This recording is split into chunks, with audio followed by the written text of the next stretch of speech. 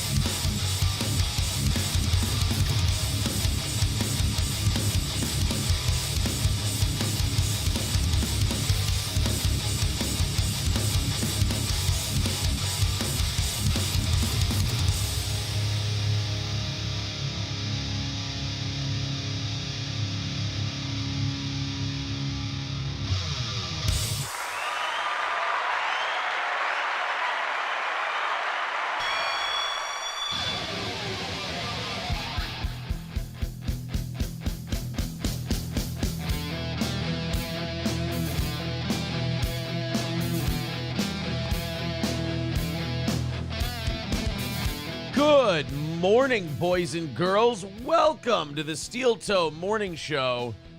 I'm Aaron. That's April. Good morning. Well, the saying is true. You can't keep a good man down. We thought we had taken an L yesterday morning. It turned out not to be the case.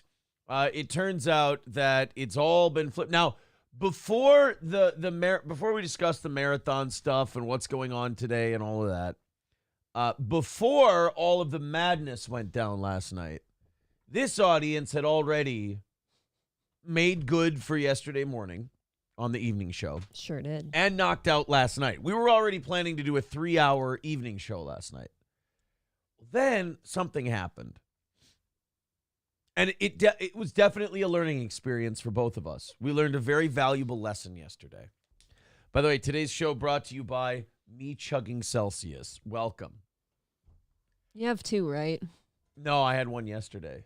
God damn you. Yeah, I know. Why were you thinking that you might need one? I don't know. Well, anyway, Maybe. as long as I can get all these eye boogers out by the end of the day, Oh, I'll be okay. I haven't gotten out all my eye boogers. stop it. No eye boogers. I'm sorry. No. So, yesterday I learned a valuable lesson, and that is David Chandler is always watching. Don't talk a bunch of shit unless, treat him like he's omnipresent, like he's always around. He's so like Santa Claus. Right. Don't say anything you wouldn't want him to hear. Right. So, MSO, I don't know if MSO was a little bitter because we kind of reversed his morning show defeat, and then we had given him a very early defeat in the evening. But I feel like I was set up. And he said, Chandler wants to know how much to go 2 more hours, meaning a 5-hour evening show. And I cocked off because like I said last night, I always thought that David Chandler's presence on this show comes around for a couple days, fucks off for a few weeks. Yeah. He's kind of in and out. Came in cycles. Well, it turns out he's always around because I thinking that David Chandler, after our 10-hour marathon, had kind of fucked off and wasn't a very big evening show guy. I went, oh, well, if Chandler gives us like $400, I'd do 2 more hours, which would have us go until midnight. Problem is, David Chandler was listening at the time. Lurking. And then another guy went, oh, how much for April to change her bra? And then April just goes, throw us $100. Like, not thinking that anyone was going to do that. It's $100. It's like $100 will change my bra. Yeah. It's a little gimmick. And then all of a sudden, David Chandler, here's where he's, he's 90% nice, 10% sadistic. He shows up in the chat and he goes, really? And I went, no. Scotty, don't. And I'm like, no. I wasn't saying it like for you. I was saying it like, hey, if pull a number out of my ass, blah, blah, blah. It's just a number. Well, we hit refresh on the old PayPal, and the number for both of those things was there. So we ended up going until 12 last night. Now, the good news for you guys is there's no goals until tomorrow, and tomorrow is already at 145. And tomorrow, as you know, is the last one of the week because Rumble Link Friday handles itself. So thank you. we are now, Cocktiff says this is Chandler country. No shit. Do you want to know what's even worse that he did? What's that? So once we got done with our stream at midnight, he went over to Untoward Tuesdays on Keanu's channel, where we were currently at on her show. Right, we started ended with a dropping simulcast, yeah. more money, so we ended up staying over there for 40 minutes too. Was it really 40 minutes? Yeah, I checked when I got done. We didn't get off there until about 12:37. I see. I thought it was like we stayed like 10, 15 minutes after. Oh, no. It was like an extra 40 minutes. Well, so the good news for you guys is the evening show people embarrassed you with riches. And now you guys are just 145 away from tomorrow. Charles, I swear to God, I'm too tired to do it today. Don't you have an Anytime Fitness to jack off in front of? Please, yes, go masturbate in front of the Anytime Fitness. In your car. Is that legal? Can you jack off in your car in public? As long as you don't get caught, I think you can do pretty much anything in your car. No. I don't mean, no, I mean like even if you got caught jacking off in your car, is that illegal? Yeah, I think it is because it's technically, if you get noticed, that's like public indecency. Oh, okay. Yeah. Am I on some kind of watch list if I Google that question? You're on a list already. Can you masturbate in your car? Is it Quora.com, first thing that pops up, is it legal for me to masturbate in my car? Oh, and then my exact answer is right there. It is not legal if you can be seen by the public, and masturbating in public is a much more serious crime than being naked and seen accidentally. So basically, as long as you don't get caught, it didn't happen. All right, well, no pulling on your cock in public if people can see. No tugging on your wiener in front of people. Rusty Grammar says 145, just knock it out before 7. Don't make a fuck out of these two. You don't have to, but it would be nice to the evening show audience, I guess, because they're pretty cool folks. All right, let's go get caught up with you guys. Yeah, I see you there, MSO, you monster, you. You fucking set them up, knock them down, son of a bitch. Last night was really fun. Thank you, everyone, for, hung around that. Did you really have to be that much of a monster about the 3-hour evening show? Really?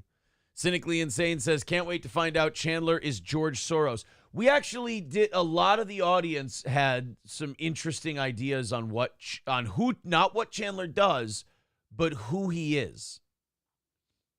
There were some exciting theories that he's the guy behind, what is it? I don't know. Soros. Like, he's not Soros. He's actually the Soros behind Soros. That's a big dude. No. We just kind of hoped he was like a fun drug dealer, a distributor or something. A fun drug dealer, not just a drug dealer, but a fun one. And a classy one. Citizen M says, I like Soros. Yeah, I know. Mind-blowing for this lot. Dude, even if it was legitimately George Soros, don't we still want his money? Yeah, what's weird about that is he never asks me to say any liberal propaganda, which is strange. Bishop says, you are on a watch list if you ever retweeted or liked a Trump tweet. Or white. Oh, yeah, well, also, the being white thing is also part of it. Well, yeah, you've asked me, off the air, will I Google this and get on some kind of list or something? I'm like, you're on 4 lists already. All right. Fuck it, you might as well do what you want. Ready? Time to practice. Not Chandler writes, how much for an extra 2 hours? Asking for a friend. I have no number that will get an extra 2 hours for you guys today. That's too bad I had one. God damn it. I don't even want to say one as a joke. I do have one probably as a joke, but it's conditional. Somebody has to deliver me a breakfast pizza to my front step. So, listen. We're going to go. It's going to be so sweet. We're going to do our time today. And after the show's over, you know what I'm doing? What are you doing? Eating? Thanks. No. I am. I'm going to hit my pillow, and I'm going to take a nice jizz, and then I'm going to sleep. I'm going to take a jizz. Isn't that a hot way to put it? I'm going to take a jizz. I don't know. Yeah, instead of I'm going to fuck, I'm going to take it. Hey, I got to go take a jizz. Yeah, but now I'm just picturing you laying down, hitting your pillow, and just lava oozing No, out of no, your dick without touching it. No, you have to be there. I'm sorry, For but your moral support. Your presence is required. No. You have to be an active participant. $800. In the No, that's not how it works. Oh. And then tonight's prize nights, we're going to give you guys a bunch of money, so congratulations. Somebody says you wouldn't do an extra 2 hours for $1,000. Yes, I would. It's not that I wouldn't. It's that I don't want to. So I don't want to say I would, because if I say I would, I know I gurgled. If I say I would, then it becomes a thing. So no, I would not. Okay. Long and short answer, I would not. Let's check out our buddy David Chandler. Not David Chandler. Travis. Guys, it's going to be a slog today. I am not running on a lot of sleep. Our buddy Charles texts into the show. Kudos to your work ethic. Wife plus kids. I would Susan Smith everyone. Have a nice day. Actually a funny thing from Charles. Charles Chandler. Chucky Weird. Chandler. I can't keep it all straight anymore. I'm losing my mind. Chuck E. Cheese. Chuck E. Cheese. Our old buddy, he's Chuck E. Cheese now. He has to be Chuck E. Cheese. There's no way Charles is not Chuck E. Cheese. Thank you very much. Doorman says, hoo-ah, we're halfway there. Oh, no, I'm sorry. That's not hoo-ah. That's, whoa, we're halfway there. $60 from Doorman. Thank you. Thank you very much, buddy. We appreciate that. That puts us 85 away from tomorrow. Not today. Well. From tomorrow. I would like to donate enough for April to cook a meal for me, says Sean. All right. Well, it's kind of fun. I like cooking. Jack Burton informing us Chad is working on his OnlyFans page. Hey, man, look, you got to hustle to make that money. Do you think he does like fold? Fold porn. Oh, that would be so much fun. Fold porn. I'm paying. Or like alcoholic rage porn. Maybe he's making an OnlyFans for his last-ditch effort to get you to acquiesce to his demand that 2023 be the year he has sex with April. It's November 29th. I haven't heard from you yet. You were even in our neck of the woods and you didn't reach out. 33 days left to do it? Get it. 33 days left. 33. We should have a counter back here. Days Chad has left to fuck April. 33. That's it.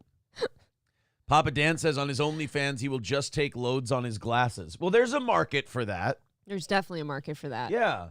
Jizz streak glasses. It'll look like Gino's camera.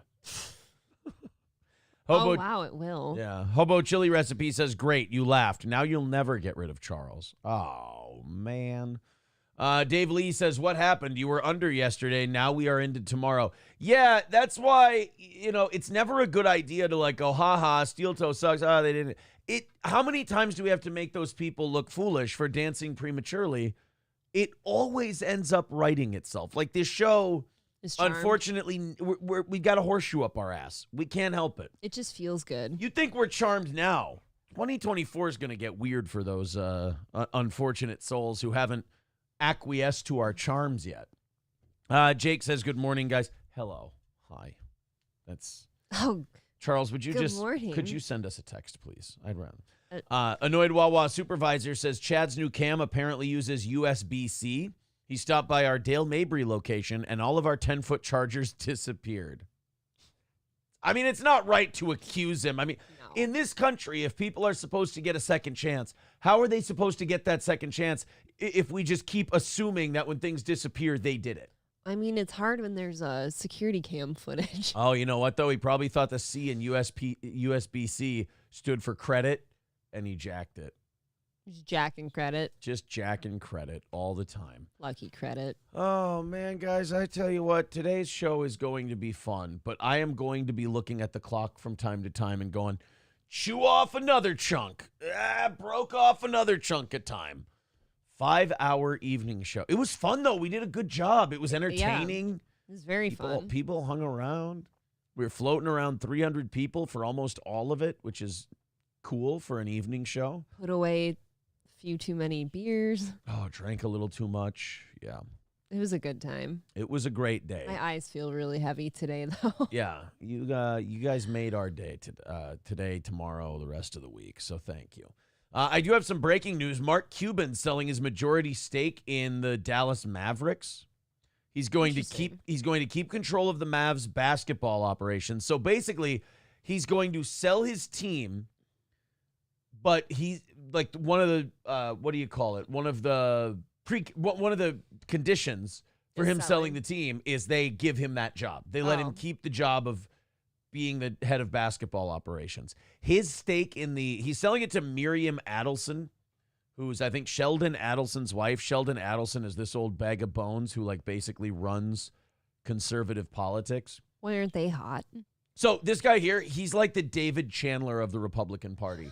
He gives a guy money, and that guy has to do whatever Sheldon Adelson wants. Oh, that's kind of cool. Yeah. So now he's going to sell to her, which I don't understand how that's not just both of them. But anyway, he's selling to the Adelson family for $3.5 billion.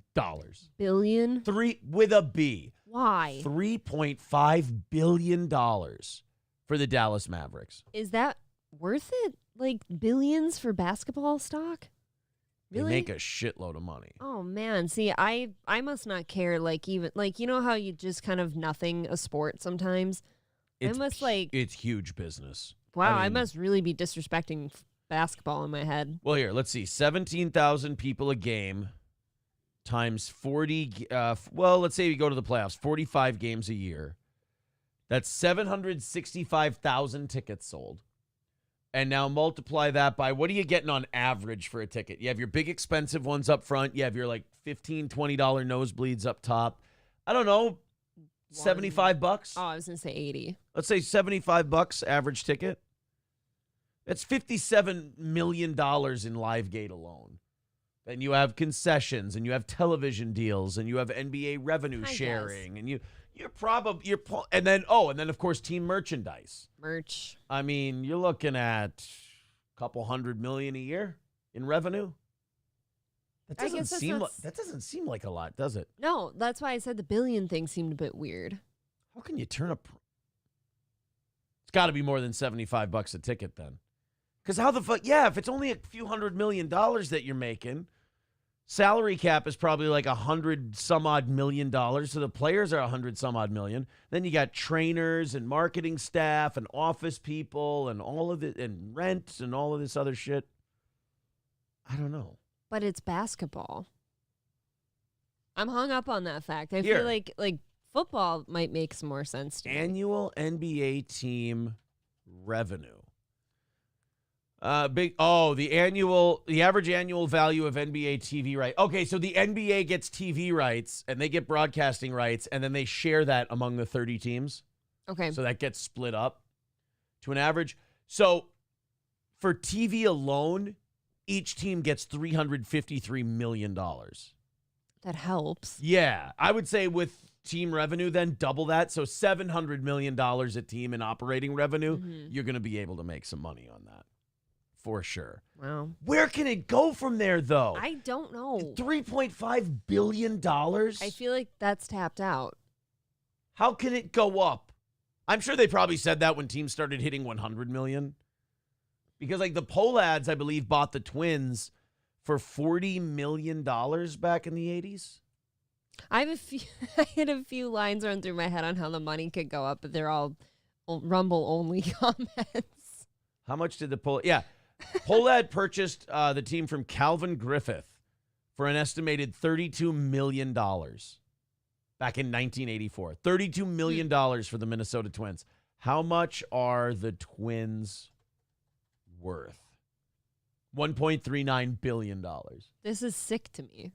So the Pohlads would net $1 billion from selling the Twins. You sell the Twins then, right? That's just it. Well, I guess the monthly revenue, the monthly stipend you get from owning the team is kind of nice. It would you be keep hard. that going. And you get to say you own a sports team, which is kind of cool. Yeah. If you could own a team, I'm guessing it'd be the Vikings, right? Or would you own something else? The Vikings would be the one, because the Vikings are probably worth $6 billion. How much are the Vikings worth? Oh, $2.9 billion. Okay, I overestimated that a bit. That's really not that much. Most valuable football franchise, what do you think it is? Eek. Chiefs. No. I don't know this for a fact. I'm going to check in a second. Eagles? No. I want to see if the chat knows this. It's pretty well known that they're like one of the most valuable sports teams in the country. Dallas Cowboys. Yes. America's team. Yep. America's team, the Dallas Cowboys. Most valuable NFL teams. Yeah, Cowboys at 9. It's not even close, actually. Cowboys at $9.2 billion. New York Giants at 7.04. Rams at Giants. 6.9. Well, the New York media market. I guess. 6.94 for LA. 6.7 for New England. Yeah, well, Dallas, not even close market size to New York. No. But Texas is just so retarded about football. Yeah, from like middle school football on up, they're retarded Yeah. about it.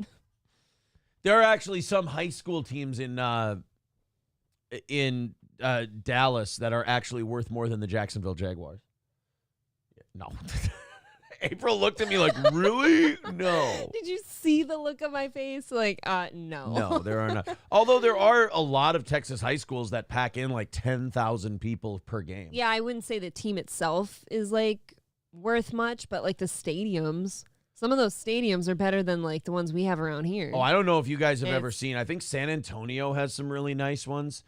Nicest Texas high school football stadiums. Some of these are like they could be D2 college stadiums. Mhm. They're very nice. 12 of the wildest high school football stadiums in Texas. Let's take a look. R.R. Jones Stadium in El Paso, a capacity of $12,000. 12,000 people. Wow. They spent $50 million on it. How about the fact that they have a list of just the top 12 in Texas? Right. They had to stop at 12. They're like, you know what? That's enough. Yeah. That's really nice. I like that. That kind of reminds me of Clemens Stadium in St. Joe a bit. Kind of a similar deal. Then you have, this is still the same thing. Look at that. That's a high school football stadium. That's insane. It's not high school. That is crazy. Like if that was the high school around it, and they're like, here's the football field, but this around here, these buildings, that's the high school. I'd be like, okay, that makes sense. It'd be kind of cool to have a wraparound high school around the football field. Yeah, here's Ratliff Stadium in Odessa, Texas. Jesus Christ.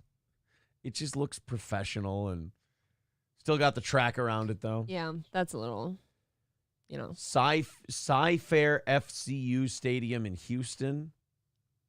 $80 million Berry City project, which makes it the most expensive stadium in Texas. 11,000 people on a Friday night. Please tell me that's the school and not a field house. There's the field back there. I know that's the field, but Oh. tell me this isn't like where they play volleyball and basketball and shit. Part of me hopes it's the field house. It looks like a field house, like a Yeah. really big field house. I hope it's the school, but it's probably not. There it is. Yeah, it's a nice field. And there it Wow. is on game day. They're so nice. It's high school. Memorial Stadium in Mesquite, Texas. They opened this one in 1977. Well, that's classy. That almost looks like a rendering. You know what I mean? Like Yeah. that doesn't look like a real picture. Tomball ISD Stadium in Tomball, Texas. Nice. Love a good game of tomball. They really don't give a fuck about kids graduating, do they? It No. really is just football, football, football. I gotta get you to watch that show, Last Chance U. They really, really pushed that football shit to get kids into big colleges and stuff. If there's a roof leak in the building of that school, all the coaches and people who run the football program should be flogged. They should be beaten. Flocked. Like they have this beautiful, I just imagine in Texas high schools all over the state, there's these beautiful stadiums that seat 12,000 people. And inside the school, they've got buckets in the hallway to catch the rainwater as it comes in through the roof. Because that part doesn't matter. Yeah, they were just like, well, look, hey, the football team drawing 12,000 people on a Friday. The amount of money that's got to generate for the school. And guess what? They probably go, hey, we paid a professional marketing company to redesign our logo. We had some extra money sitting around. Can you imagine? Meanwhile, the center can't read. The center can't read. Yeah, you're right. The school probably uses like Flex Seal to fix a ceiling Right. or a roof leak. They've got Mighty Putty. They've got that slap thing Billy Mays used to have. Oh yeah. Slap seal or whatever it is. We should watch Billy Mays commercials on here for overtime sometime. Yeah. He's a funny dude. Rogan Field in San Saba. You know who they called Buster Scruggs the San Saba songbird. Yeah. No, I wouldn't know that. They called him the West Texas Tit because The tit, his nice singing voice. like a titmouse, like Yeah. a bird. Right. Okay. Exactly. Here's Rogan Field in San Saba. Okay, there's a Why does small elderly woman's corpse that one of the players is holding. It's actually one of the rite of passages in Texas high school football. You have to kill and boil the flesh of an elderly person and peel their skin off so you can start. They take it very seriously. they actually serve her up as like fried pork rinds? Yeah, at the boiled meat. concessions. It's boiled meat, actually. But There's their stadium. That one not as cool as the other ones. Kind of gay, guys. Kind of gay. well, look at that, and you're calling it gay. Yeah, what does your school have? Computers? Come on, put in some effort. We get Chromebooks. Legacy Stadium in Katy, Texas, Hill Country. Fine. That's a really nice press box. Yeah, the press box is great. McKinney ISD Stadium in McKinney, Texas. Nice.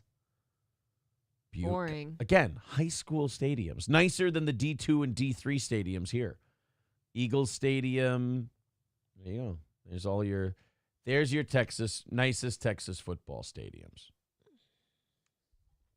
They love their football in Texas. And then, picture going to a game down there or something and then coming back up here. Like, I'm just picturing going to little old Litchfield with their little concession stand. Right.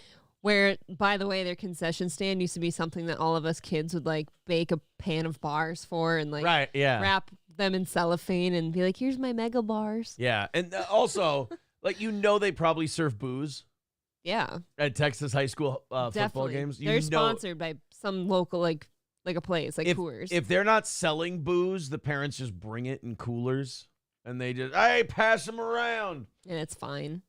I think Red Fox Mad sent this one in. Proper ISD's new football stadium might be the most expensive Texas high school stadium ever. $94 million. They're asking voters for $94 million for their new high school football stadium. And guess what? They scoff and they're like, yeah. They're going to get it. Meanwhile, if But the school went, we need $94 million for Chromebooks, they'd be like, you fucking leeches, get your hands out of my pockets, you motherfuckers. Oh, we want to update the gymnasium? No. Shut up. New stadium. Football field or nothing. Even though Proper ISD built an expensive stadium in 2019, Oh, my the God. district is asking voters to approve $94 million for a new one. And then it says, how much is too much? That's too much. Not to them. You see, the thing is, I feel like in Texas, like, you take so much pride in having your son be the one who's playing at the elite stadium. Like, that's just the thing. Counting playoffs, if you play 6 games a year at your home stadium in high school and you draw 10,000 people at $10 a pop, the football team's pulling in $600,000 at the gate every year. Like, you can't finance a loan for a new stadium out of that $600,000. Fucking pigs. And then imagine the companies that are boosters for the football program. Yep, I was just thinking the boosters. Yeah, and like you said, there's probably alcohol, so there's probably like a distributor that like sponsors the whole field or something like that. Children's Health Stadium in Prosper. So they have like naming rights too for these fucking stadiums. So that's their stadium, and they're asking for another $94 million.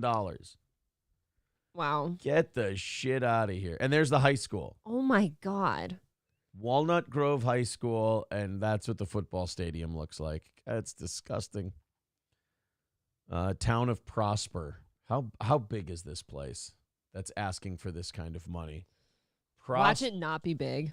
That's what I'm saying. Prosper, Texas, populate 34,000 people. That's like not even half of what St. Cloud is, right? No, it's not even half. And then you consider during the workday, there's like 250,000 people in St. Cloud. And this has 34,000 people in it. Yeah, I mean, we're just talking residents that are going to pay for their kids' school to get a new field. At the turn of the century in 2000, there were 2,600 people in Prosper, Texas. And today there's 34,000. So something happened. Yeah, the football field is attracting families with sons. Yeah, the football families travel in order to get better football programs for their kids. They give birth to a son and they're like, well, hey, you want to move over to Prosper? Just shove him in there. I have a better team that way.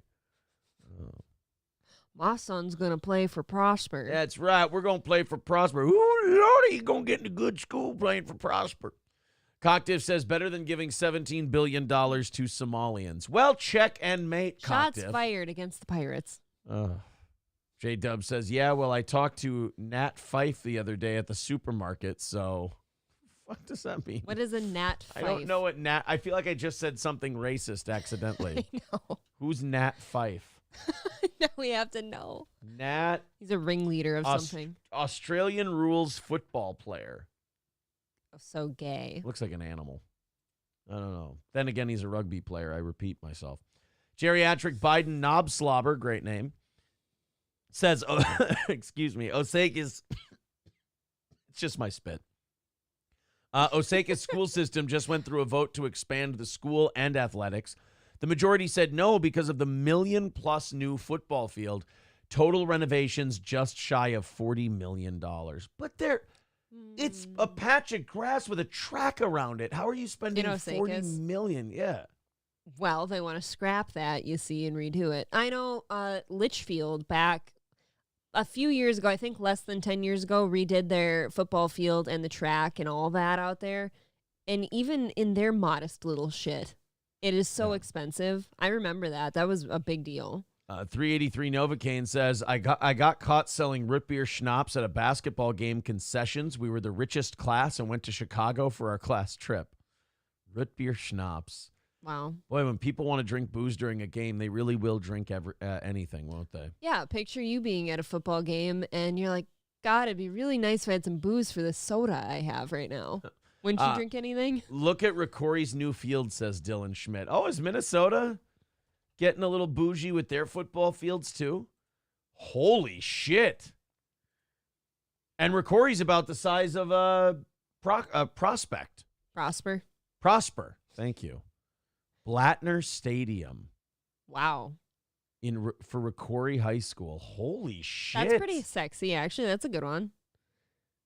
That's in bumfuck central Minnesota. That is a nice place for football. Oh. Holy shit. Okay. I mean, the seating not near as much as those Texas stadiums, but still. The seating's not much, but like everything else looks very crisp and the lighting's really cool.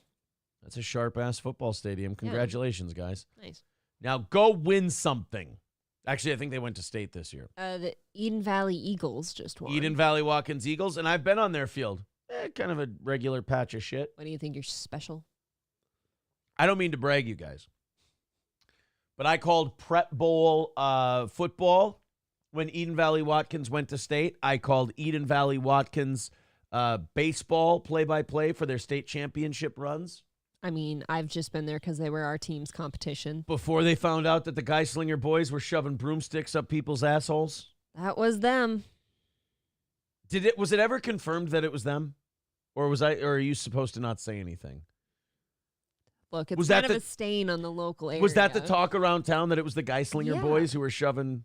Yeah. Yeah. Great name, by the way, Geislinger. Yeah. they were slinging into guys. Ugh. Yeah, the rumor was broomstick handles, right? Mm-hmm. Broken off or just the handle end shoved up the asshole? That's the part where you get to fantasize a little Oh, bit. okay. That's where I get to use my imagination. Yeah, we don't know. Go win something, he says to them the week they lost the title. Oh, they lost the state title game? All right, well, then they can have their stadium. That's a pretty good run. Yeah. That's a pretty good run, I got to admit. So anyway, I don't know how we got on the topic of stadiums. Oh, yeah, Mark Cuban selling the Mavericks for $3.5 billion to Sheldon Adelson's lady. And that didn't make sense to us, so then we started doing math. Little John, says the Blattner family donated a shitload of money to Ricori for their new football stadium. See, I like that when they're privately funded. Yeah, that's fine. That's great. Sartell, Minnesota's football stadium plans. Oh, boy. Oh, wow, they have new plans, too. That's nice. A soccer field and a football field. Don't some places just put their soccer field on the football field? No, I think even Apollo has separate fields. Soccer's kind of a big deal around here. Get Why? this. Why? Since all the Somali children flooded the schools. I bet you the Central Minnesota soccer teams are good, really good. Yeah, they kick now. ass. I bet I'm you sure they're they do. awesome. I'm not even shitting on them. It's just that it's suddenly like there's a big influx in like soccer players. So Right. here we go. Because even in a patch of dirt in East Africa, you can still kick around a dead militiaman's head. Close enough, right? Oh my God. Minnesota State Soccer Champions. Let's see if there's some Central Minnesota ones. State champions. There's God, the internet has too many things. mnsoccerhub.com. It's not okay to have an MN Soccer Hub. All right, 2020. Let's look at the last few years here. Nobody cares about girls soccer. Stop it. Nope, no Central Minnesota winners. Oh, that's too bad. Nothing. So even those suburban white. Oh, St. Cloud Apollo in 2014. I was going to say Apollo has to be on there somewhere. That's where all the Somalis go. That's Is Apollo. 100%. That's not true because Tech has Tech's where the black kids go. The Somalis go to Apollo. The black kids go to Tech. Yeah, the most experience I have is with Apollo, and to me, there was always a lot of Somalis there. You know where the white kids go? Their parents pay $9,000 a year to send them to Cathedral. Cathedral. That's a good school. A great school. Pay your Private school. $9,000 a year. Get the fuck out of Dodge. Didn't their football team do well for a few years too? Cathedral, yeah, they were good for a minute. Tech, Baseball too. Tech has been destroyed now. Yeah, but they just built them a nice, expensive new high school. Greg Arias says Mini D-shoe. Not bad. I was gonna shit on you and say you kind of forced that one. You kind of shoehorned it, but it's average. We got to stop thinking in this binary of really good or shitty. That one was, I think that's fitting. Yeah, it's solid. I mean, we have like a Mogadishu meat market and all that. It's We do. similar. We do. In town, we have a Mogadishu meat market. We've got a few of those around. Well, only one that's called Mogadishu Meat Market. Yeah, the others are much more vulgar. You don't want to know. Yeah. They're called Dead Clit Deli. Here's that one. Jeez, I was going to say something like Dead Goat Deli. No, You're just going no, straight no. for the clit. Ripped off clit rotisserie. It's a lot of names you wouldn't think you'd want in a food service place. But look, what do you want? I'm haram. I'm not allowed to have an opinion. Wow. Ryan the Garbage Man says, check track and field. African kids are used to running away from lions. I wonder here, Minnesota State Track Champions. I bet this has changed a lot since I was in track. Minnesota State High School League State Track and Field live results. Here we go. 2023 track and field results. Boys and girls track and field Class A results. Oh, God. It's really intricate. There's a lot of different breakdowns. Boys state meets. Here we go. I want the annual. Oh, my God. Yeah, the internet has too much shit. There's a website where you can go look up the winners of the Minnesota State High School track meet since 1923 for the last 100 years. Your grandpa's in there. Yeah. Oh, Irondale came in 6th. You got to remember, guys, you're like, Central Minnesota probably does great because of all the Somalians. But the Metro has all the black athletes. And the black athletes in the slave. Jimmy the Greek can explain it to you. He sure can. He can explain it to you. AA, Arn Anderson. What do we got there? Is that where some of the Somali schools go? Nope. Oh, wow. Those were Litchfield, number 9. Yes. See, we always had great track and field programs. Got to tell you, out of 60 schools at the Wow. state championships, you guys were number 9 in the top Fucking 10. right. Nice in the job. top 10. I feel pride in that. Yeah. That's good. This is boys. Girls is in the spring, right? Girls track and No, field. we all do it at the very same time. Fall? At the same meets and everything. Fall. Yeah. Okay. And then single A. That's all the white. Spring. Sorry. Oh, It's spring. that's all the white kids. Is single A. No black kids in single A. St. Cloud Cathedral 30th out of 68. Guys. Did you think track meets were like split up? Yeah, like tennis. Oh shit, no. Yeah. I mean, the events themselves are, but like we all do it at the same It's just boys and girls go separately. Hobo Chili wants to know, what do they sell at the meat market? Hutu and Tootsie meat? Tootsie meat. No, the Hutus and the Tootsies were the... Never mind. Annoyed Wawa supervisor says, how you know Aaron's hyped to get back on the FM airwaves? Dude is local as a motherfucker this morning. What are you talking about? Oh, you did get local. Crazy Goffo says, look up Glen Rose High School. Okie dokie. Let's look up Glen Rose High School. I'm letting you guys kind of dictate today. I wonder where that is. Glen Rose High School Football Stadium. Okay. Tiger Stadium, Glen Rose. Capacity 5,600 people. Opened in 1965. That's kind of just normal, isn't it? It's very red. Looks actually kind of old and shitty, if you ask me. It looks kind of tacky, like out of style now. Right. Fuck them compared to the other ones. Listen to us being like shitty. Yeah, I mean that's a very nice feeling. I've seen too many awesome Texas State high school stadiums now to see Glen Rose and go, oh, cool. Yeah, to go back to my high school's football field compared to these would be. Should we take a look at Litchfield? It's very modest. Yeah, go ahead. Here, Litchfield. It's modest, but I loved it. Minnesota football field. And they have redone it since I graduated, so. They just have the MapQuest location. No images. When you go You gotta to go to bring the it up. images tab. Well, not the other ones. They were just right there. Oh, that guy was my teacher once. Just able to. He looks like a fingerer. Yeah. What? No, he's not one, but he does. Oh, look he like look one. okay. Just making sure. He does look like one. Yeah, they don't give a shit about the Litchfield High School football stadium on Google. That's Annandale. Oh, so this is Annandale at Litchfield. Wow, and they just put LHS in the end zone. Is that really your scoreboard? You have this tiny little dog shit Yeah. scoreboard? Mm-hmm. That's fuck. what we always had. Texas would nuke your stadium. Thanks, babe. They wouldn't even let you play if they showed up and that was your stadium. Actually, just carpet bomb us before Yeah. the event. Just say, get the fuck out of here. That's not even a football stadium. Pool Scam Sam says Aldi Imholt is going to read the birthday club winners next after weather. Yeah.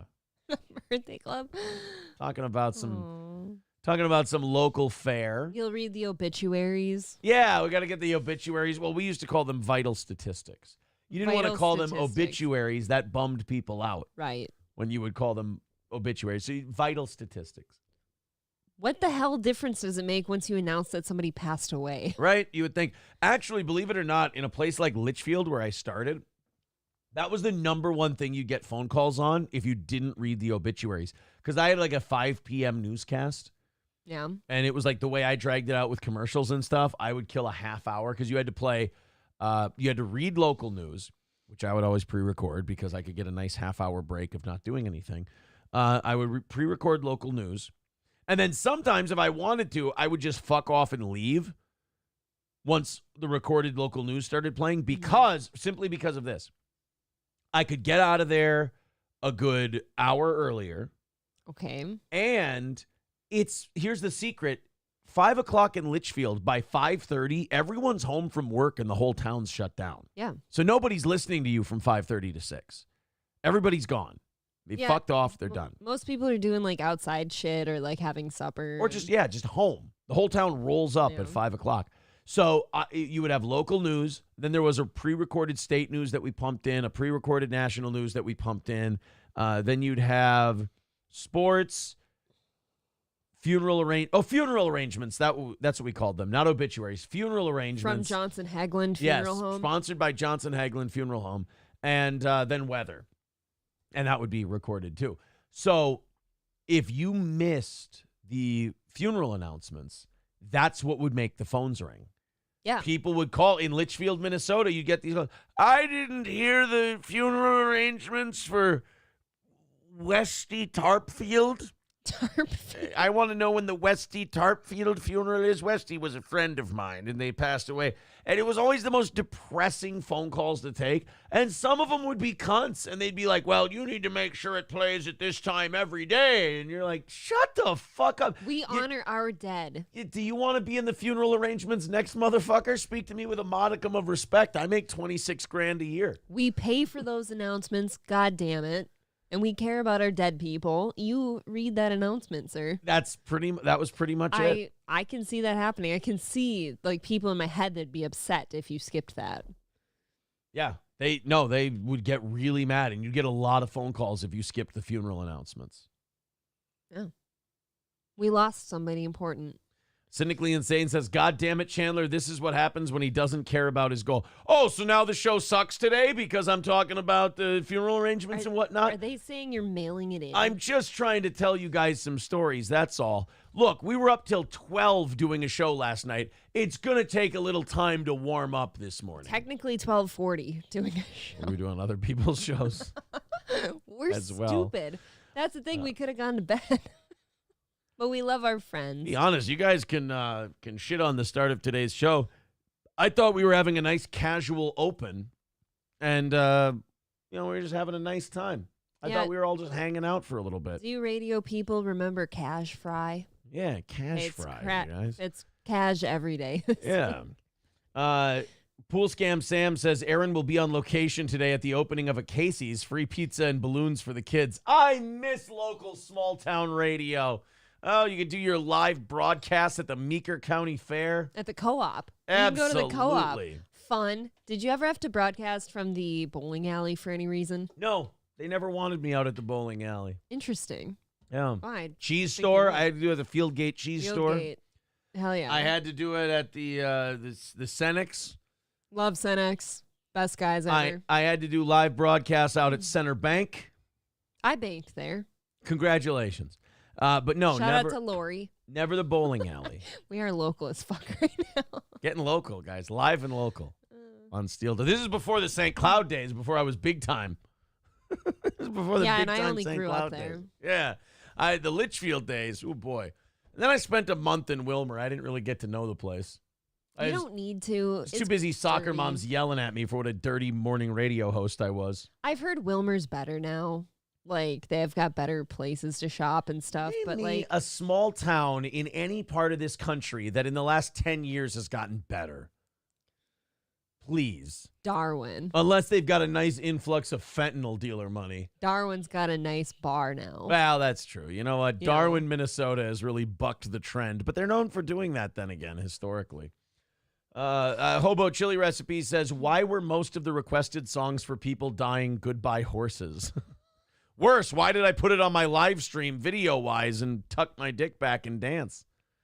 None of that was necessary. Never clip that. Cynically Insane says, fine, one of you pull your tits out and get the crowd back.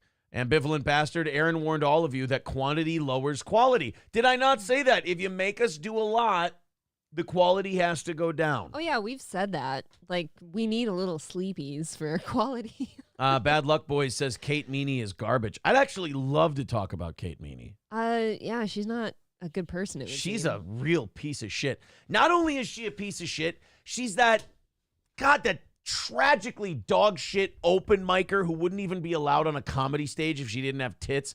Because people in stand-up are weird sex offender autists. Like, they're all creepy and never learned how to talk to girls. Whoa. So they go, I'll give you 15 minutes for a hand job.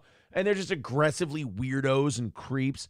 And women are like, they're putting me on stage because they think I'm funny. No, it's the cum dripping from your hand. That's why you're on stage. And they don't have the decency to just admit, it's the hand job that got me here. Right. They all think they're funny. Guys need to stop enabling women artistically. I think Kate thinks she's like edgy, though, which is even worse somehow. Her dad, in his current state, is still the funniest meanie. That's not right. In his current state. Because I'm in my grave. That's not right. Get it, guys? He's dead and he's still more funny. My daughter has Popeye forearms. That's not right. What's wrong with you? Anyway, Kate Meany is one of those people who gets like 15 minutes because guys think she's hot and they want to fuck her. So they're like, you want to be on my show tonight? And the name Meanie, of course. And then they get on stage and she's dog shit. She's horrible. I've never seen her, but I guarantee she's bad.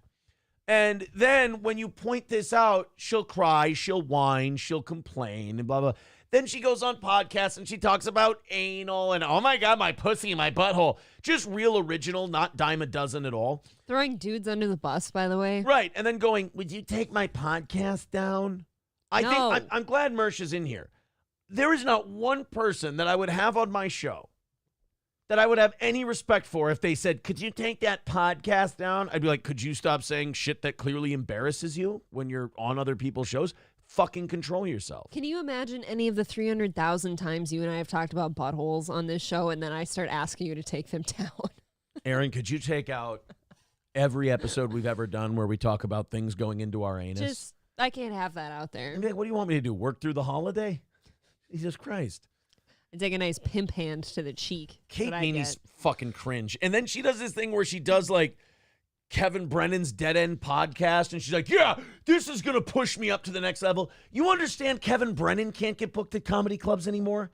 And you think he's going to you think he's going to stick his neck out to get you booked? Kevin Brennan thinks that doing this, which I've said before, is our purgatory, our bottoming out. He thinks this is like, yeah, I've got a career now. How did we draw a line between her being upset with Keanu and Gino to being like, yeah, I'm going to go shit on them on Kevin Brennan's podcast? She's 20-some years old and in comedy, and she thinks going on podcast means you're going to sell a shitload more tickets and you're going to have a comedy career. That's not how it works. It's all dead now. You've got to, if you're a girl, just start an OnlyFans and call her a day. That way none of us have to uncomfortably pretend you're funny. Yeah, we don't have to hear you talk on OnlyFans. Just willfully, like if you're going to willfully embarrass and humiliate yourself, at least do it for good money. She goes on these shows and gets hooked up in this podcast drama, not realizing that all these people just see you as a dunce cap. They hate her too. Right. They just see you as a weirdo. And the MLC audience, they just hate women in general. Yeah. So even if you were really funny, which she's not, they're going to hate you because girls are icky to them. I've never done a single thing to any of them, and they've all been remarkably mean. Right. You know, and I just kind of expect that now. They're uncomfortable around girlies. Sure. That's what they haven't seen one usually.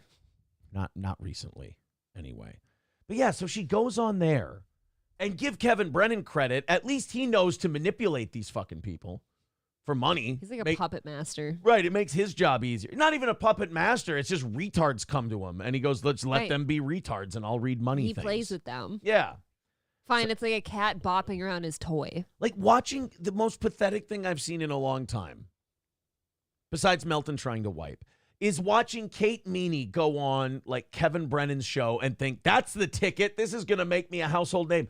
Nobody outside of 1,000 people in that shitty universe knows who Kevin Brennan is. So you saying I'm on Kevin Brennan's podcast, everybody will be like, what? Who? Nobody knows. Like if we go to just any regular like show of ours, like a comedy show, and be like, hey, do you know who Kevin Brennan is? Right. They'd be like, no. The guy who wrote for Chappelle, you'd be like, oh, don't say that. That's going to make him mad. Don't do that. Hey, do you know what MLC stands for? Do you know what that is? No. Is that like a savings thing for retirement? I have no idea. Is that like a convenience store? I don't, yeah. MLC stores? Right. I'm not sure. Oh. Good old JR with $4.99 letting me know I missed the local weather on the 9s, Mr. Imholt. And you know what? That's on me. You also missed the sales going on at Pomida and Save a Lot. Shit. I'm sorry. I miss Pomida, kind of. What a great store. That is a small town grab right there. Scarface over on Rumble says, coming up next, Johnny with weather on the ones. There you go. Well, it's 6:51. We should technically be doing weather right now. Do you know how crazy it was like when I was a kid and like Pomida started having a couple name brand items? That was big for you? In store. Like a big one for me when I was really little is they had like Vegas jeans come in there, which at the time seemed like a really big deal. If I let you keep talking about this, they're gonna shit on me. No, that's how harder. Painfully small town it was. Let's get into some things today. Thank you guys very much for entertaining our nonsense. Everybody hit thumbs up. Everybody hit subscribe. Really excited about it. I thought that I was really excited to talk about Kate Meany, and you know what I just realized? She's boring. That's exactly it. There's nothing really to talk about. Exactly. She's just a vapid girl who shouldn't be doing comedy, but feels like she has to do it because of her dad. Just start the OnlyFans and call her a day. Yeah, You're not an unattractive woman. She's not I don't ugly, find her attractive. but she's not ugly. The most I had to say about her is just I was really upset about what she put Keanu through, because Keanu treats everybody like really generously. Like she's really nice to everyone, and she had you on her show. And then you go, remarkably unimportant compared to her. Could you take down that podcast? Could you control yourself and not talk about cocks in your ass all the time? First of all, you talked about the only thing that makes you marketable. Oh, pretty girl, middling girl who takes dicks up the ass. It's like, wow, way to follow, the road less load. traveled by. Holy Well, shit. apparently hers is traveled. I'm a female comedian. Two paths diverged in the wood, and I took the one less traveled by. Oh, which one's that? Oh, just talking about my asshole and my pussy and coke. The dirt road. Her new special, Coke and Cock, the Kate Meany story. Producer Robert says she started texting Keanu that she was going to self-delete herself because she was so embarrassed. Such a drama queen with fat arms. See, that's not okay with me. Don't text somebody that you're going to self-delete because they didn't do something you want them to. Right, jump or don't. How shitty. I'd report that to someone. I'd be like, somebody's threatening to do that shit. Yeah. Girls are so gay. No, fuck that. Girls are gay. Don't threaten that word to somebody because they won't take a podcast down. That is ultra shitty behavior. It deserves to be corrected. Fuck you. Girls are weird. Here's what That's you do. not weird. You open the text and you No, go. I would not be putting up with that shit. God, girls are so weird when they decide to I'm not putting up with that. It's not to be put up with or not. That's not a normal behavior. No, but girls are just so emotional and soft. If a guy sees that, you just open it up. Guy sees it, opens it up, they say that, and you just go, all right, let me know when you're done. Okay. Talk about it. Don't talk about it. Be about it. Did you see the state that put Keanu in? Don't react to it like that. You're telling Keanu, like, don't be emotional about it? No. Like some retard goes, I'm going to self-delete myself. That's a pretty big action. That's a lot of talk. Yeah, but if you don't. So you're over here, like, being like, oh, don't talk about it, be about it. If a Kate Meany wrote that to me. I'm not putting up with that. I don't want to have that on my phone. Kate Meany wrote that to me. That couldn't affect me in the least. You haven't done anything for Kate Meany. Gino and Keanu have. I would laugh. Those two have been if she wrote that too generous to that person to be putting up with that. Too generous to who gives a shit? I'm over a podcast. I'm going to do this to myself. Fucking go. I'm busy. I have shit to do. You're not that important. Flex says she trashed him days later on another podcast. Who, Kevin? Yes, because she's insane. Because she's crazy. Because she has to pivot constantly because nobody's on her side.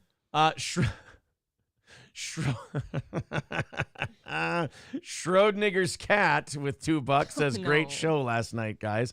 Cola with $1.99 says, did you see Corey was attacked by a bum in Austin? What? I never heard about this. I'm slow to believe it. Is there a link? Yeah, Pixar didn't happen. I'd love to see it. Stevie Lou says, producer Robert has no idea what he's talking about. She's an NYC comedian. Well, then I shudder for the once great state of New York City comedians. Yeah, because what? Does anybody care about Kate Meany as a New York City comedian? Nobody should. Nobody should give a shit. Nobody should know.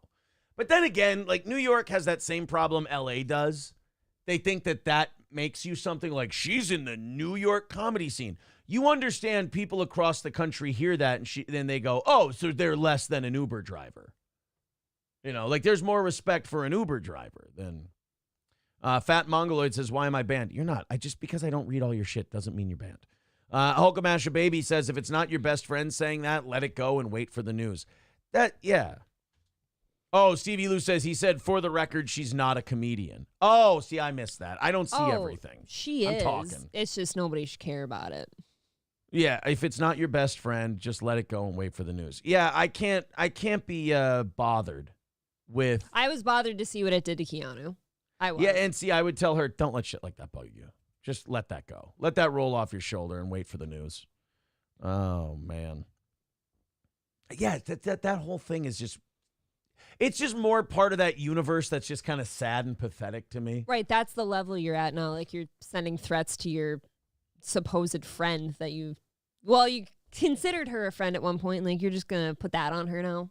Right. See, to me, it's like it's sad to even like have her in a universe where that's a conversation piece. Like I said, I was excited to talk about it at first, and then I'm like, well, there's really nothing there.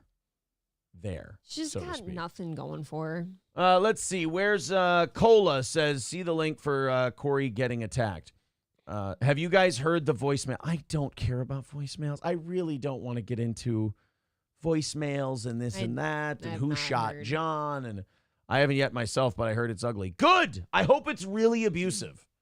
And I hope that it's not, because those Dabbleverse and MLCverse people are some of the most like speech policey, oversensitive on words people ever. Like they're all like, oh yeah, we like edgy comedy around here. But then you say words that are like quasi offensive, and they'll go up and go, did you hear they said this offensive thing? They're worse than women. They're wash women, basically.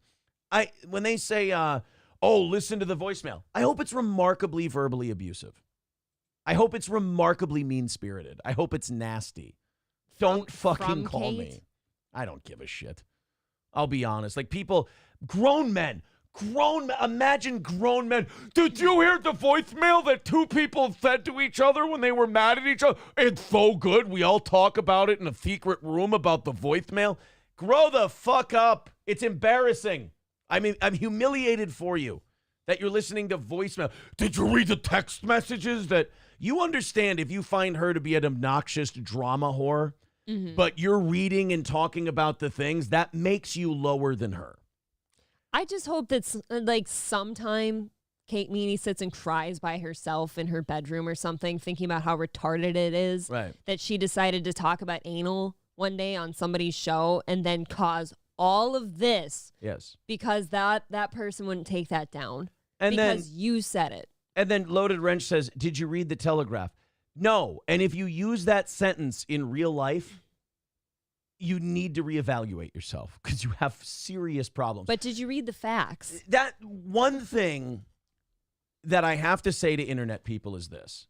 No matter what you think of the drama you're talking about, you are lower on the ladder than the people in the drama because you're analyzing it like it's NFL primetime. It's ew, you're boogers, basically. Annoyed Wawa Supervisor says, respectfully, April is the one fantasy booking Kate Meany's sadness right now. Just move on if this is so gay. I just like taunting people. That's all. I can't help it. I can't help it. Of the 600 people watching this program right now, I would say 5 people give a fuck about it. I just like making fun of people, and I get caught up sometimes. I apologize. I want to see this Corey getting beat up by a bum in... I mean, I don't want to see Corey get beat up by a bum in Austin, but... I'm always so, like, hesitant to believe that stuff's true that I almost don't believe it. I'm guessing it's on Corey's YouTube. Him getting beat up by a homeless guy. That's not there. Walking with the Walrus. One day ago, could this be it? Broke my own fucking tripod. Just broke it. There we go. Look at that. Look at that. Dick. You know what I'm gonna do? I'm gonna see if she's gonna be around next week, and I'll have her on the next one. So they. I'm gonna skip it around. They're all. Minnesota had a good comedy scene, right? This is actually. We went to this yesterday. Oh, there's a bomb. They don't like already. I mean, Texas in general. there's a lot of scenic art culture around here, which is, you know, I don't think that bum's gonna attack anybody anytime soon. No, he's sleeping. fun to like interact with, but like I think she was dying for I mean, I don't have any narc or don't. It doesn't here we really go. matter because This one. Is it racist if I go, ooh, that could be the one who attacks him? No, because I just said, uh-oh. Oh, we see one just curled up like this. We're like, oh, that person's harmless. We've Then we got see one. one guy go, hey, what's going on? And we're like, oh, shit, run, motherfucker. Scratching his head. the thing is that I got shit, man. I'm sorry. When did you come here for the festival? It was like 2012. Come I on, think. make with the homeless attacks already. I don't want to watch two guys talk about comedy. Yeah, we need timestamps. Whenever you guys have something. We really, you know, to me, the biggest thing, like, I think it's really great when comedians get on podcasts and just talk about the craft. I think there's really nothing more entertaining. Well, it's an art form. That really is. It's not just a bunch of drunks waiting for you to make them laugh. It's really, you guys don't understand because you're civilians. Oh, look, they got food. It's really a crazy art form that, you know, one time when I was on stage, I didn't do very well. Holy shit, really? Do you remember that show we did in Peoria? Oh, with the guy? Yeah. Oh, hell, podcasting. I don't see an attack. I don't want somebody filming me while I eat. I wouldn't like that. Oh, hold on. We got Just in case I get on. And that's it's pretty good. we're just probably gonna go back there. Well, shit, I don't see any Corey Adam attack. I'm sorry, guys. I don't like it when the chat tells me things. It's at the very end of the video. Okay. Let's go all the way to the end. All the way. If Cola is making me watch this entire thing and there's nothing, I'm going to begrudgingly tell him how brilliant he is. All right. And I'm gonna go clean my cup up because I feel bad because that was mine. Yeah. I was mad. I'm not done with that. I don't want another one, but I wasn't done with it, so that sucks. But yeah, all right. Have a good one. Yeah, wasn't that fucking random? I'm gonna go tell everyone upstairs what happened. Yeah, dude. Exaggerate. Okay. Well, Must it'll be have awesome. missed it. Thanks for watching. We're gonna go stand up there now and not get up, and I'm gonna go clean my cup up because I feel bad. No. That. Dude, what the got that fuck? on video. Yeah, and we got it on video, dude. Came up to us. Okay. All right. Where we often do. There's People still waiting in line. The Mitzi's bar. Have you ever been in Mitzi's? I have. Yeah, it's really nice in there. And then what I like to do is as we go around the corner, So look here's at all the people waiting for standby tickets. no offense, but like Austin looks like a shithole. Like all the Kinda does. homeless people and the bums and the garbage and everything. It really does look like shit. This is standby. Yeah, that's what this line is. Every time you see it. Everybody here is somebody that just didn't have tickets, but is waiting just in case they get on. And that's it's pretty good. Where's the homeless people? I don't know. It must be right here. He has his Cola, cup. this better be worth it. Fuck that dude. He has his cup still. So, all right, and then, yeah, we'll come back around. And so I don't even know if they're gonna get in or not. They do not. Yeah. And that's the old Ritz sign, because Mothership is the old Ritz. And it's cool that Rogan kept this building into. I think it's, you know what? I think I just saw the gentleman, Rogan kept He's this lying building right? here. This fella. That doesn't look like a bomb. into. Shit, bitch. Oh. I like that guy just walks by a stranger and he goes, "You a bitch." What a way to live. And it's cool that Rogan kept this building into. Shit, bitch. You a Walk- bitch. Walking by, plenty of mental illness, just starting shit in public on a sidewalk for no fucking reason. What a nice guy. I'm sure Corey just lets it go and is an adult about it. Usually would, right? We read? I rap all the way. Unless you guys are savages, I would say get savaged out. Unless you guys are savages, I want to say seventh hell. Wait, what? Uh-oh. If you guys are Math. savages, I would say get savaged out. I don't know what that was. I want to get a salad now. One more time. We read? I rap all the way. Unless you guys are savages, I would say get savaged out. I would say get something. Get a salad now. Get a Maybe it's salad dietary now? advice, perhaps. Okay. If you guys are savages, I would say get savaged out. Hands off me, man. It's your hands off me. Don't touch me. Don't fucking touch me. It's your fucking hands off me. Motherfuckers, dude. That. Way to be assertive, Dude, what the Corey. fuck? Yeah, and we got it on video. That dude. was it? To us. Yeah, dude. On video, fucking touching me. We got it all. Well, you Grab didn't get his on. dick. You didn't get on video. No. Next time, you got to get the guy touching you on video. I want to know where he touched you. Probably on the pecker. How did he touch Probably you? grabbed his dick. Was it sexual in nature or just transactional? Oh, Nasty says, unless y'all are savages, I'd say get to 7th Street now. Oh, get to 7th now. Okay. So you're not supposed to be on that street? Yeah, Austin seems like a nice Ew. place. Oh, wow. So it was a threat to get off my street? Yeah, because you're not a savage. Wow. You know, all these people on the streets, they're they're total savages. You're right. Austin looks like a fun place to go. Jack Burton says Corey looks dastardly with that mustache. Kind of. Aaron, can I get the number to the studio? I have a snowmobile to sell. Welcome to Tradio. David Chandler says, get a salmon down? Yeah, unless you're savages, you got to get a salmon down. Some people saying get Simon Cowell is what he said. Okay. Samwick, Hammond, and Owl. He was just giving him the names of lawyers. Unless y'all are savages, I'd say get to 7th now. See, that one makes sense. Cynically Insane says, wow, brutal. Yeah, that was really a nasty attack. That was really I'm sure intimidating. I'm sure it is still weird to be touched by somebody that you're not. Unless you want to be. That's true, but probably not that guy, right? Oh, SC Motorsport says, unless y'all are savages, can I toss your salad now? That could be it. Yes. That's up there. And that would make you savage, I think.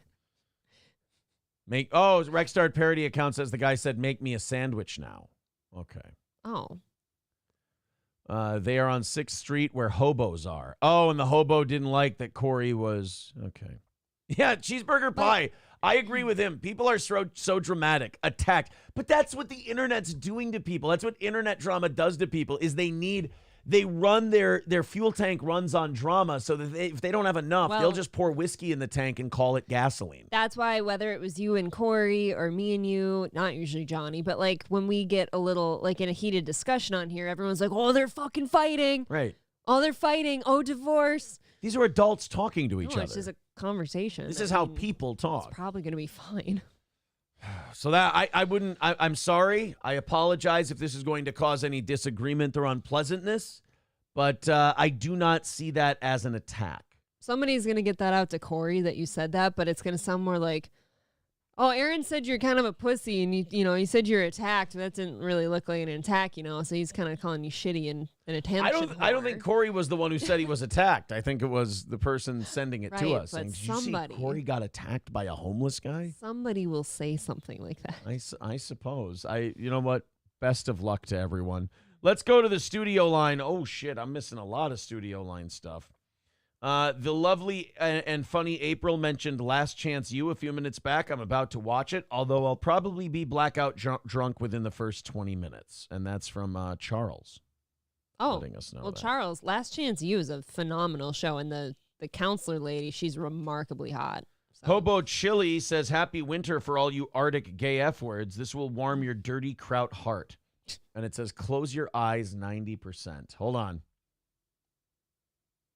Ah! Oh my God, it's a picture of a snowy mountain, but it's actually Hitler. I can see it from over here. Really? Yeah, it's just Hitler. I squinted and it was Hitler. Thank you. Oh, wait, there was one more. Hold on. One more person wanted to jump in here. This is as dumb as Amy Slutty IRL. I think he means any slutty IRL streamers. I would agree. David Chandler says, now with try new bum away aerosol spray, now with ricin. Wow, David Chandler's getting edgy today. Dude, ricin looks like a terrible death. And you know how I see all ricin deaths? Either based off of what I've seen out of Breaking Bad or the movie The Interview. You know, the thing about ricin is, though, it does give you time to say goodbye to everybody. Yeah, I guess delayed release. Right? Yeah. Nasty says that same black guy who called him a bitch, that guy wasn't black, was he? Is there every single day, and he calls every single person who doesn't give him money a bitch. He even called me a bitch years ago. Well, you were clearly attacked. The one in the white shirt itching his head on the ground? That okay. one? He has bugs. Fat Mongoloid says the suck off David Chandler morning show. I mean, if he asks, I'm not just going to force myself on him. I mean, Jesus. yeah, Aaron can go first. Look. I'll clean up sloppy seconds. We take turns around here. Let's get into some things today after a very weird start to the program. We're still waking up from last night's marathon show. This is a fucked up one in North Carolina. There's more and more of these are happening. And again, I do blame, I'm going to be a boomer here, but I do kind of blame the internet and and kind of COVID and the general social disassociation of young people. They literally just don't know how to handle conflict with one another. Right. They don't know how to have simple disagreements. They don't know how to just fucking verbally have a fight. Everything has to break down to like, oh, kick him in the head, fucking bang his head off a brick wall, kick him while he's unconscious, or stab him. Somebody looked at you wrong and now, guns will fix that. Yeah. Was it Nevada a couple weeks ago that some kid got beaten to death over like bullying or an argument at school? Like 4 kids jumped him. Yeah, beat him to death. Maybe. Well, in Raleigh, North Carolina, one 15-year-old student was killed in a double stabbing on Monday morning, and a 14-year-old has been arrested and charged. Like again, this is the not going outside shit. Well, do you blame the parents for any of this? Like, it's hard when they're like 14. That's still pretty young. Like, why are we thinking that stabbing is the answer? Because we don't have any real life conflict resolution skills, because everything we do is typed. There, you just sit there and you type. So you don't think about actual consequences for actions because it's all just words on a computer screen. Then you go out and you go into the real world and you're just maladjusted socially. It's just a bunch of fucking shut-in weirdos out there. Let's take a look. I was at school. Oh, I everybody noticed has that I ads now. couldn't get around, and Even Raleigh, North Carolina news networks have 10-second ads before they get going. And breaking news in the last 15 minutes, school officials announced Southeast Raleigh High School will be closed tomorrow. This comes after. Well, I mean, just to clean up the blood alone. Doesn't this seem like we're talking a little too casually about this? Like it's happened before. Like they're excited about it almost. Yeah, it seems weird. After a deadly stabbing of a student at the school today. Thank you for joining us. I'm Deborah Morgan. And I'm Gerald Owens. Where's Sky Dexter? 5 flew over Deborah the school this Morgan. afternoon. Officials I thought tell you us were it dead. happened during a fight in the gymnasium. Now a student is dead. Another has non-life-threatening injuries. A third student is in custody. WRAL is bringing you team coverage tonight. Matt Tallhelm is at the Walnut Creek Amphitheater where parents are picking up their students. Let's go ahead and start with Mark Boyle. Well, except for one. Yeah. I mean, the Lord picked him up. yeah, the Lord picked him up in the great chariot and the great beyond.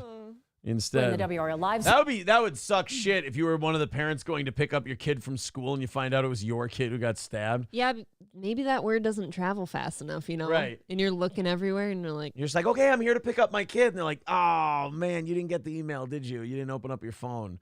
Oh, no, I turned the alerts off for Google emails. Like, oh, that was a mistake. We really didn't want to have this conversation in person. yeah, we didn't want you to hear it from us first. Yeah, but he won't be coming out. Oh, why? Is he late for the... Ma'am, don't be stupid. It's going to be awkward for us to explain this to you. Center. Mark, we're getting now a better look at the moments just before the stabbing. This is clear video. It's a different vantage point. Another student had their phone out recording. We're going to play this Why? and then pause it. God, we're fucked up. God, we're just bad. I'm getting old. Well, that's my question is why did this person have randomly have their phone out? It's all on Filming tape. There's so something. many things wrong with it. It's all on tape. Kids were filming it. Not only that, the news grabs the footage and then plays it. Jerks off to it. God, we're They're like, fucking oh, gross. Raleigh finally has some big news today. Yeah. Stabbing at the high Did school. you see that 15-year-old get stabbed at school today? We can play that on the news. It'll be our most watched segment. We're garbage. It's over. We had a good run, technically. Right before this first initial stabbing. You'll see right here, watch the student right there in the red hoodie. Well, I won my bet at least. I hope you put a lot down. I can go to Mandalay Bay next week and collect. Nice. And then you'll see another student right there. Punch. We're going to pause it. Then he comes around with his hand. And then this next clip is going to be inside the gym. Yo, you know why you had to stab that kid? For the culture. For the culture. You had to do it for the culture. That's what kids say now. They're like, yeah, it's for the culture. There's no fucking culture. Culture means like art and sophistication and shit like this. What you're talking about is the degradation of culture, of civilization. Of society in general. Yes. For the ooga booga. Gymnasium. No, like cavemen. I don't mean because they're black. You're being racist. I mean Whoa. because of like cavemen, ooga booga, club. So you're comparing them, the black cavemen. children, to cavemen. Yes, I am. If you have a disagreement in school and you start throwing punches and stabbing each other, I would say that you behave much like cavemen did. I You're completely Neanderthal agree. man. You were just brave enough to say it first. Sorry.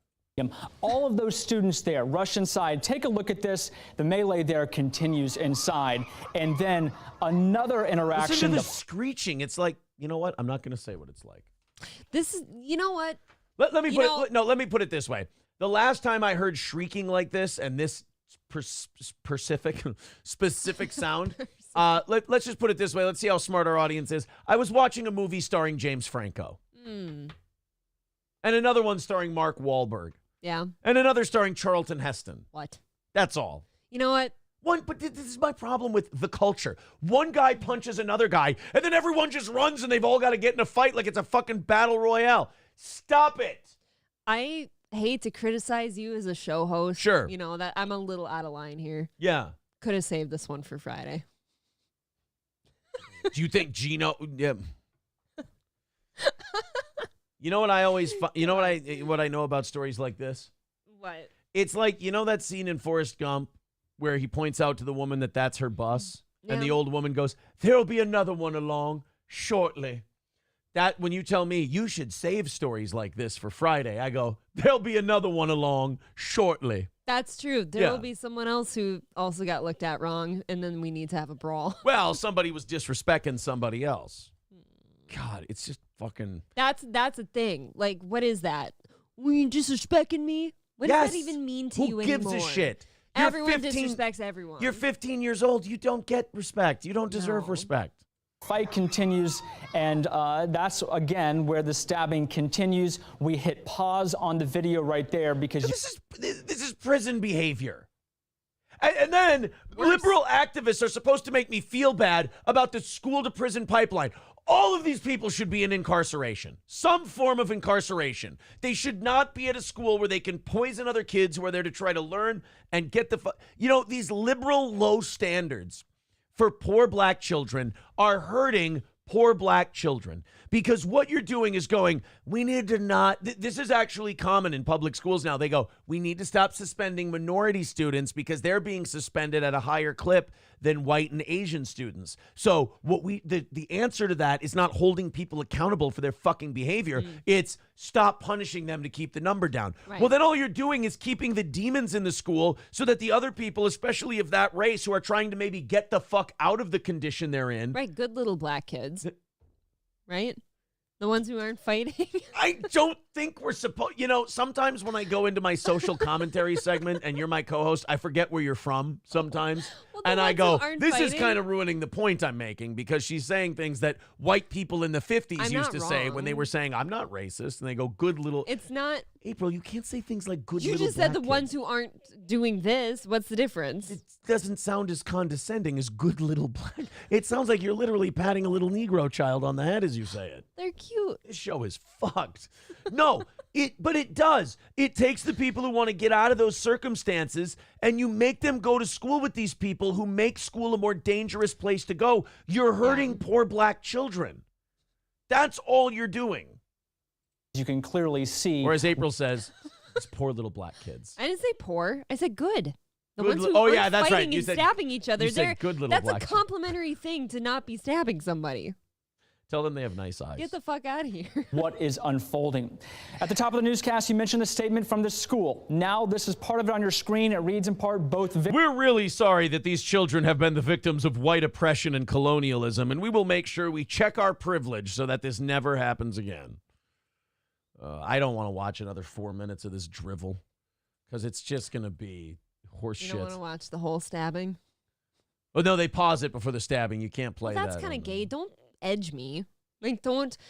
That's another annoying thing the news does. Like, they bring you to the edge of this really terrible, bad thing, apparently, and they'll play it for you 300 times and be like, look at how bad it is, and you never get to see how bad it is. Skeezy says, I blame the parents and the schools coddling the fuck out of everyone. Children are allowed zero problem-solving opportunities, so when they have a problem, they have to deal with it, and they overreact. See, to me, my opinion is that this is all by design, and the powers that be want children to behave this way, but then have part of the population think they're just victims of circumstance, and then have the other half seem crazy for saying we should hold people accountable for their actions, and then those two sides fight each other, and then really wealthy people get wealthier. And none of the problems get solved, and we have more decay. Well, I think maybe that person's saying, though, how the student that would do the stabbing got to where they got. Because you have to get there. Like, a 14-year-old doesn't just go stab somebody, like, organically. Chandler with a good point. He says, lock the gym doors until only one remains. Just the idea. That's not good. Right? Just the idea of, like, two kids punch each other, and then after the two kids punch each other, everyone else feels like they've got to jump in. No. Yeah, I don't know what part of you sees a student punching or stabbing somebody and thinks, I should get involved. Like, why? Wow. No, go ahead. No, I need a fence on this. What other thing were you going to say? No, I just don't understand the need to, like, get, like, involved in a group of that. Hold on. Cola with 199 says, take care. Just tried to help your tanking show, bud. Thank you, Cola. I appreciate it. My tanking show will be, let's see, are we still tanking? Let's see, 400 and 650. We're doing okay. Between 650 and 750 people is, okay. That's all right.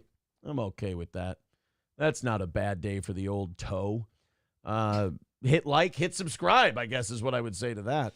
Yeah. Let's continue on here with let's see what the people think before we jump on. I love the people. Kyle says the football coach got stabbed at Roosevelt High School when I was there. He was breaking up a fight. Yeah. It's Yeah, the people try to stop you from hurting each other and they end up killed. Nasty says so much disrespect. Like, did you even see the level of disrespect? A lot of disrespecting going on. Pool Scam Sam says Aaron is giving away Mall of America tickets in the 9 o'clock hour. Hey, we were supposed to tease that, Pool Scam Sam. It was the mystery giveaway day. Oh, does that include like Sea Life tickets? Oh I'm in. man, he fucked that up. God damn it, Pool Scam Sam. I can't tell you anything in private. I want to go touch the rays. Somebody says, Aaron, it's not the kids' fault. We need to look further into this and ban assault knives. Yeah, that's what they did in the UK. That's working out. Yeah, I like that too. Like, there was a point where they like banned switchblades or whatever the fuck, like an assisted open knife. Like, Yeah. as if like that makes a real big difference when somebody's going to stab another person. Pool Scam Sam had another one. Aaron forgot to read the school lunch menus earlier. I'm contacting the district. Don't do that. I don't need any more. I almost said I don't need any more smoke with the district. But after the story we just did, I'd like to stay away from words like that. Omega Dreads Gaming Channel says Aaron bingo nailed it. Ooh, that's a bingo. Are you talking about how white liberals fucking purposely like make sure that people from certain backgrounds aren't held accountable so we can all fight about it? And I think Omega Dreads is one of our black fans too. One of many. April says that as though there's 4. And there's not. There's 2. Sometimes. Guy Sartell says Aaron was making guns and knives out of bread, then eating them. Oh. Cocktiff says, I'll break it all down for you on Rumble Friday. All right, looking forward to it. Yeah. Looking forward to it. The place to be. Oh, see, a lot of these are just really off the deep end. Holy shit. Semper Reloaded says, so he reads other people's 199 super chats. I try to read them all. You guys don't understand. This is an actual show. We're not always in the chat. I catch up with the chat, and then I provide you content. I don't just sit there and read super chats all day. I'm not a fucking hack. I'm sorry. I do my best. But I guess my best wasn't good enough. Guess not. Rumble says it's like, no, Packer backer. God. I'm not saying that. You guys. I'm going to Rumble to see what they think about the whole thing, and then I'm realizing, Rumble, you get to say whatever you want. I know. That really was a story for Rumble, for the record. Like I said, there will be another one along shortly. Mr. Approachable says, it's the bottom of the hour, God damn it. Where's my weather? Yeah, we're looking for the weather on the 9s or whatever. FTW Nil says Deion Sanders was coaching the college team here for a very short period of time. He and his family left after he got robbed by his own people multiple times. Well, I mean, look, he got better offers. What are you going to do? Kyle says Aaron repeatedly stabbed. Now, is it stabbed or stabs? Stabbids. I think it's stabbids. Aaron repeatedly stabbids bread with the butter knife. I don't stab. No. I spread. Yeah, you're not supposed to stab the bread, Aaron. You'll apply the butter nicer if you just I'm a spreader. smooth and spread. I'm a super spreader on bread. Of butter. Yeah, I'm a super spreader of butter. Bingo. You're a sputter. Dr. Silverwolf says Aaron misses something like my membership anniversary last Friday. I am so sorry. You're not, though. You don't change. I am so sorry. Sid Seraph says, how the hell are you two so chipper this morning? Coffee. Celsius. Coffee. That's what makes me so chipper today, believe me. Fucking ran out of cream this morning, so my shit's like extra strong. I'll throw a little in there. Just pause the video for a little bit. I wish you would. We'll get some cream in your cup. Like a salted cream. Jared says, I didn't know it was real at first, but I guess some dude at Comcast has been fucking with DSP. Also, I hope both you and April meet that goal. We've already knocked it out. Thank you, David Chandler. Thank you. We're 80 away from tomorrow morning. Yeah, thank you so much, already. though. Yes, thank you very much for your generosity. Nasty says, do you guys smoke weed? Not really, no. No, like maybe like once every 2 years. I'm not a big weed guy. And it's not mine. I don't get it. I get weed, I just don't do it. Yeah. It's like I don't anything really. I've seen bad things happen with it. I don't know. I get booze. I don't get weed. And, people don't try to explain it to me because it's honestly, I'm a lost cause when it comes to explaining to me weed. I don't get it. It's a very fun social drug, in my opinion, unless you're unless your idea of socializing with your friends is like disappearing into a couch with food, watching TV, and sleeping. And I don't need help doing that. Yeah, exactly. I can do that on my own. Fat Mongoloid writes, do you like fentanyl? I hope we get to the point where that's just a casual question. You guys like fent? Like, nah, I'm good, man. You mind if I do it? No, go ahead. Just go become catatonic on the couch. Yeah, what does somebody do when they casually use fentanyl? What happens to them? Be the coolest person you know. George Floyd? Some would say he overdid. He was a real cool cat, though, before he went. Some would say that George overdid a little bit. Cheetos says, a month ago, Aaron missed one of my reads. I try to get him to do those on Fridays. You don't do reads on Fridays. Well, hey, right now, if you go to Stoney's Bar in downtown Rockville, Minnesota, and you bring a toy for a child in their Toys for Kids drive, you get a 2-for-1 drink at Stoney's Bar in downtown Rockville. Go on Saturday nights. They've got live music every single Saturday night on the Fireball stage. Go to Cheetos. Stony Cheetos. Go to Steetos, Tostitos. Go see Cheetos and the team at Stoney's Bar every weekend. Watch some football. Have one of their world-famous Bloody Marys. It's Stoney's Bar in downtown Rockville. Somebody says, do you guys dabble in Adderall? Yeah, I just love, I like the casual asking of drug use. Aaron, are you heroin chic behind the scenes? Hey, bro. Hey, I'm glad we're all here to watch the football game together. You guys don't smoke crack at all, do you? Okay. Just casually. You know what? I'll go outside and smoke my crack then. I don't want. Well, you know me. I smell that crack smoke, and I just go, I need some crack. So, no, I can't. Jordan, smoke crack with me.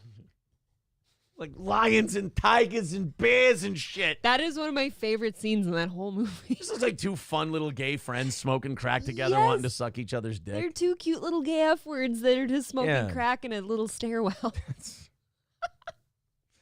Really is. They're so cute. It's a wonderful part of the movie. Mr. Mature says, never heard any stories of potheads beating their kids, but you hear about drunk beatings. Look, I'm not. This is the other thing about saying you're not a weed person. There are some weed people who need to, they feel like they have to defend weed. I'm not saying it should be banned and you can't do it. I'm just saying I don't get it. Yeah, I don't think weed should be banned, and certainly there's definitely more problems linked to alcohol. I would wager probably health and domestic problems.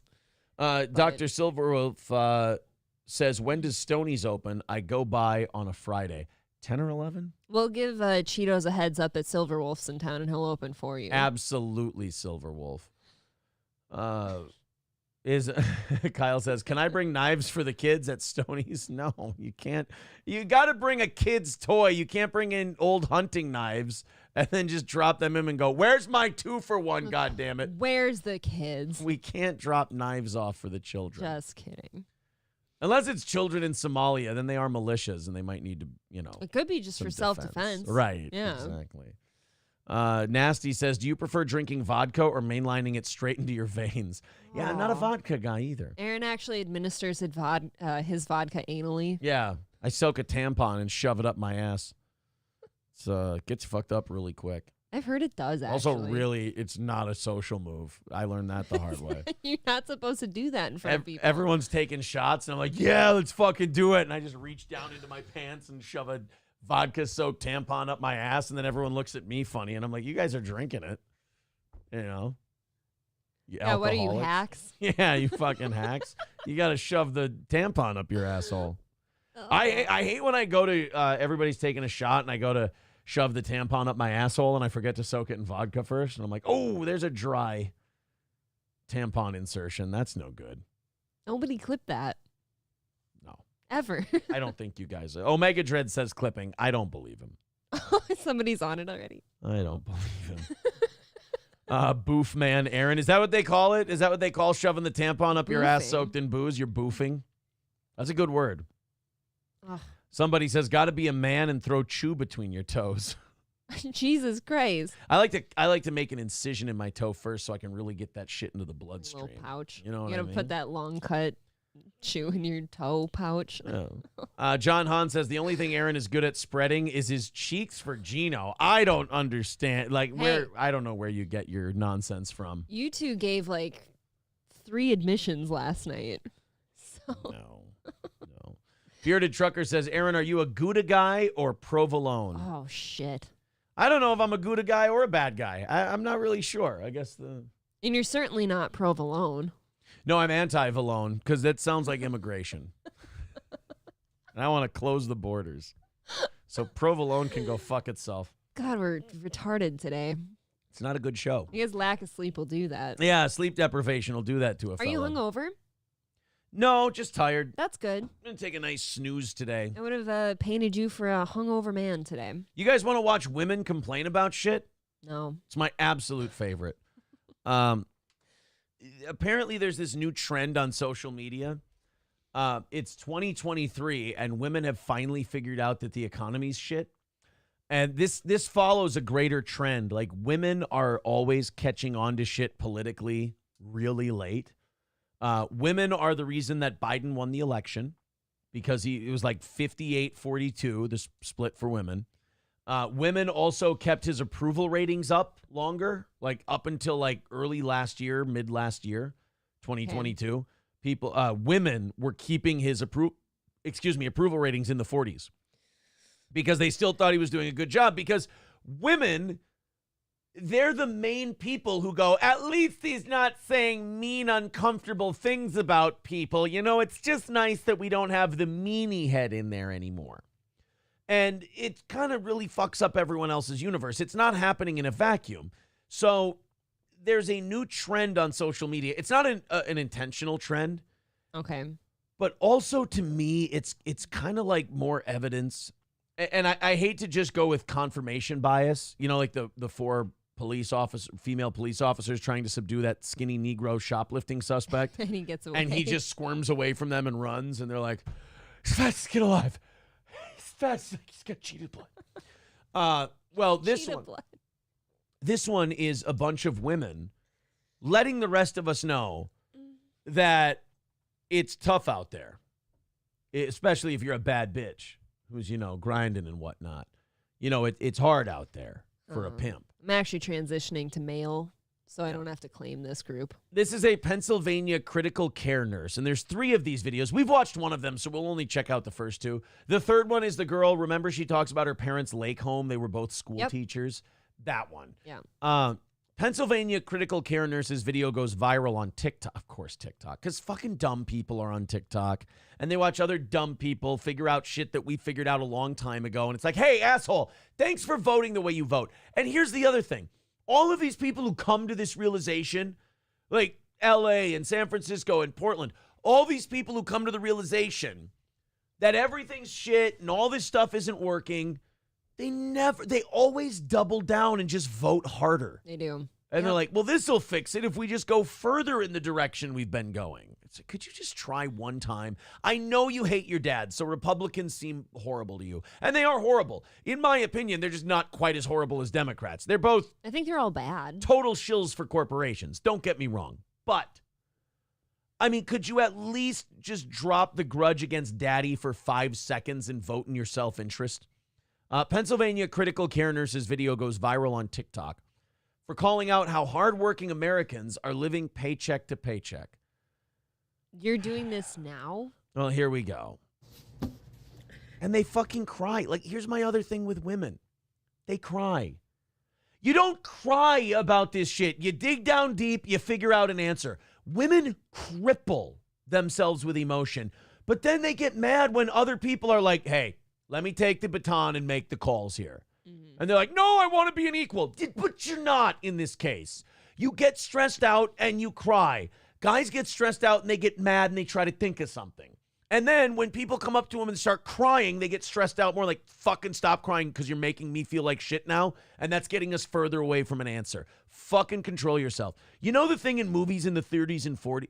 Or the 30s and 40s. The 30s and 40s. You know that thing in the 30s and 40s where in the movies the woman would start going, and I don't know what we're going to do. And the guy would just go, like that. Slap her. Give her a little smack. Yeah.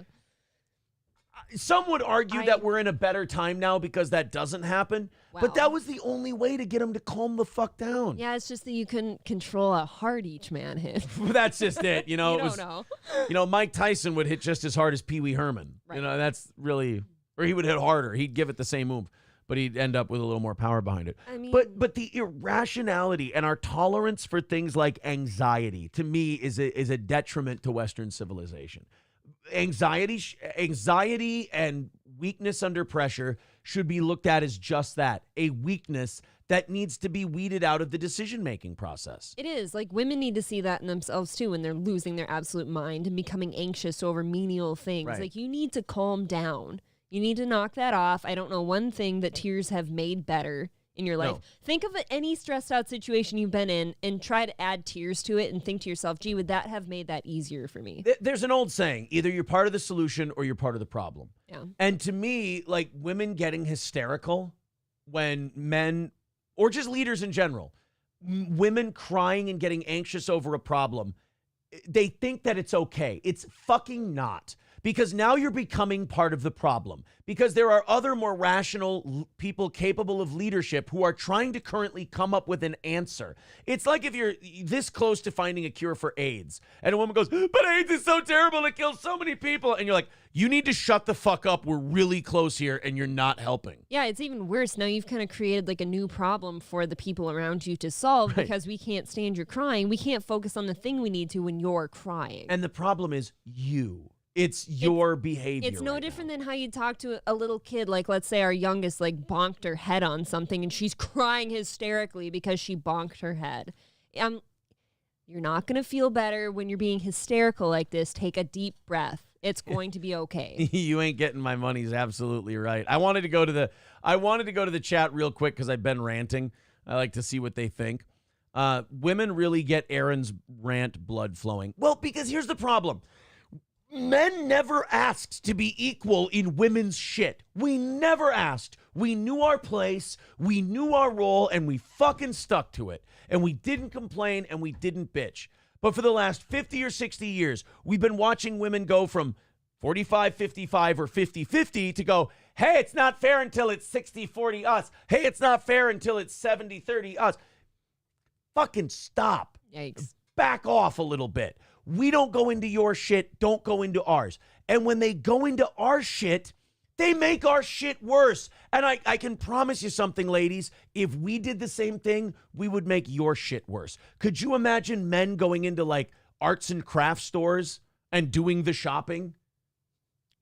It'd be a more fast... Really anything. Arts and crafts, groceries, clothes. It'd be a more rushed, less thorough, Yeah. hectic fucking thing. Because we'd be trying to get in and out as fast as Men possible. shopping is, this looks good enough. Right?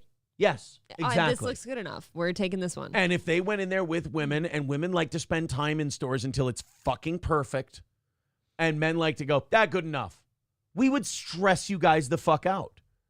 We would bother you if we tried to get involved in your shit.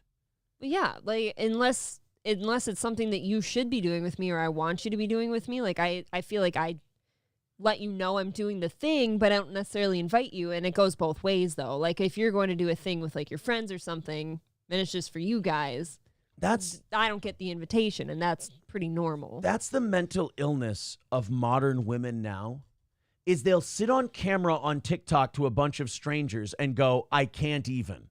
And then cry. They'll go, I can't even. And then men will go, well, then let us. And they go, no, you sexist. And it's like, so wait a minute. You want us to just sit by while you cry, make everybody uncomfortable, whine, bitch, kvetch, but we're not allowed to step in and fix the shit when you're clearly not capable. No, you just have to listen to my anxiety. No, because it bothers the shit out of me. And it's unnecessary, and it's detrimental to progress.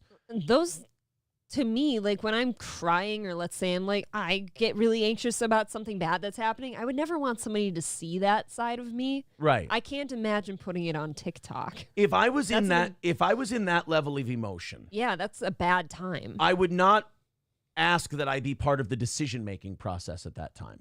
Well, not even that. It's more so that these women feel like it's a strength almost to like put it out there and show people their emotional side and stuff. I'm like, no, if I'm in the state where I'm crying or I'm anxious, that's not a good time for me. Right.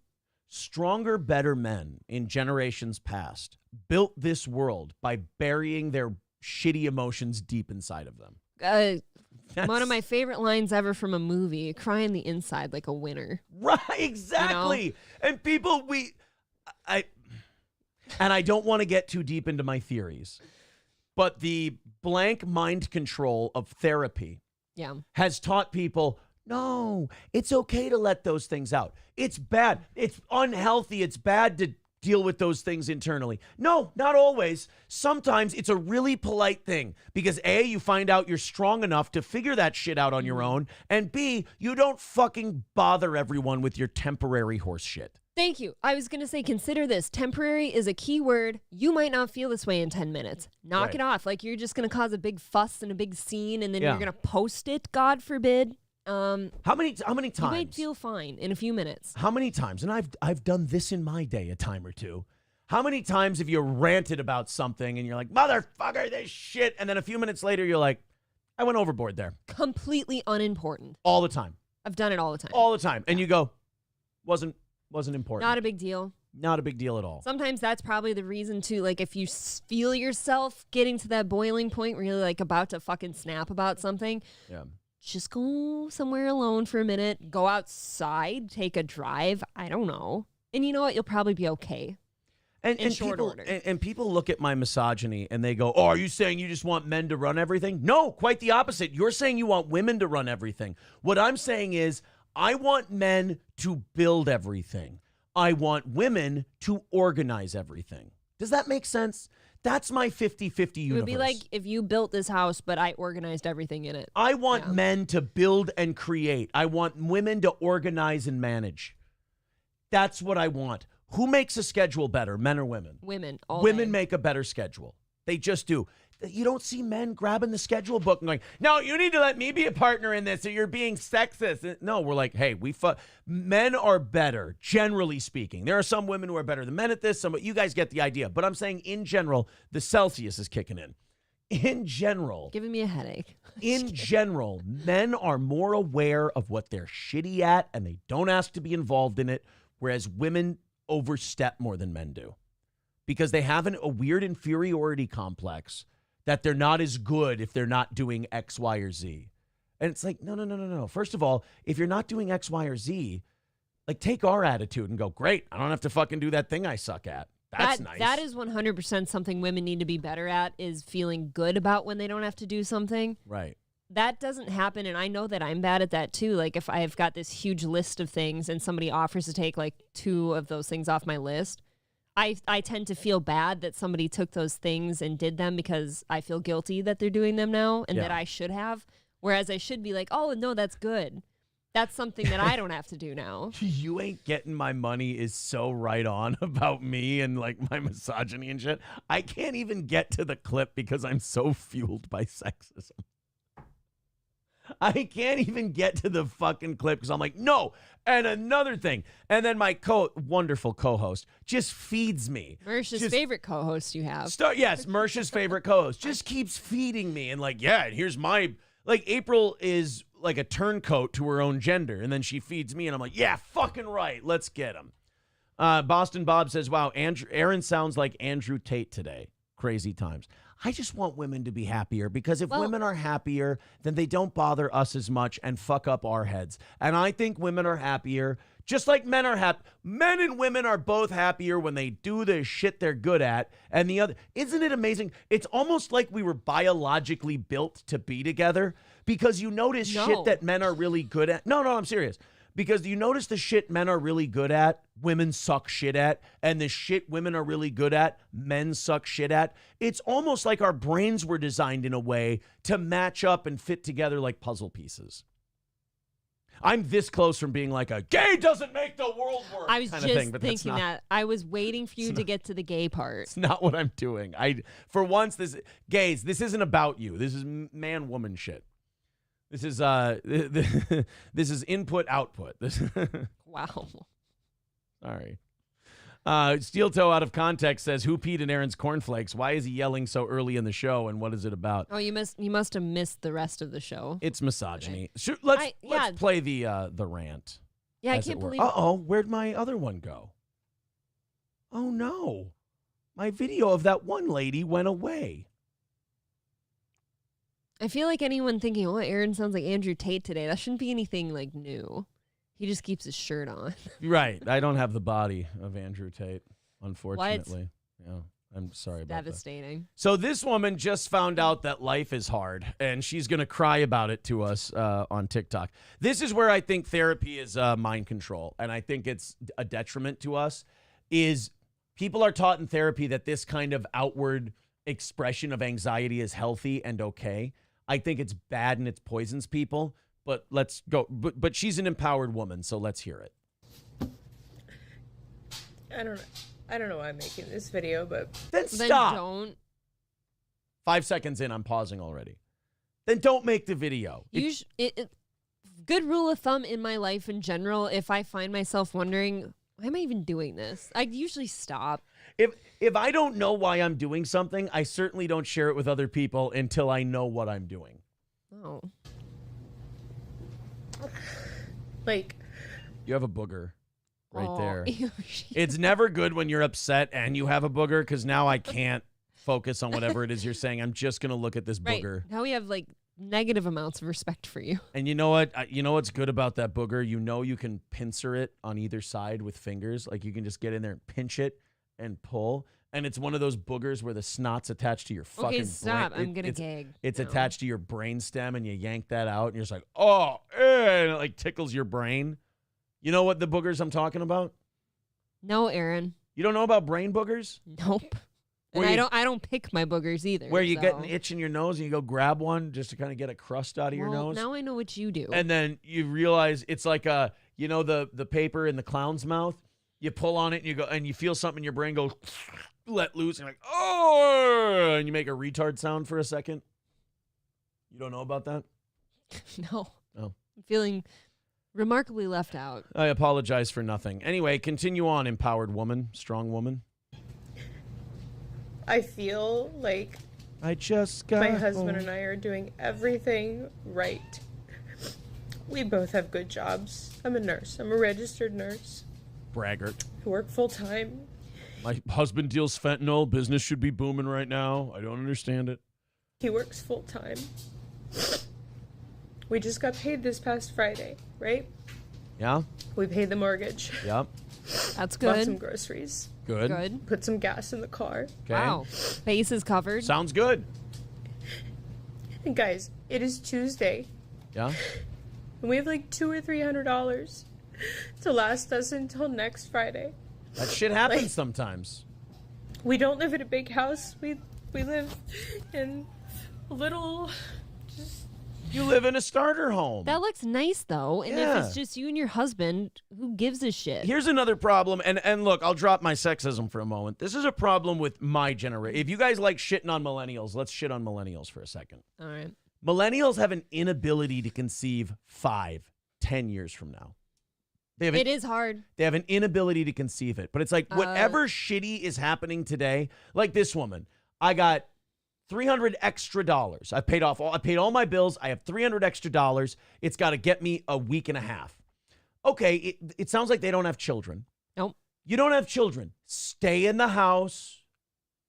Eat some ramen that week. Some groceries, eat leftovers, shit like that. You'll be fine. You'll get to your next payday. You will be okay. This too shall pass. It is so temporary. What's that thing Gino once said? And Gino rarely says provides. No, rarely says anything brilliant. But he did say something very brilliant. He said, if money is the only thing you have to worry about, you don't have any problems. Well, I also want to say, and this is another hacky saying since you said like 4 of them just now. Sure. Like there was a day where you prayed for what you have right now. Okay. And it's never good enough once you get it. And there was a day where you wished you had an extra $300 in your checking account, or you wished you had that little home, that tiny home, because you were in an apartment, or you wished, that you had that job that you have now. Millennials don't have the ability to go, okay, yeah, this next week and a half is going to suck. But in the grand scheme of things, I'm on a path in the next 5 to 10 years to be okay. In fairness, I do get the it's never good enough thing, though, because if we ever sat back in life and thought, oh, this is good enough, then there's no drive for anything. I don't ever sit back and think, oh, this is good enough. And I know you don't. And anytime I ever bitch about, like, because everyone has these moments where they'll bitch about something money related, but I always, whenever I do that, I take a fine-tooth comb and look at what I'm doing, and I'm like, oh, wow, am I incredibly wasteful? Like, Or you're complaining. Everybody who has any kind of problem, if you self-audit, you'll find out, because this woman's trying to say, like, oh, I just put gas in my car and that's it, and I grab this. Yeah, but you'll grab a coffee, or you grab avocado toast, or you'll grab this, or you'll grab that. You'll grab some bullshit. You'll go shopping. And then when people confront you on that, like, well, you just bought a bunch of clothes, you went shopping or whatever, they'll go, well, but that was needed because I needed to balance out. I'm sorry, but then you can't bitch. Or how about all the people watching this video who couldn't pay their mortgage, they couldn't put gas in their car, and they couldn't buy groceries this week, and you've got all of your bases covered with extra. Right, yeah. Little ranch. It's 1,100 square feet, 3 bedrooms, Oh, that's 1 tiny. bath, us and our 2 kids. Oh, shit, you do have kids, too? Shit. 1 bathroom with kids. Fuck that. Yeah, but still, don't make the fucking video. Yeah. And like, I don't know what to do. Like, I'm in school. You know, but this is what I'm talking about. I don't know what to do. Well, step one, stop crying and get the fuck off the video. Yeah, this is a waste of time. This is not helping, because I guarantee 12 hours from now, you're not going to be happy you posted this. It's going to be embarrassing. Get like a budgeting app or something. Really micromanage your money. You'll get through this week, and then you start doing better next week, and maybe do better the one after that. Full time. I work full time. He works more than full time. He works overtime every week. And you're going through a rough patch. This it's is a okay. lot of people. I don't know what to do. Do you realize, like, your parents didn't have TikTok? And you No. probably didn't realize it because good parents hide this shit from their children. That's what I do. But your parents were way more fucking broke than you ever were when you were growing up. Way more broke. I had no idea how little money we had growing up. Same here. Because I seemed to get everything I wanted. Mm-hmm. But then I look back on it and I'm like, oh shit, we were really, Same thing goes for me. Skirting by. But to me, this moment she's having for, I don't know how long this is, 5 minutes. You can have this 5 minutes. You can sit and cry and feel fucking shitty for 5 minutes. But the difference is you should be doing this privately. And then once you're done with that 5 minutes, like, you can give yourself a little bit. Then you start working on a plan. That's it. That's for me, like, or that's the thing. If I'm going to be feeling shitty about something, I do it for a little bit. And I'm like, okay, but you got to pull out of that now, and you have to create a plan to fix this thing. You can't, because this isn't productive. And, right? The weakness of, this goes back to the weakness of men, and maybe this is where I'm going back to my Andrew Tate thing here. This goes to the weakness of men, too, because, and if men were doing this in the house and filming this shit, I would say the same thing about the leadership of women. You don't let your partner do this. But the problem with modern men is that we sit there and we go, well, it's not worth it because she'll get mad at me. And grow a set of fucking balls. Oh, tell her, no, we're not doing that. We're not putting this on fucking TikTok. No. You're out of your mind. If you were to ever do this, I'd be so embarrassed. Right. And if your husband or boyfriend does this, then have a set of balls also, or a set of labia, I guess. Have some big hanging, heavy, droopy, fat labia lips. And go up to him and say, you're not putting that on the fucking internet. That's embarrassing. No, and when your partner's falling apart like this privately, like you should be, then you also be a good partner to them, be like, hey, this is tough, but we're going to figure this out. Yeah. And then you start helping them figure this out together. Or together. you just go, look, I get it. I understand. You just take some time. I'm going to go work on a solution to this. Don't worry about that. You've clearly got too much on your plate right now. You've clearly got too much going on. I'll pick it up. Sure. If you're the partner that's falling apart at that moment, you do need to kind of say, hey, I need to sit this one out for a little bit because I'm clearly not helping. I'm so stressed out. You have cats. You could eat that. The cat mewing in the background. You could eat the cat. I don't really see what the problem is here. Now that I know you have cats, that you have no dietary problems. This isn't how it's supposed to be. Growing up, we were told, go to college, get a degree, work to support your family. Wow, it's almost like you've been fucking snowed. It's almost like you've been had and people told you you'd been had. You know why I don't have any sympathy for these types of people? Because they fucking talk down to the tradesmen.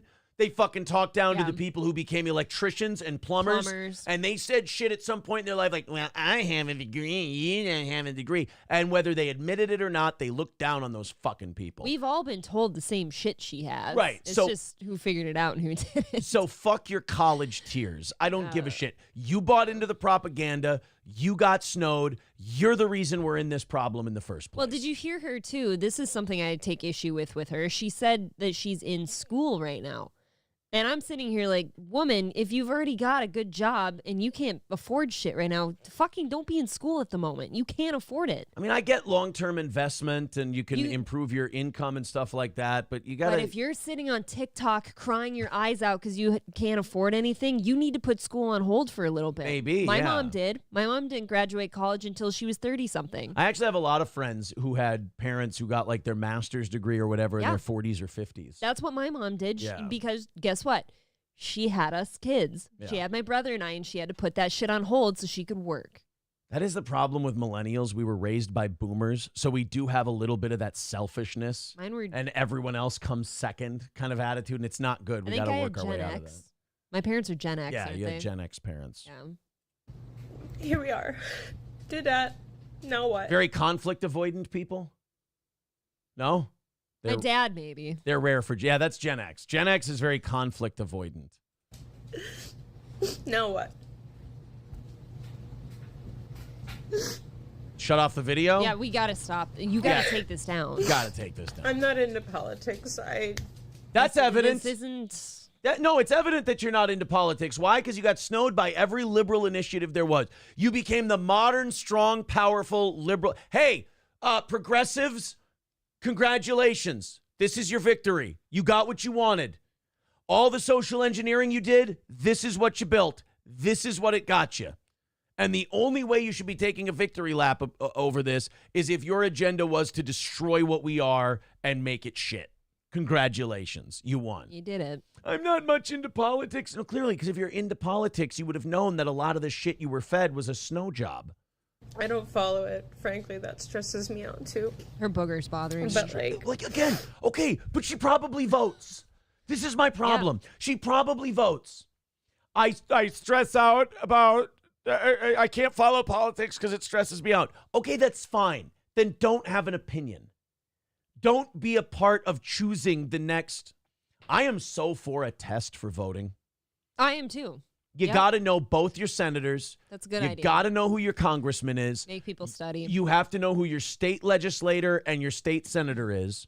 And you got to know at least 3 people on the ballot for president. And if you can tell me those things and other basics, you got to be able to name 4 Supreme Court justices. I'm not even asking you to name half. You got to name 4 of them. And I guarantee 90% of women wouldn't be allowed to vote because they'd say Ruth Bader Ginsburg is one of them. But anyway, Ralph Nader had a great saying, for people who say, I don't really care about politics. I don't look into everything on your kitchen table is politics. Everything on your refrigerator is politics. Everything in your refrigerator is politics.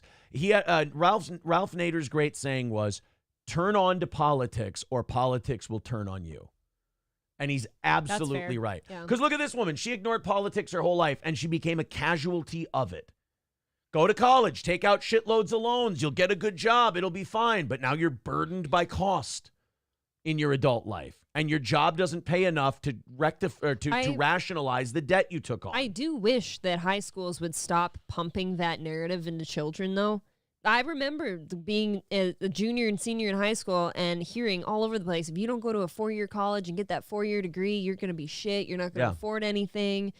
I remember that. Meanwhile, your electrician friend can buy and sell you with your fucking nursing degree. You can buy and sell anything you have. Yeah. It's true. I don't know. Somebody has to do something to change this because you. God damn it! That's where this whole thing's gonna fall apart. Is the death of self-reliance. is waiting for Superman. That's where we're going to Yeah. die. That's where America's going to rot because we never used to be that way. I hate to be glib, but the John F. Kennedy line, ask not what your country can do for you, ask what you can do for your country. Absolutely right. Somebody's got to come in and help us. Somebody was fucking trying, but he said mean words so you didn't want to vote for him. There was a guy who was obnoxious as he can be, as big of a cunt as he can be. He genuinely did give a shit. He genuinely cared if America was doing well. And yeah, it wasn't like I care how you and your husband are doing. No, it was more of a economy, he's though. competitive and he wants to be number one at everything. Yep. But a rising tide lifts all boats. Yes, So it does. I'm just not going to, I can't feel sympathy for these people who go, but I don't understand. The nice grandpa that I voted for, everything's shitty under him. Why can't we just find someone who cares and tries? We did that. But he acted like, I don't know, an authority figure, and you had to rebel. People do not take ownership of anything or No. take action for anything on their own. They just wait for daddy government to do it. This is why But I'm not political. Right? This is why I get kicked out of the libertarian treehouse a lot, because I say people like her are the reason libertarianism would never work in America. Because libertarianism is based on self-reliance. We would lose way too many people. They'd literally not be able to feed themselves because nobody would be there to do it for them or show them how. We can't. It's too late for us to have a system of self-reliance. We'd have to reboot way too much shit. Like, I make good money. He makes good money. It's almost like you're we getting don't fucked. live above our means. Can't even afford Kleenexes. No, she can't even afford Kleenex. She can't even wipe those boogers out of her nose. Jesus. Somebody help her. I don't know what less than paycheck to paycheck is. What is that? In debt. Poverty. As a registered nurse. Do you want to see, like, this starts to bug me. You want to see fucking poverty? Yeah, you look fine right now. You want to see poverty? Poverty doesn't have an Under Armour headband on. Yes, I was just going to say, you have a clean, nice home. It looks nicely furnished. You have brand names on you. You have food in your fridge, gas in your tank. Yeah. That's it. Are you behind on your mortgage? No? Nope. Then don't worry, you're not in poverty. You paid it. Yeah. 1,100 square feet, 3 bedrooms. In today's shitty housing economy, that's probably a $3 million house? Yeah. And she's in college, which is a luxury most can't afford. Right. Stop it. With a husband, with a second income. It's almost like you bought He into a doesn't make system. as much as I do, but You got to throw a little shade at he the still husband. works and brings home good money. So what the fuck? I don't know. Fuck her. What are you doing? Turn it off. While I was in school, all I could think about was it'll get better. It'll get better after I graduate and I start working, and we'll be able to pay our bills. We'll be able to. You are paying not your check bills. The bank. You're paying your bills. And by the way, you look like you're in your late 20s, early 30s. She's in her 30s for sure. This is the time where it's shitty for a little while and you'll be fine. You're adjusting to your new life. You'll figure it out. I mean, shit, I did this privately a lot in my early 20s. Right. Oh, God. That's hard. That is paycheck to paycheck, and you're working overtime. Yeah. Count if our kids say, "Mom, can we go to the movies this weekend?" Just be comfortable. And we're not. We're not at all. I don't know what else to say. Then turn it off. You I go really for don't another like minute her. and 40. I really don't. I don't like her putting this out there because there's so many people like her going through the same thing. But you're right. Nobody takes any responsibility for their end in their situation. They don't take ownership of why they're in that situation, or they just sit there and cry and complain and wait for somebody else to fix it. You're doing fine. There's so many people out there that can't pay a bill. You're going to be okay. I promise. Andrew Tate is a posturing chode. I'm way behind in the chat. I didn't even get everybody's stuff. It's gone. House was nice, for fuck's sake, says you ain't getting my money. It looked very nice. I'd be proud of that house. Yeah, a rare penny says, and I bet she vote for Biden. Yes. And I bet she you did. she probably at one point said, Trump is just so mean. He gave a shit. I voted for Trump twice. I've never felt bad about it. Aaron is Butters said, I love it when people with really funny names write serious things. It's just such a weird thing to me. Like Aaron is Butter says, we have 3 kids. We don't make a ton of money, but we find a way to make it work. And isn't that the difference between like people who can persevere and weak people? Like to me, this is a terrible way to say it, but those moments in life, as stressful as they can be, are also fun like a video game in a weird way. Kind of shows what you're made of because you got to beat it now. Well, you got to figure out how to beat the level. Yeah. Level up, and now you have new things that you know.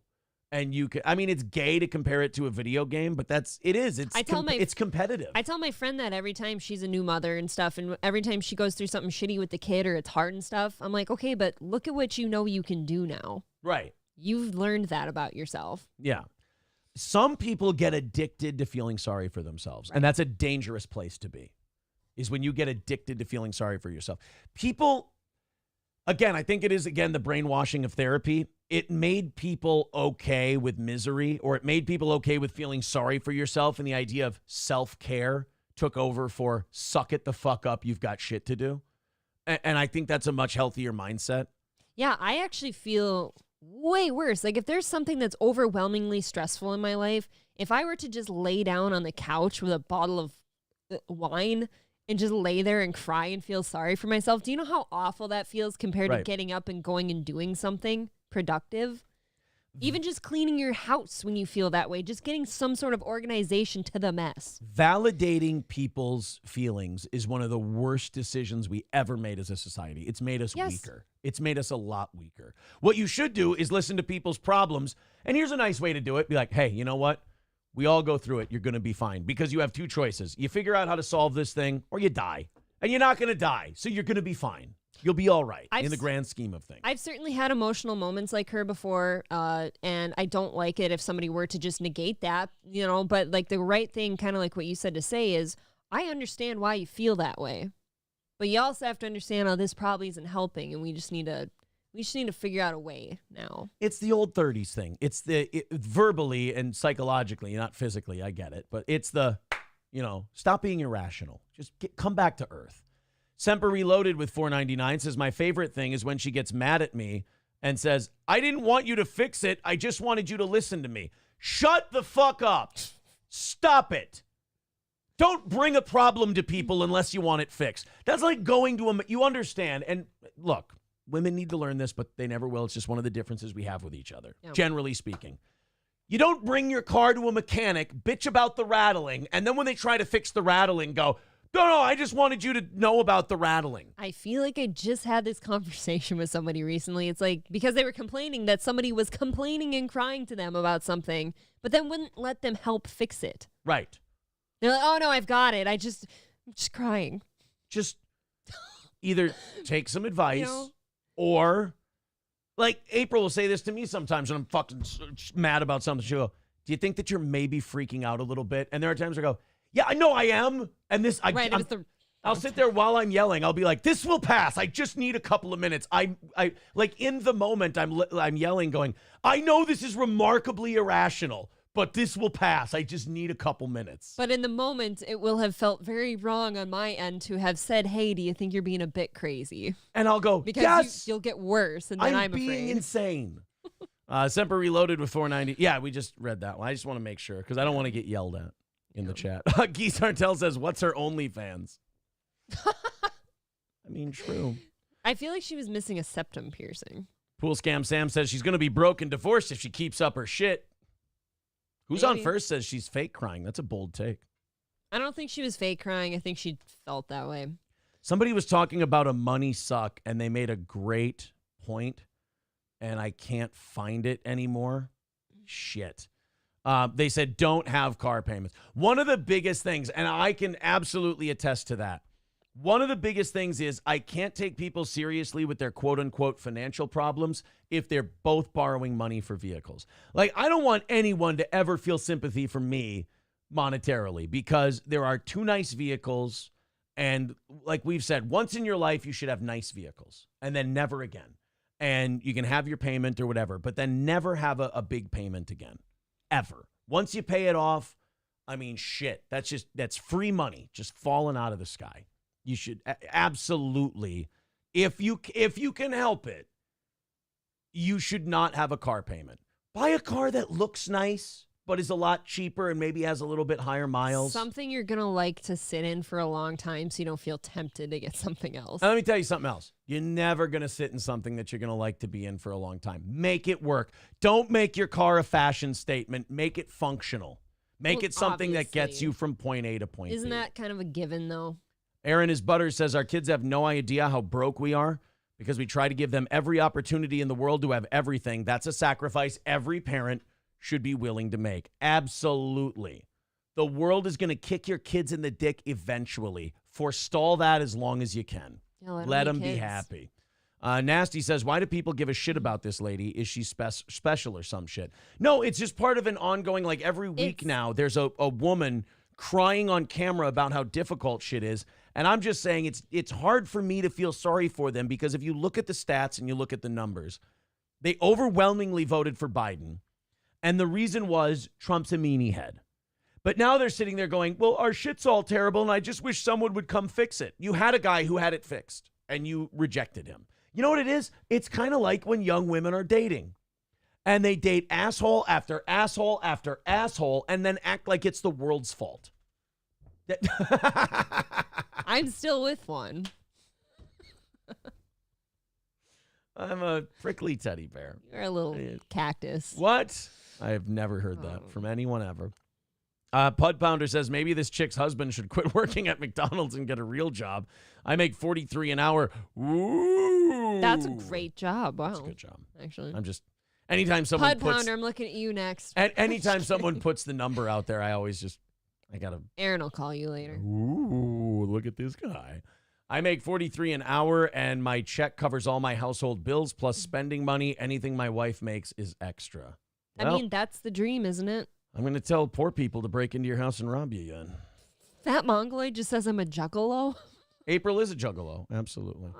Hi. Lisa Marie says, be happy you have a job and money coming in and not living on the streets. Yeah, people, and you too, like sometimes when you get like overwhelmed with shit and I'm listening to the things you're saying, I'm like, listen to what you're complaining about as if anyone else has that to complain about. Right. You fucking ungrateful shit. I really am an ugly American from time to time, for sure. You acknowledged it once recently, and I was kind of proud of that moment. No, I'm a piece of shit who will never be happy with what I have. But that's what keeps people like you and me driven towards the next thing, too, though. Aaron is Butter says, I quit college 2 years in because I got a job that paid more than what I was going to school for. I'm almost paid up on loans. I do feel bad for people in a way, like who took out student loans and then either never got the degree or didn't work in that degree field. That does suck ass. That was me. Oh, I thought you were going like this. No, that was me. I also quit 2 years in. I quit more so because my college went to shit. I don't know if anyone knows mine locally here, but my degree hardly exists. It's from a school that's not even open anymore. Yeah, and mine was just deciding. My college was just deciding to be something that it's not, and cut a bunch of programs. What, a Somali refuge? Right. And no, they cut every program that I was going there for, and I'm like, well, fuck you. I can get a job right now and start rectifying the situation I'm in. So I did. Wildcard just says, this lady is hilarious. She really is. It just kind of sounds ungrateful to me. I think that's the word I would sum her up in. Mick Marshall says, also she works in medical and probably supports universal health care, a.k.a. lowering wages for healthcare staff. Yeah, monopolies are never good. But there's this weird thing, like liberals will say out of one side of their mouth, monopolies are bad. And you're like, yeah, that's the spirit. Monopolies are bad. You want competition. The government should be the only one in charge of health care. You're like, you understand that's not only a monopoly, but it's a monopoly run by the most incompetent people ever. Like, at least if McDonald's had a monopoly on fast food, there's this track record of success this company has of running things. Now, would it get worse if they had no competition? Yes, you always run faster if someone's chasing you. Yeah, you get complacent otherwise. But the government always sucks. And so now you're going to give them this monopoly that they're clearly not capable of handling. And what happens to wages when one company owns everything? They go down. They don't have to pay as much. There's no competition. Right. It's the only place to work for. So if the government controls all the money in healthcare, what do you think is going to happen to healthcare workers? They're either going to get paid less or our taxes and debt are going to go up. There's so much filthy shit in the healthcare system. I don't think I'd ever want to work for it. Especially AIDS. Skeezy says, I was constantly berated by my teachers because I didn't want to go to college. Now I make as much or more than them with no college degree. Yeah. And people still will stick up their nose at something like a Skeezy, you know, although he's making the money and he's got the fucking work that he's shown. No, I think all those people who, like, scoffed and shit on people who didn't go to college and get degrees, I think those people are getting a major comeuppance right now. Unless they're lawyers. They're always doing well. Dude, I used to feel bad for going to St. Cloud State because it wasn't this big-ass University of Minnesota or the University of North Dakota around here. Yeah. You know what I mean? People would look down on St. Cloud State like it was the charity case school. John Hahn says, this video pisses me off. My wife is an RN and she has options. She can be a traveler and make $50 plus an hour. Oh. And also, if she is in school while working, most of, not all her education is paid for. Yeah, pretty much everybody hates this lady. Union Jack just putting violins in the chat. And small ones. Tiny, little tiny violins. Oh. Rock Sock says, if you say you don't live above your means, but you have zero. It's perfect. Yes, thank you, Rock Socks. I can't believe I missed this. If you say you don't live above your means, but you have zero money, guess what? You're living above your means. That's very true. That means you should probably be not buying Under Armour and you should try ramen. That's, I guess. Yeah, you ain't getting my money with a great point. When you get crown molding, you're not in poverty. Precisely. Great point. All great points. Precisely. When you have a cat, you're not in poverty either, because guess what? You got to pay for that thing's vet bills and the food and everything. Look at what Gino spends on Six. Exactly. That thing's fatter than he is. Sid Saraf says, got to pull yourself together before you hit record. The constant sniffling is driving me nuts. Here's the problem with women like that, though. If they're afraid that if they get themselves together before they hit record, they'll have nothing to record. That's so retarded because, honestly, you're right. any bad days I'm having where I might have cried that day, this is like my one escape where I don't have to do that. This is something else entirely, and I would never want that part of me on here. And anytime it has been here, it's shameful. I am so far behind in this chat. Holy shit. People love this fucking topic. Jesus Christ. I don't even know because I just lost the chat for a second. Yeah, JJ You says... lost it? It's right there. Jojo says, I bet they both lease cars. I have no idea where the fuck... Holy shit, you guys have been going ape shit. Unless you want to buy like a really, really used old one, like leasing is a cheaper monthly payment, I guess. Nasty says, Aaron, maybe you have high blood pressure like me. You know, every time I get a physical, I have... Everything's normal. Everything's good. Which is good because you have a history of heart problems in your family, right? I do. I have to take care of my heart. Do a lot of cardio. Do a lot of quick tripping. I do quick trip and cardio. I call it the 2 Ks of health. Quick trip, cardio. We got to get a third K for you. Kinesiology. Kinesiology, yeah. The 3 Ks of fitness. Ladies Man says, hell yeah, only got $2,500 left on my $15,000 SUV. Hell yeah. Fucks yeah, homie. Pay them shits off. That was a weird fart. It's okay for you to look. Look, as a broadcaster, I want you not to react to every fucking sound you hear. I didn't know it was a fart. that one was a weird sound. I didn't know that's what it was. I looked over here because something squealed. There's a couple things that break my fucking train of thought and totally derail everything. It's when you have a stomach growl and you look at me and go, oh. But I don't do that anymore. Yeah, I got it. I don't but do like that. there are some fart noises that you can react to because hell, I feel I have to address them. Yeah, don't be mad at me. I didn't do it. That was a weird squeak. It sounded like there was an animal. Yeah. Like there was a chipmunk in the basement. You can't have that. But he gets mad at me that I look. Is it the way houses are built now? I'm sure that's the answer. But like, remember your grandparents' house would always just get woodland critters in them from time to time? I lived in a country home that was very old. Yes, you get woodland creatures sometimes. There's never woodland creatures in any of our houses anymore. Are you complaining?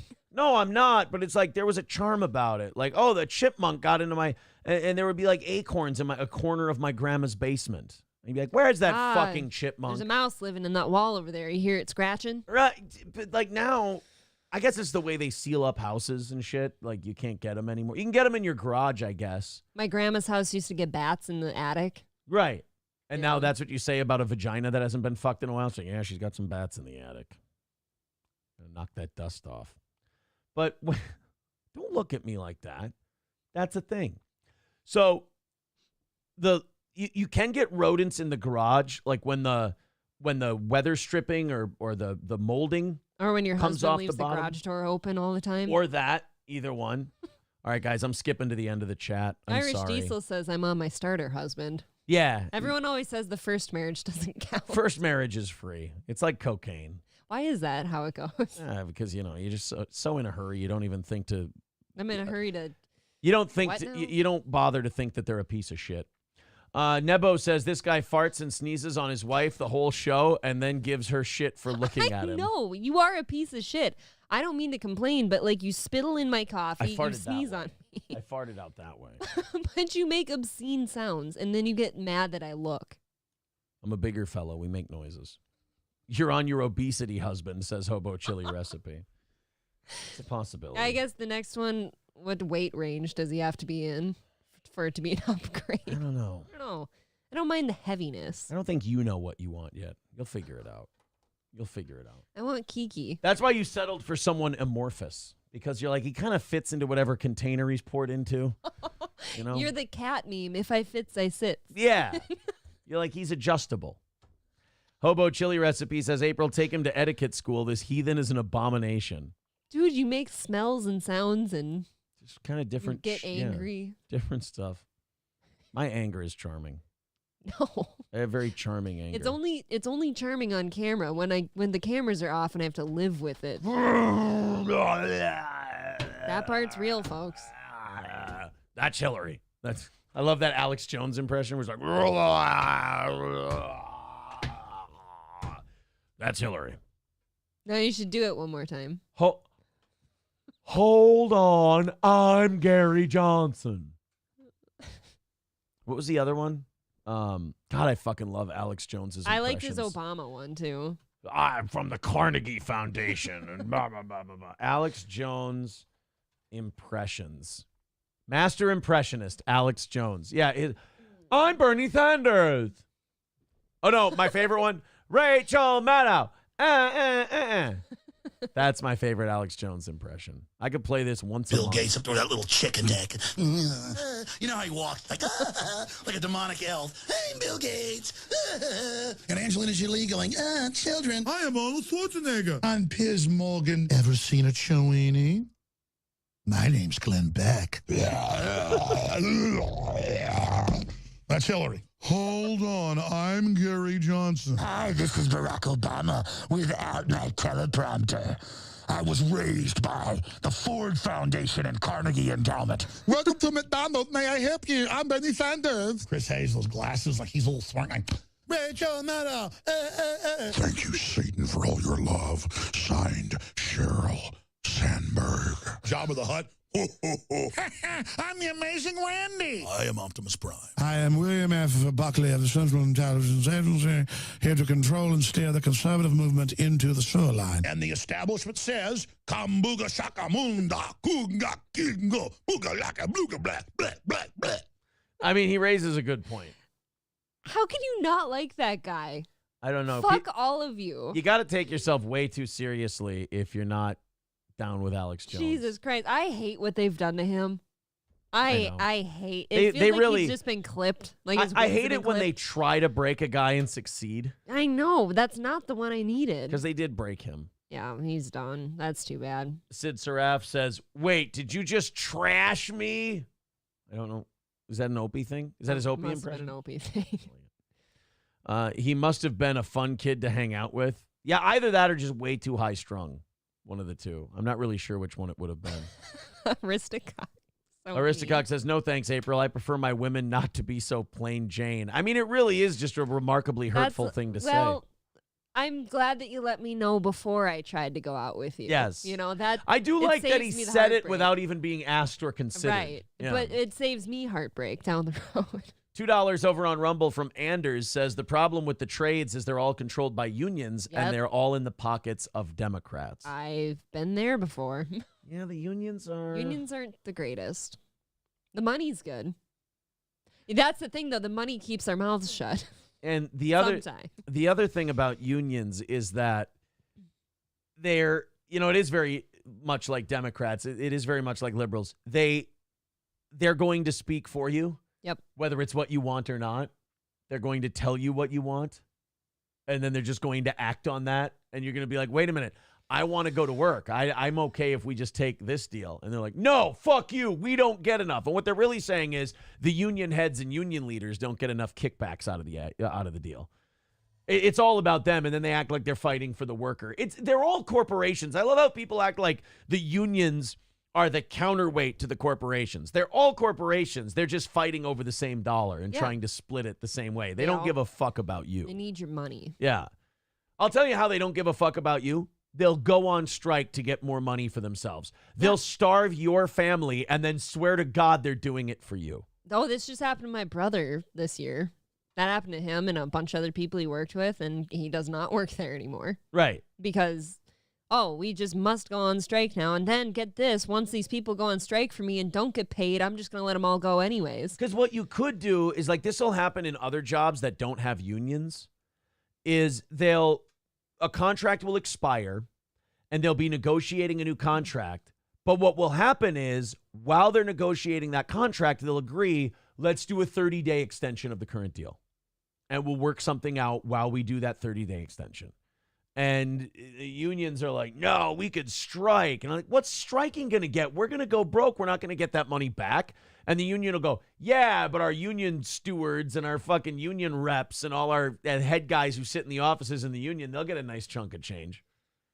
Anyone who thinks unions are doing what they're doing for the good of the worker are out of their fucking mind. No, and then the people, the workers that unions protect has always been mind-boggling to me, too. I've watched legitimate, alcoholics stumble into work and sit hung over a garbage can at their machines before all day, not doing jack shit, and nobody will fire them. I told you I'm sorry, all right? Well, David Chandler came to me the day before. 1st through 6th chances. See, I agree with Dead Game. Unions had their place in time. There was a time, Chandler Langford says, I didn't make you do anything. No, I'm sorry, not you, Chandler. Different Chandler. You didn't make me. You're right. Boy, he was quick with that. Unions had their place in time. Dead Game's right. There was a time where corporations were making people work disgusting, soul-breaking hours. They weren't getting any extra compensation for it. They were taking advantage of people. Yeah. Then a bunch of guys showed up with nails and knives and baseball bats. And they went, we'll fucking kill all of you if you don't give us more money. And then they all went, all right, look, we've been making a killing on you guys for a long time. Here, take a little extra money. Yeah. And they're like, that's not enough. And then they would attack all of their tires with fucking knives and gouge out their knives. It was a different time. Their tires. And the guys would be like, all right, fine. We give you an extra $5,000 a year per man. Will you get me some new tires? Striking today almost does seem like medieval. Right. It's like an outdated thing. Unions don't work as well when there's not the threat of violence. And when you don't have the reason to use the violence, there's really no use for unions at that point. No. Unions weren't effective because they were really good negotiators. Unions were effective because they threatened and scared the shit out of people. So, I mean, anyone who thinks the unions got what they got by just being good up and up mediators, no. They threatened to kill rich people. And then the rich people gave them more money. Jojo says it's going to depend on the union. I got a buddy who's a pipe fitter, and his union is actually functional. I have a lot more patience for private sector unions. I don't think public sector unions should exist at all. If you work for the government, you shouldn't have a union, and I'll tell you why. Because your employer is the taxpayer. So if you're a public sector union, you're directly negotiating against me, and I don't have a seat at the table. That's true. I don't get to negotiate with you, so you shouldn't exist. If I don't get a seat at the table, neither do you. I don't think I'd ever want to go back and work for a union. That's for sure. Wheat Diff says, Aaron, does anything really work? You know, Cap, I'm not a pro-union guy. Aaron, does anything really work well without the threat of violence? You know what? That's a good question. Do you mind if I take 24 hours and come back to you with something on that tomorrow? You want to chew on it? I want to see, yeah. Is there anything that works well without the threat of violence? It depends. Threatening to cost someone a shitload of money by a work stoppage or something like that, would you consider that violence? Because I would say that the only way I could refute that is by saying hitting you in the wallet, threatening a financial downfall. Well, if that's not violence, then yeah, there are negotiations and things that work without the threat of violence. yeah, I mean, the financial downfall harms your way of living. Yeah. So But then again, Wheat Diff could also say that, well, I mean, threatening to attack someone's business financially is technically sort of a threat of violence. Yeah. financial violence. Okay, how about this? No, you're right, Wheat Diff. Nothing really works well without the threat of exerting pressure. That's a good way to put it. Aristocock says, I'm pro-union as long as CEOs make 200 times what the workers make. It's the only way to make it fair. And he's the CEO. Yes, that's the second part.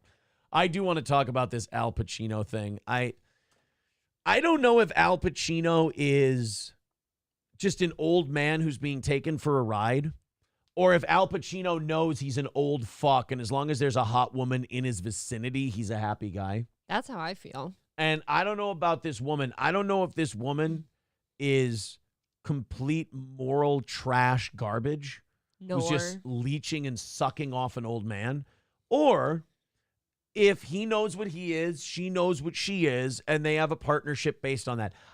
What I'm saying is, I don't know if I should be liberal guy and like feel bad for Al and look out for Al and protect him. I don't. Or if I should go, well, these two clearly have an arrangement. Fuck it, they're doing okay. I pick that one. My first instinct, though, is to hate her. Well, that is your nature. You don't like women. It is my nature. Yes, the scorpion and the tortoise. No, the scorpion and the frog. The frog. Fucking idiot, Aaron. Screwed it up. I really did. You should really hate yourself today for that. You know what? I'm going to do that. As soon as I bone and wake up from a nap, I'm going to go, Aaron, you really are. You have nothing to offer the world. And then all the audience will go, do it, do it, do it. And I'll be like, I'm not hanging myself, you guys. You could, and then you'll hear them all go, aww, and they'll put down their signs and go home. You could just, make your grand exit during the boning. You could die doing what you love. Oh, that'd be fun. It's poetic. What happened to that? Actually, Aaron would probably go out doing a stream. What happened to that cat? What happened to Sammy? You didn't hear about Sammy? Kicked over with a girl half his age. Died on top of her.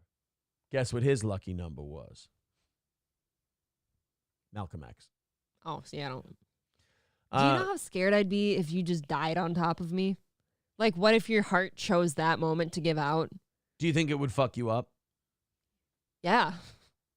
Oh, yeah. I mean, can you imagine as a woman, like, you're having sex and, like, the man dies on top of you? Because, like, let's say, like, maybe you came really hard or something. Or, like, you were edging for a while, so your blood pressure's high.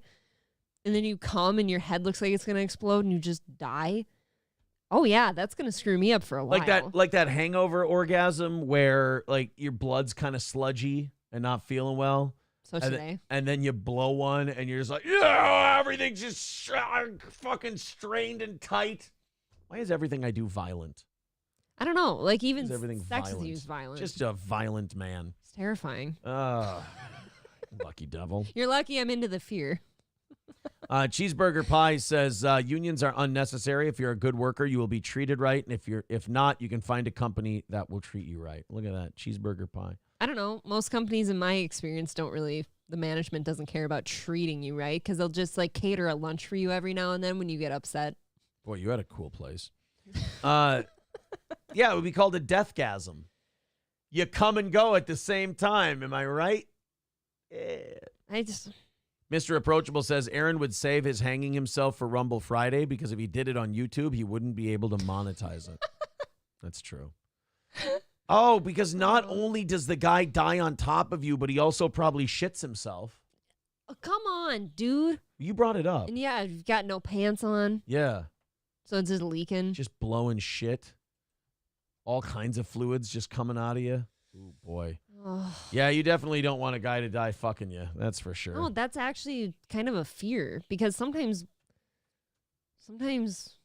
you look like you might die when you're not. Hobo Chili Recipe says, happy trails, numbnuts. I would say it's fun, but you bore the hell out of me, so go meet the boatman. Really mean. Mean-spirited. You gave me money to say that, too. 75 away from tomorrow morning. Thank you guys very much for your generosity. Thank you. So there's Al Pacino's girlfriend. He put a kid in her, and now she gets a fuckload of money from this guy every month. But they're together. But they're not married. And now we found out why they're not married. She doesn't want to marry him. Well, hold the phone. Why wouldn't you want to marry the old Al Pacino and get his shit later? Here we go. I'm going to tell you why. And in this interview with this chick, we're going to find out what a fucking operator she is. And Al Pacino's in his 80s, right? That's the point. Yeah. So I don't think anyone should be confused and think that this woman is in this for love. I don't want people to go, oh, she's just a gold-digging whore. Well, that's implied by the fact that she's dating an 80-some-year-old man. Yeah, most hot young models don't do that. You can't get mad at the 80-some-year-old whore for talking like an 80-some... No, I'm sorry, she's not. You can't blame the woman dating the 80-some-year-old for talking like she's just a money-grubbing whore. That's what she is. Wouldn't you rather... This is where I have a problem with people. They'll be like, oh, she's just talking like a money-grubbing whore. True, but if she said, oh, no, I'm doing this for love, you'd call her a liar and a money-grubbing whore anyway. Yeah. So aren't you glad that she's at least very transparent about her shit? Maybe she just has grandpa issues. You know, it's the next step beyond daddy issues. Oh, boy. Then I shudder to think what happened. But anyway. A lot of dust blowing around. So she won't marry him. Okay. And I know you're saying, wait a minute, why wouldn't you marry the guy who's about to die? If you're in her shoes, yeah. What's the first thing he's going to do if they get married? Oh, a prenup. A prenup. Well. But if you're the girlfriend and you have the baby and you're not married, you get the court judgment for all the money. So you can take money from him. What is it, like 20 grand a month? She's getting like 20 grand. Is it? I think it's 20 grand, and then there's like an extra 13,000 for like a live-in nurse or something. So she's getting about 400 grand a year from Al Pacino. Whereas to if do she nothing but have a kid. If she marries him, she'll get nothing. Because Al's in his 80s. He knows what this is. He's not confused that this really hot model chick loves him and just wants to be with him. Yeah, the only confusing part for him was he thought his sperms were all dead by now. And that kind of fucked him up, for sure. And Al's got a bunch of other kids and stuff, so it's going to be a legal fight if they're married as to who gets what and what the deal is. So when it comes to this woman, I think I hated her last night when I found this story. Okay.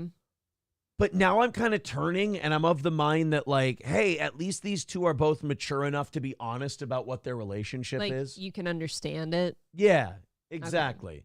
Okay. Let's go ahead and check this out. Maybe you guys will hate her. You're allowed to hate people on this show. Excuse me, I'm just making more noises.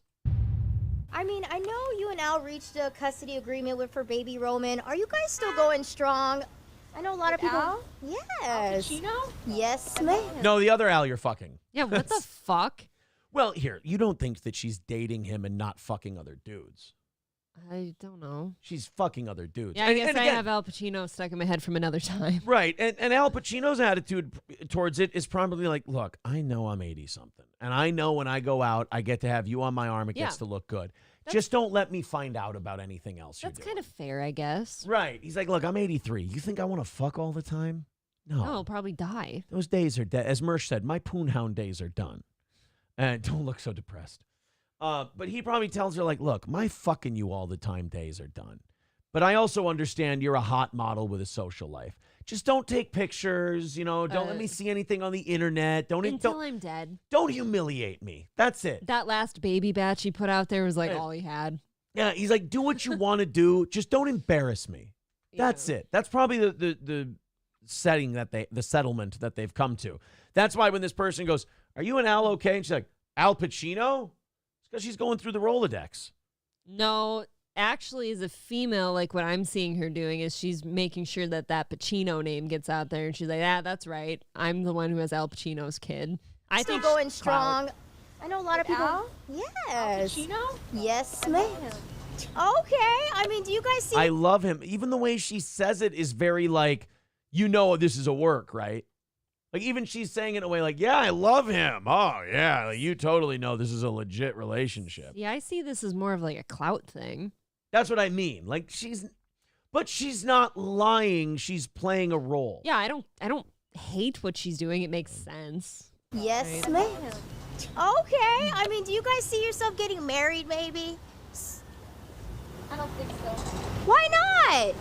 I hate this person. Because I'll have to sign a prenup, you bitch. Are you kidding me? Now I get monthly stipends. It's great. If I marry him, then we're a family. His kids are still... I'm sure his will has all of his kids as the recipients.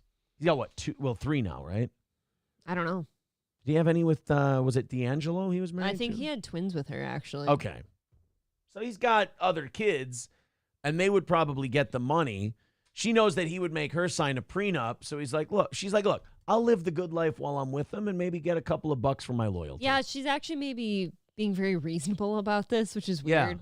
You don't usually see that. I think they have more of a professional relationship than a emotional one. Business like. It's almost like having an escort. Like, you're not having sex with her. She just goes with you to things and looks pretty. Right. Yeah, You know? I think that's exactly what they do. I don't think so. Why not? I'm not married. You're not a what? I'm not to get married. It's not important. Okay. Are you guys spending the holidays together? Yes. Of course. All right. Well, thank you so much. I hate, like, I'm not the TMZ street reporters. I'm not the marrying type. You know what I like about her? She's trying to convince us that it's her call. Like, Al had nothing to say about it. Right. Like, Al's just, like, desperate for her hand in marriage, and she just won't give it to him. Oh, no, I tell Al all the time, I'm not the marrying type. And he goes, hoo-ah, you better sign the paperwork if you are.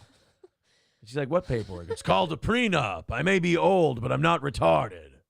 I got prenups coming out my fucking ears, man. You know I get married 3 times in my life? I got fucking marriage coming out my fucking ears, man. Okay, who did he I got the marry? pre-written prenup with the fucking foots coming through. He married Beverly and who Beverly else? D'Angelo, and then some lady. What's Beverly doing now? Being old. She old? I think she's just being old, yeah. Like doing spot She old sets on like Law and Order and shit.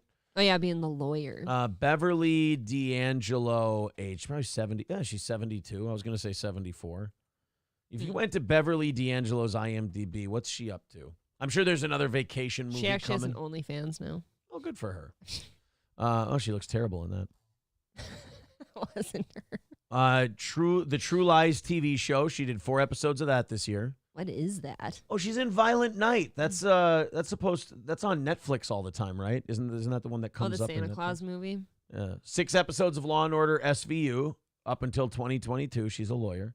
By the way, they're coming out with season 25 soon. Congratulations. God bless. That's what I say.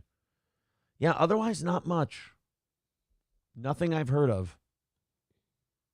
Frat Pack, The Unicorn, Party Girl. American History X, clearly her best work. Yeah. Yeah, I mean, really, Chevy, the TV movie. The remake of Vacation in 2015. She was still Ellen in that one. Yeah, I mean, really, nothing fantastic, but always working. Okay, like she's always doing stuff. Stays busy. She was in the House Bunny. Of course. Why are we in the House Bunny? Because they told her Owen Benjamin was in it, and she went, I'm in. Is Owen Benjamin in the House Bunny? Oh, fucks yeah. I don't know if I've ever seen that whole movie, but now I kind of have to. He's the one who warns Anna Faris about the you-know-who's with the funny hats. No way. Oh, I'm just kidding. That would be funny if he was the Owen we know now. Because, like, show business kind of not broke him, but made him incapable of just, like, playing the game and going along to get along. It just frustrated him so much that he's like, fuck it, I'm just going to say what I say. Oh, you sound racist. Good. Yes. Yes, I am. My favorite drop we have. That's my favorite one of all time. And now he's far more entertaining. See, I'm with Soup Can. The House Bunny is the worst movie I've ever seen. Therefore, I never made it through the movie. I had to shut it off. It was so horrible. SH says she's in her 60s. She shouldn't have to work. She's in her 70s. She's 72. Oh. Beverly D'Angelo. Good for her. Still out there getting roles and whatnot. All right. Moving on from Al Pacino's, I almost said wife, girlfriend. Baby mama. Yeah, I kind of like the arrangement they have. I bet you that kid was an oopsie, and I bet you Pacino's more upset about it than she is. I bet they were blowing loads all the time because he figured he couldn't have kids anymore. I don't know how being old works, but I just kind of thought he wouldn't have loads anymore. Yeah, like your loads are dust. Right. You're blowing sawdust. God, you can still knock someone up in your 80s. That's kind of scary to think about for you men, huh? Well, not you. You're clipped, I suppose. Right.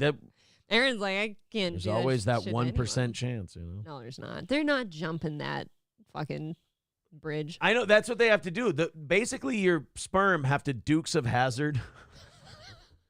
the fucking. But they can't because your shit's burnt, right? They're burnt ends. Right. So how do they say? You know what the 99% is? It's a legal thing. Yeah, Just in case. It's kind of like birth control with like certain like pills. It's like pretty secure that you're not going to get pregnant. But you can't say 100 because you'll get sued if it ever does happen. Yeah. Yeah. Because it does happen occasionally. Just get them shits rewired and just start firing them out there till you're 80 and see if you have any oopsies. Why the hell not? No. Why not? No, because then you got to start over at 80. No thanks. No, you don't. I guess if you're Al Pacino, no, you're not changing a diaper. Al Pacino ain't starting over. He's like, look, this kid can be around, but I'm fully planning on dying soon. He barely holds his kid. Yeah. He's like, I don't have to do that anymore. I don't want to get too attached. I'm really not going to be around. This kid is not going to remember who I am. How old would his other kids be? Wouldn't that be weird? His other to kids suddenly... are, I believe, in their 60s. Ew. Oh, okay, you're 16. You have a newborn brother or sister. Al Pacino children. Can we stop this? Anton, James, Julie Marie, and Olivia. So he's got 4 kids. They don't look 60. What's wrong with you? How old is Julie Marie Pacino?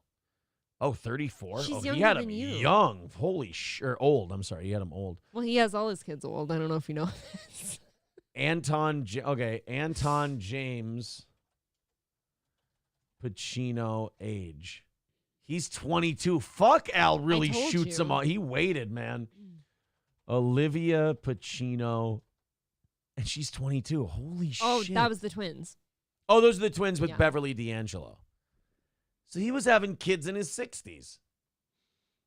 Look, he wanted to focus on his career. He had 2 of his kids in his 60s, 1 of his kids in his 50s. Boy, did Al wait. Yeah.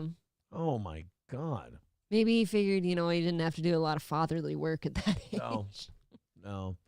Robert De Niro was super. Oh, this one. Another oldie. De Niro was on stage at the Gotham Awards. If you want to know who's doing better psychologically between De Niro and Pacino these days, it's Pacino. De Niro is still. Is there a rumor that like Trump fucked one of De Niro's girlfriends one time? I don't know, but I kind of hope that's a thing. I thought that was a thing going around, and it's got to be true because De Niro can just not let the Trump thing go.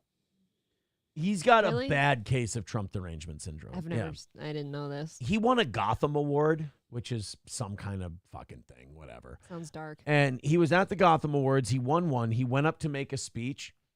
And instead, he just started shitting on the people he was there to thank and then just went off on a Trump tangent as well. As you do. Apparently, this thing is a massive shit show. We've got to check it out. This is Robert De Niro at the Gotham Awards. Again, Pacino seems to be doing a little better than old Bobby. I just want to say one thing. The beginning of my speech was edited, cut out. I didn't know about it. And I want to read it.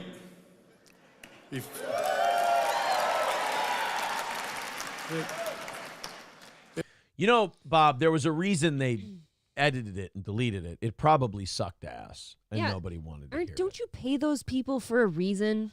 Could you stop going against them? It was, thank you. History isn't history anymore. Truth is not truth. Even facts are being replaced by alternative facts. Okay. Robert, you're here to accept award for your lifetime acting accomplishments. I don't really understand. Wait, are you telling me the guy who got de-aged by 40 years is going to talk to us about deception? Yes. The guy who did the Irishman? The Irishman. The guy who did the Irishman is going to talk to us about alternative facts? Fuck out of here. And driven by conspiracy theories and ugliness. And uglies. This world is driven by conspiracy theories and uglies. Talking about. He's not wrong. Yeah, talking about you, Al Pacino. In Florida, young students are taught that slaves develop skills which could be applied for their personal benefit. Okay. And? Great farming skills. Look, was the slavery thing bad? Yes. I saw a television commercial just the other day of a black man who had a legacy of his family being farmers. Look, where do you think that came from? It's weird when people get emotional about shit because if you try to break it down factually, you sound like a dick. Sound crazy. But like two things can be true at the same time. Slavery was horrible and it was really bad, and it's a good thing we ended it. But if you are forced to work in a field all day, you're going to get pretty good at it. Hey, Aaron. Yeah? You know what they say about sentences with the word but in them? Anything before the but didn't really matter. But, like, far be it from me to defend the indefensible, but I'm pretty good at it. And while slavery was terrible, there should have never been slaves. While they were slaves, you kind of did have to get better at the whole farming thing. Falling behind wasn't really considered an option. You had, right. You had to be timely. We seem to have let that go. Oh, Jesus Christ. But no. So, like, when the slaves got freed, what the Florida educational curriculum did was they have a history book that says when the slaves got freed after the Civil War, a lot of them went into sharecropping and working farmland because they had experience in it and they were skilled in it. Yeah. Yeah, it sucks how they got skilled in it. It does suck. But it's a factually correct statement. That's all. The entertainment industry isn't immune to this festering disease. The Duke John Wayne famously said of Native Americans, "I don't feel we did wrong in taking this great country away from them. There were great numbers of people who needed new land, and the Indians were selfishly trying to keep it for themselves."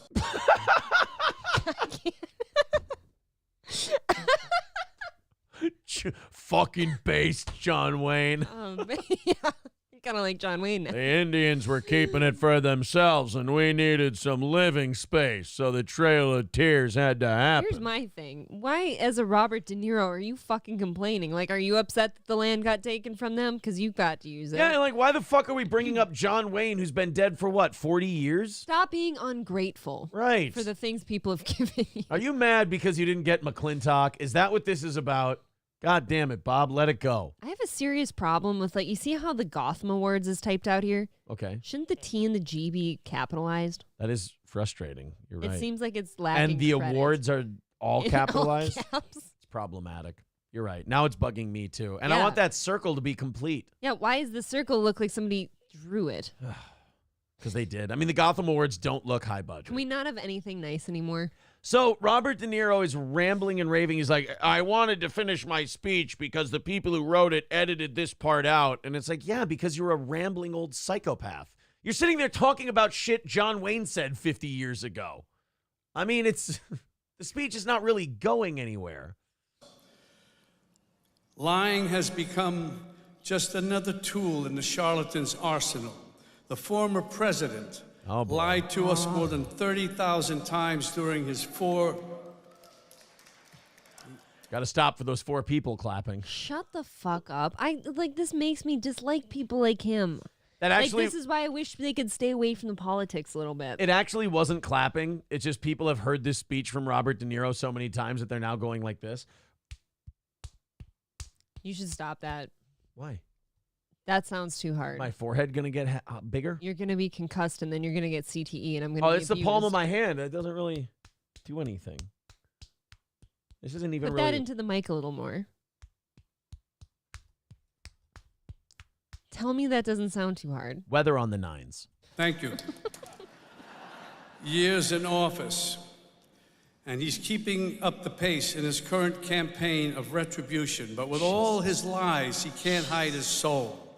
He attacks the weak, destroys the gifts of nature, and shows disrespect, for example, by using Pocahontas as a slur. That's a funny one. And what though. have you done? If you're gonna shit on him, you can't quote his greatest hits. Pocahontas is a good one. That's a funny one. Pocahontas is not offensive to Native Americans. He's using it to a woman who faked being a Native American. Right. She lied about being a Native American, so he calls her Pocahontas as a jab. If there was a Native American doing some kind of activism thing, he goes, look at Pocahontas over here. Am I right? Yes, that would be horrifically racist and offensive. But he's making fun of a stupid white lady who lied about being a Native American. That's funny. You just pulled a Trevor Moore. It is really illegal when you say... It's really illegal to say Redskins. Totally illegal. Terribly illegal. Filmmakers, on the other hand, strive. This is where I came in and I saw that they edited all that. That seems You know why? Because they're sick of your shit. They're just like, oh, God, Bob, we get it. He came on your girlfriend's tits 20 years ago. Let it go. But can we just stop with the, can we stop co-signing what this person says with clapping? What is it about white guys when they marry black women, they become insufferable? Bill Burr, Robert De Niro. Wait, he's with a black woman? Oh, yeah. Who is it?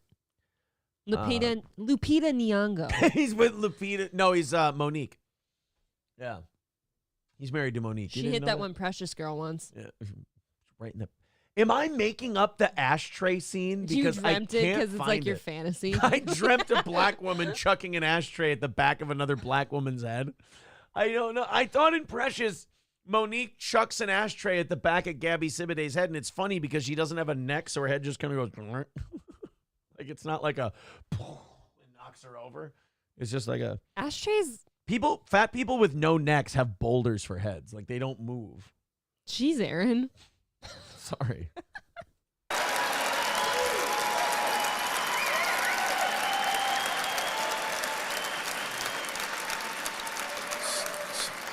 So I'm going to say these things, but to Apple and thank them and all that, Gotham, blah, blah, blah, Apple, but...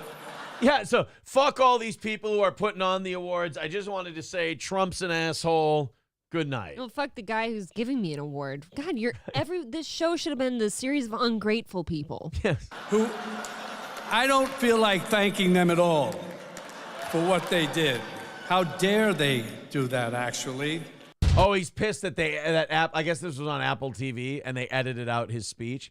Yeah, because Apple TV knows their audience. They're like, they don't want to hear this old doddering fool fucking blab about Trump anymore. Most people don't want to hear about politics with their stupid award shows. Right. But that's all they are now, which is insufferable. Yeah, Fat Mongoloid says, I swear that was real. Yeah, the Gabby Sibiday thing in that movie, but I can't find it anywhere.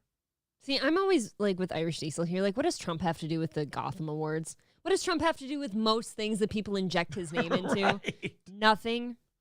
De Niro has dated black women for 40 years. Oh, well, God bless. God bless. Well, I don't know. After today, what you've shown me, I don't know if I can co-sign a De Niro movie. Skeezy was saying, stop making me defend Trump, you piece of shit. That's how I feel about all these people. Yeah, it's like, I'm not a big Trump guy. Stop making me like him. I never go out of my way to defend Trump. I might have voted for him. That doesn't mean I think he's a god or anything. Right. But these people are crazy. Stop being the parents that make me go fuck the black guy. On that note, I'm going to go pee. Stop being the parents that make me rebel fuck people. I don't really, because I don't care to do it. And quite frankly, it hurts afterwards when I try to walk. I tried that one. God damn it.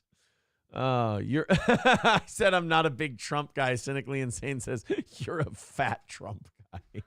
You fucking dick. Need Trump says, are we done with this piece of shit? I cannot stand him. Shut the F up, Karen says, Aaron, you secretly like Trump. Admit it. No, I don't dislike him. I really don't. I'm saying like I'm not oh yeah, fucking Trump. I think he's the man. I'm more of a I'll take him over what we got kind of a guy. And I find him to be kind of hilarious at the same time. But like I don't get into it like, yeah, he's our fucking savior. I'm just like, everyone else is so dog shit. Like I'll take that. It's like a sloppy Joe is not my favorite food, but if it's next to a cat shit Alfredo, I'll treat a sloppy Joe like it's filet mignon. There. Donald Trump is a sloppy Joe in a politics full of cat shit Alfredo. And that's why you come to this show. The political talk. That's all. The Farrah Abraham story. We were talking about this, I think, yesterday or Monday, that it's fun to watch the Teen Mom experiment a generation later and watch what an abysmal, predictable failure it's been. Not only on the culture, where it became cool to get knocked up as a teenager, or at the very least excusable. This is another thing that, like, high school me has to apologize to the religious right for, because they were kind of dead on. Gay marriage being a slippery slope to other goofy shit. They were right about that. You know, when I was in high school, I was like, come on, just let them get married. And Christian conservatives were like, yeah, but if you let him get married, you're going to deal with this thing and that thing, and it's going to be a slippery slope to a bunch of perverted weird shit. And then, like, it didn't take 10 years before they were like, you got to let someone cut their cock off and play basketball against girls. It's like, what? Wait a minute. You're like, oh, no. Was Bill Bennett right? That's not good. But the Teen Mom thing is the same thing. In high school, people would watch this just for mindless, brain-dead entertainment like Jersey Shore. But the Christian right people were like, nope, this isn't like Jersey Shore. It's going to make teen pregnancy more excusable, and teen pregnancy is something to be ashamed of, which it is. But we all went, oh, shut up, you fuddy-duddies. You don't know what you're talking about. And now you look at the one, her kid keeps running away and getting hospitalized to the point where they're going to have to take her kid away. The New England trash and her shitty mom. Then you have Farrah Abraham, who just started taking it in the keister and never looked back.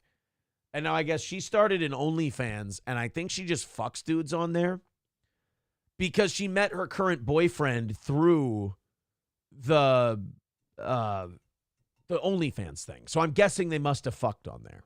And now, like, she's trying to have this relationship with this dude, but it's like just starting so fucked up. And it's like, oh, interesting. So you're saying taking this woman who got knocked up as a teenager, parading her on national television. She never got an education. She never learned a trade. She never learned how to take care of herself. She really only knows how to sell her celebrity body.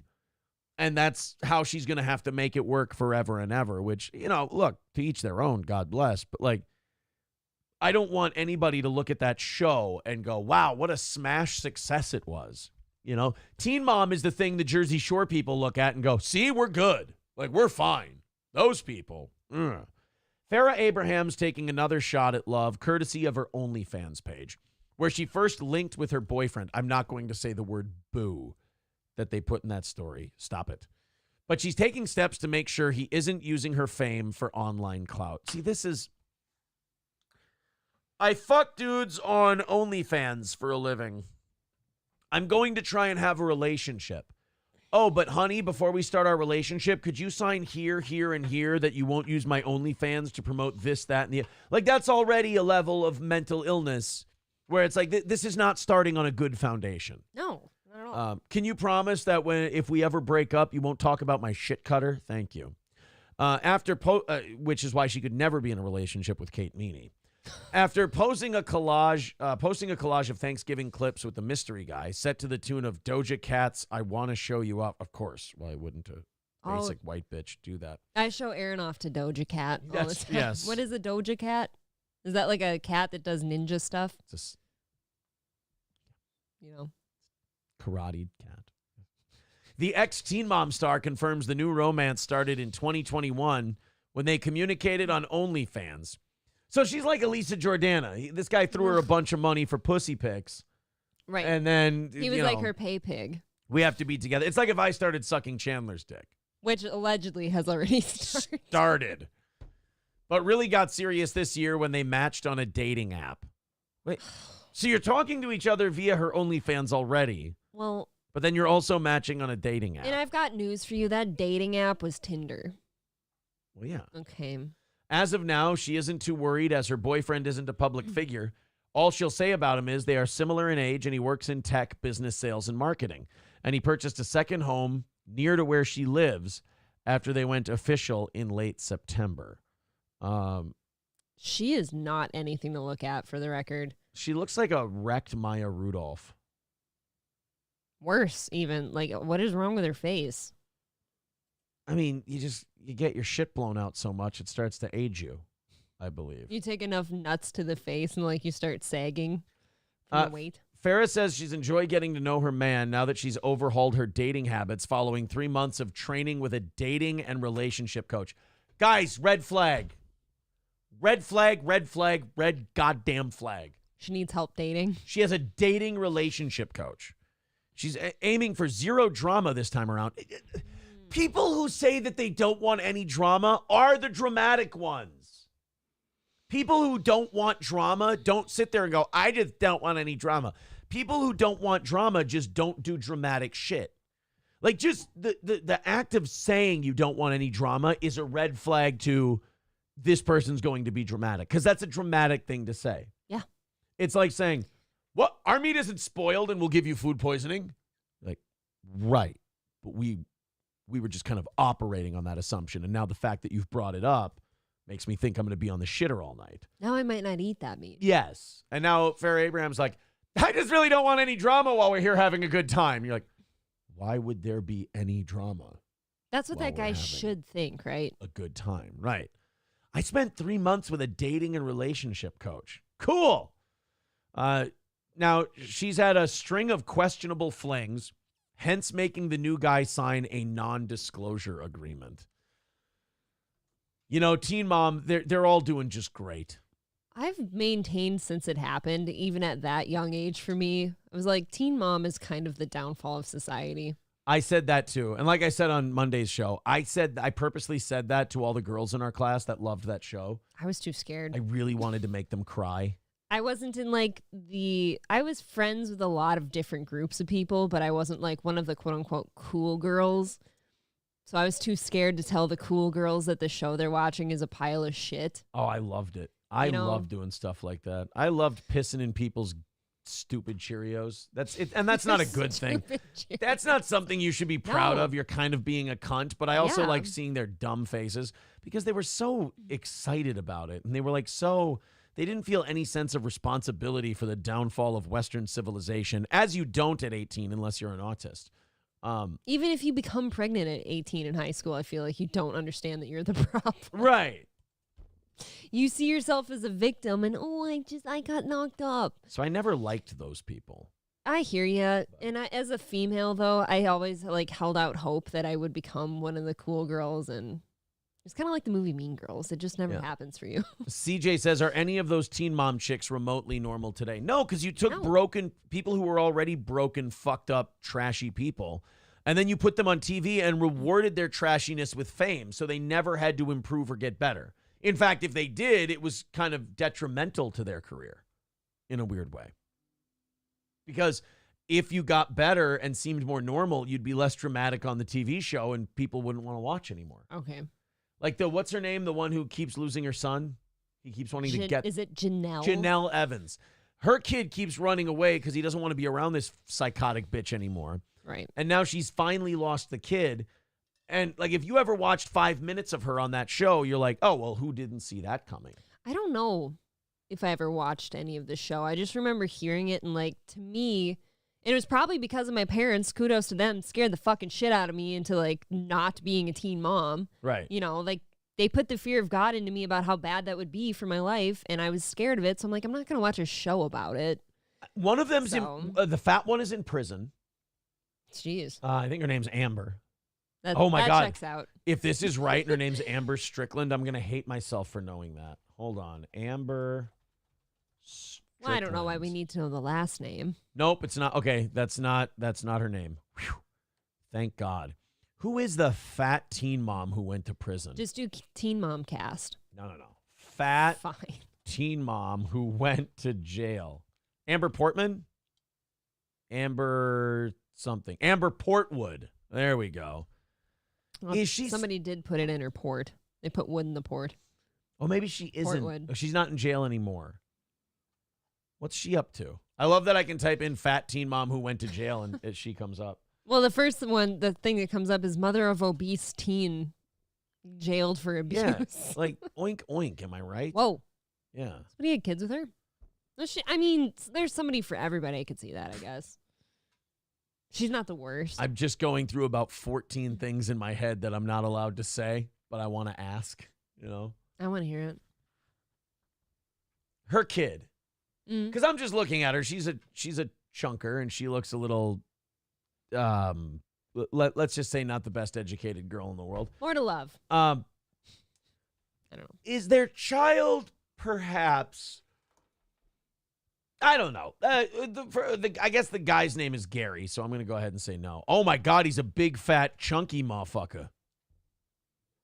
Her baby daddy. Well, anyway. Well, she went to get together? Yeah, she went to jail. Convicted criminal from Indiana. Single mom from Indiana. Holy shit. What'd she do, though? I think she beat the shit out of some girl. I think that's what it is. I wasn't cool either, girlfriend, says Keanu. Oh, why don't you two commiserate about? I'm sure Gino and I were like the coolest kids in high school. Well, aren't we just a couple lucky bitches then? Probably. Are you two Chad Zumocking it? Were you cool in high school? Gino was cool in high school, but you also have to remember they didn't allow black kids in his high school back then. So there was, I mean, it was He a was like a smaller. token. Yeah, it was a smaller. He was the closest thing to a black kid that was allowed. I understand that. Oh, Jared said that she hit Gary. That's why she went to jail. Aristocox says, why do I think April wants to watch Steve Rinella, but Aaron watches The Real Housewives? Just a hunch I had. I mean, do I like Law and Order SVU? Of course. But do I want to watch First Blood Part 2? Look, do I Yes, subscribe? but April doesn't like the First Blood movies. Do I subscribe to Meat Eater podcast and watch it while I'm cooking? I can't believe you don't like the Rambo movies when you're I like. never said I don't like those. I've never seen them. But Who you are never you talking have about? an interest to watch them. They seem boring. They're really fucking good. At least the first one. I don't have a dislike. Brian Dennehy is such a good dog shit villain in that movie. Like just a piece of shit. You love a good piece of shit.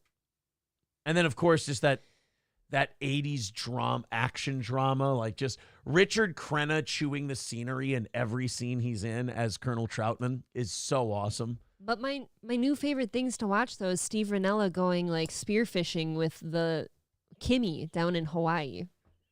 Who's the bitch who like catches the them. catfish with her arm with the tits? The noodling girl? Yeah, who's the tits? It's who got to catches, call it noodling. Who's the noodling tits chick? The I don't know, chat's just gonna have it right away. Look it up, noodling tits chick. Oh yeah, let's hear. Let's see if Google knows. We're already on every list we could be. Noodling tits chick. Hannah Barron. It came up right away. Noodling tits chick. Hannah Barron. Let's watch fucking some brilliant. videos. I want to see it. Hannah Barron catfish. Oh wait, no. I think she's the one though who looks a little bit like a teenager, and I get uncomfortable watching her. Well, then we have to find the other one. I got it. I don't think so. You can't burn through it, Kenny. That's why. I fucking love these I know. people. God, these people are awesome. They're my favorite. He can't burn through it. He just got to bite that some bitch right in the ear. You got to take him right up. They're just uncultured swine. Yeah. Hell, it can't burn through it. And that's the problem with catfish. Like, you got to dig in the mud. Like, you got to go into, like, the goop Hey, and babe. the piss and the shit. Sometimes you got to go mud to go noodling. It's true. How many hillbillies die a year just trying to pull a catfish out of mud? They just don't Too come back many. up. Too many for my taste. Oh, yeah. Look at that. Look at that fish. That's fantastic. How does it just let you deep throat his gill, though? They're dirty whores, those catfish. Fucking hell. Oh, she's up through his gill. Yes, babe. I thought they just let him get the arm and you pull him up like that. Is there another one in there?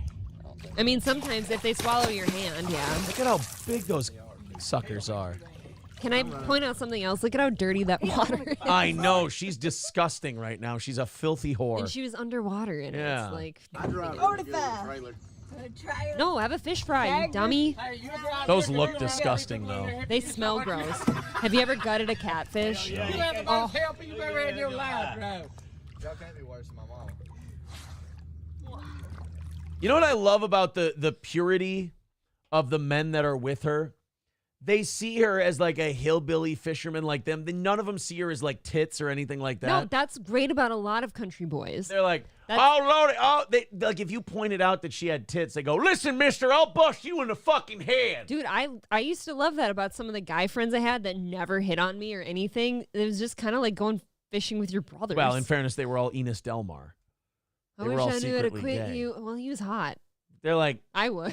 but like all those hillbillies, like if you're like, oh man, don't you just want to fuck the shit out? Listen, mister, she's got a big throbbing dick just like the rest of us red-blooded fisher Yeah. males. If you say that she's got a vagina, well, them's fighting words, motherfucker, and we will go at it. Your fists look really small on screen. What? Big in person, small on screen. It's amazing, isn't it? It's amazing. Amazing. Now wait a minute. Do you let your girlfriend catch all the catfish? Beta. So So you, Hannah Barron, you are a catfisher person, and you go and you catch the catfish. So your boyfriend, what does he do while you catch the catfish? He holds the camera, Jesse. Beta. That's amazing. I don't like that they let all their fishies back and don't eat them. Like, catfish are disgusting. When you cut them open and gut them, oh. Why do they taste so good then? Well, you don't eat the guts, dummy. No, but I mean, like, they're bottom feeders. Aren't they supposed to taste like shit?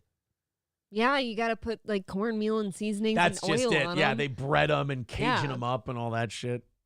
They're basically, their skin is an edible plate. Or their meat. Their meat is an edible plate that you just pile other shit on top of. It's like Oz using a Totino's party pizza Right. and, you know, dressing it up with other toppings. Exactly. But he says the pizza is so good. That's amazing. Yeah. We're here with Oz. We're doing a cooking show. It's a Jesse Lee Peterson cooking show. I'm here with Oz today. Oz, you have a Totino's party pizza, and we're going to put mushrooms and cheese and pepperoni. I have a question. Why don't you just make a homemade pizza? You could just buy the dough and build a new one. That's amazing. Appreciate y'all. Appreciate y'all. Yeah, She is cute. she's an adorable little fisher lady. I go noodling with her. Deep. Real deep. Would you go deep and go noodling with I her? go mudding with her Yeah. first. April, why does your fist smell like shit? Oh, that's what the catfish smell like, Aaron. Oh. You didn't have your fist in Hannah Barron's ass again, did you? No. It's hard to tell, though, if it was in Hannah Barron's ass or the catfish. They both smell Right. like You shit. have that's called plausible deniability. Oh, she got another one. We did a flip. Catfish pulls her under and fucking drowns her. It's like, oh, funny, is it, whore? How about this? I spit my damn beard. I love him. What did he say? You about flip my damn beard. I spit my damn beard. I'm sorry. Yeah.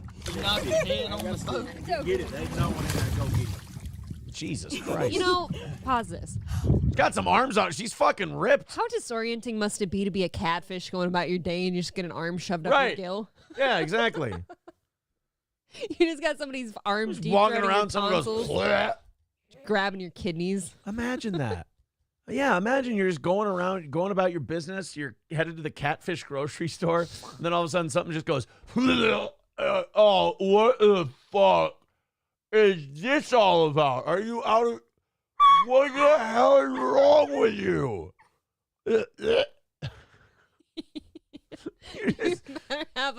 You better have a null gag reflex. 'Cause Yeah. you're just gonna be gagging. You dropped your little catfish off at catfish daycare. You're on your way home. You got a busy day of errands in front of you, and then all of a sudden, what the fuck is this shit?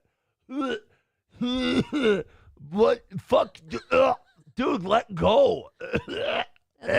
I thought I was done sucking dick. Just aggressively shoving a fist through my gill hole. Knock it off.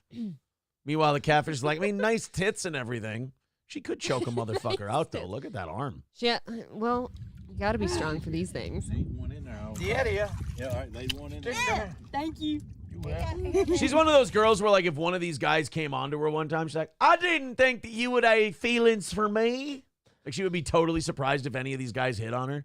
I thought we were just good buddies. He's like, I've been shooting jizz out of my eyeballs every time we go out on the boat. I like the way you noodle, girl. Oh, thank you so much. This whole thing. Oh.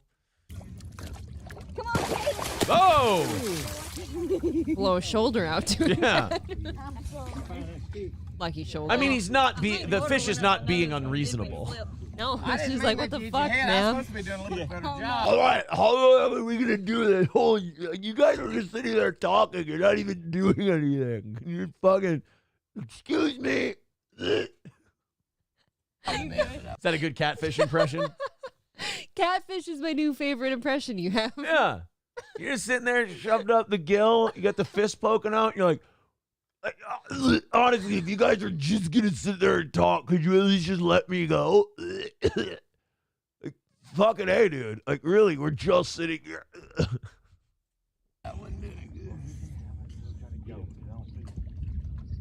He's not moving anymore because he's just like, all right, waiting on you.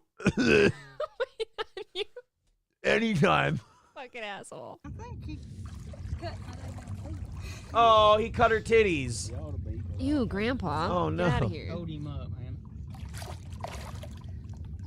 You don't like being held up yet. No, No. because you're fisting his mouth. Would you like that? Would you like me to deep throat? I mean, wait. Continue.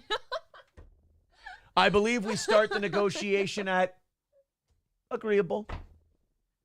Would you like I'm me to deep throat? No, I'm busy. I have a lot to do today. I'm finished. I don't have time to have my dick violently sucked.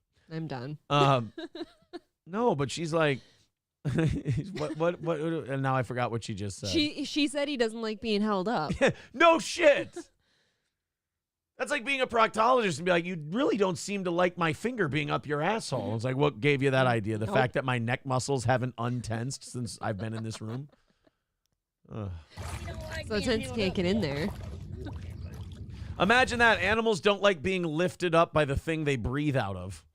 Right, like, would you like an arm shoved deep down to your tonsils? I don't get it. It's like a Viking going, this guy doesn't like to have his ribs separated and his legs spread out over them. That's Like, really this weird. poor fish can feel his connective tissues dislodging, and she's like, oh, you don't like being held up there. Really sorry I flopped around. I understand I'm bothering you. The more the poor fish flops, he just tears things. I know. Poor guy. Could you let him go now? I had to bump this one around. He needs water. I had to hold the stick when you went in there, I feel like. And I thought I had it blocked. Yeah, I had to bump him around. Jesus. Sounds like we're having a good time. I think titty catfisher is a more respectable trade than titty streamer. At least you're putting some work in. Right. Exactly. Keanu says more catfish. Well, it's more caught catfish. I can't do a regular. I don't know how to do a regular catfish. Just one who's been fucking lanced through the lungs by a big-titted woman's fist. You know, I like watching real noodling videos, though, where somebody's, like, leaning off, like, a boat dock with their whole arm in the water. Like the and they fat, hairy hillbillies? Yeah, those are the better Can you ones. just give me a real quick noodling? With a big fat guy who goes into, like, the catfish caves? and I he's like- only prefer noodling with fat guys. Union Jack says, this is a great bit. Well, you know, I do what I can. It is the abruptness of the being caught has to be the weirdest part. Because they're just like chilling, like, you know what I think I'm going to do? I'm going to take a nap. Wait, get the fuck out of here. What are you doing? Get this thing out of here. What is he doing? Is he just kind of fucking, I hate these things. Get out of here. What do you want? Oh, I did not see this going that way. Stop making that sound. That was aggressive. All right, fucking do something. This just seems really unnecessary.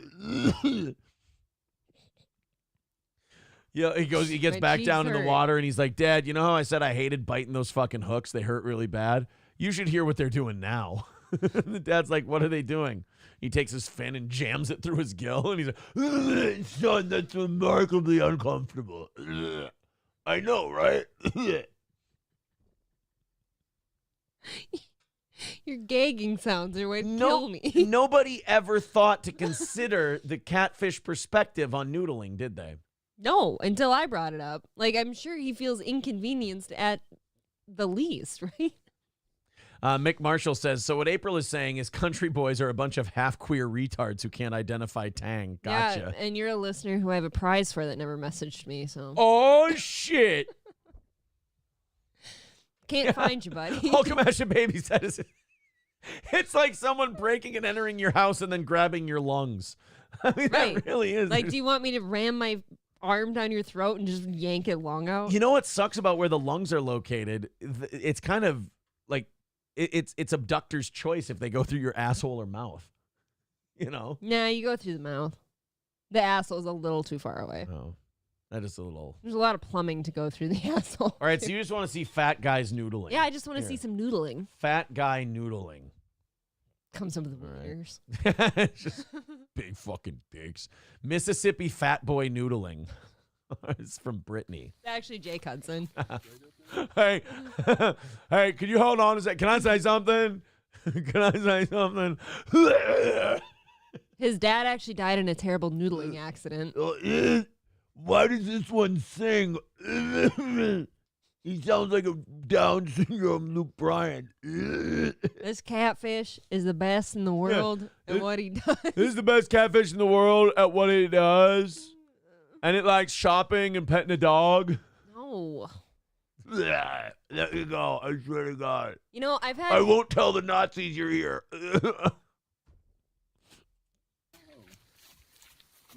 Yeah, go to the side of the... So he's just doing this barehanded. He's old school as fuck. He's going in a hole. See that? Right side of the... It looks like if the river had an asshole, it would be this spot right here. Which one? No, don't push it. Go to the So right you like side to see of the these types of guys with the tits and the bellies. Yeah, I do, actually. Noodling. These are this is your type of noodler. I can see hot chicks anytime. See what I'm talking about? Right Something about them getting muddy because they fucking deserve it because they're dirty. Oh, he's trying to noodle with a stick apron. Oh, he grabbed a stick. Come on. Fucking sodomize that fish in the gills. I don't think that's how it works, babe. Uh-oh. He's in there. He's big. Come here, D. No, you do it. This is like Eddie from Christmas Vacation. Yeah. Oh, yeah. He's in there. Oh, yeah. Shitter soul. Come here, baby. Come here, baby. Come here, baby. Come here, baby. Come here. Come here. Ow, you mother Hubbard. Get back out of my face. You mother Hubbard. You son of a bitch. See, and he won't wear gloves. Hey, He you ain't no bastard. bitch. Come here. Where you go? Where'd you go? Come here. Where the hell are you? Oh, you big bastard. Come here. That's a real evasive creature. You can yell ugly bastard at it and you can still catch him. Come here. He doesn't understand. The catfish doesn't understand threatening tones. If you'll just take your hand in there and rub it beside the fish, he'll bite your hand. Then you Hey, both of you, you do know you can go to a supermarket and just buy one of these fucking things, right? No, it's not like the real fresh catch. No, I got to strip down to my cargo shorts and get my fat titties down in the water. Look at his tan, by the way. I don't know how you get a tan like that. It's like the lower half of his abdomen and ass is just sheet white. He tans with his shirt just up like this. Wow. Or no, down. It would have to be It'd be down. down, actually. He pulls it down. grab it. No, you gotta bite my hand. Come here.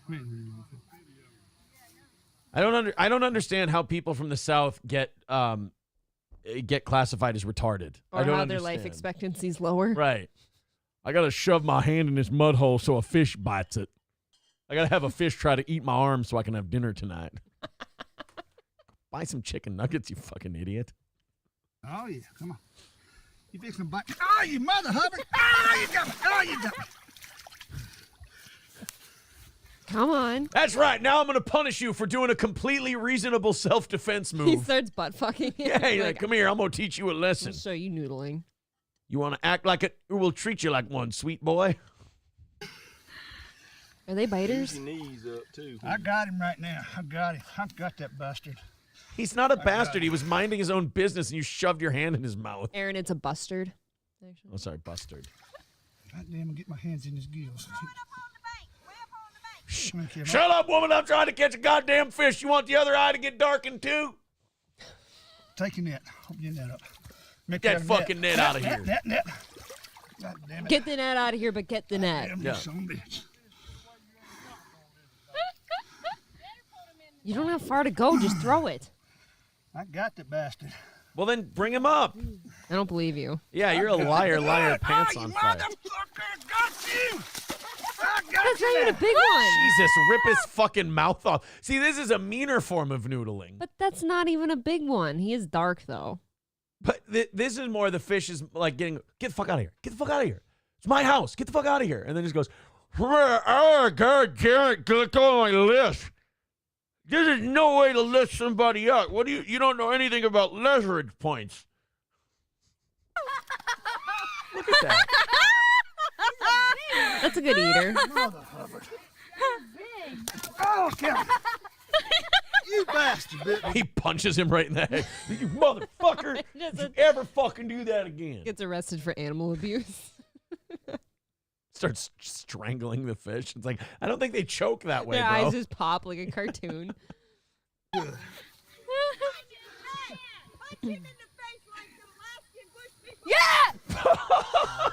I was joking, you redneck pieces of Did shit. you hear the whole line? Yeah, it's like, punch him in the face like the Alaskan bush people. Jesus Christ. Who are you people? Walking stereotypes? Right. Jesus. She's also barefoot and pregnant, but with like an O'Doul's in her hand. Yeah. Punch him in the face. Like, these guys are like, you can't make fun of them because every time you make fun of them, they just do the thing. They own it. Yeah. You bastard bit me good.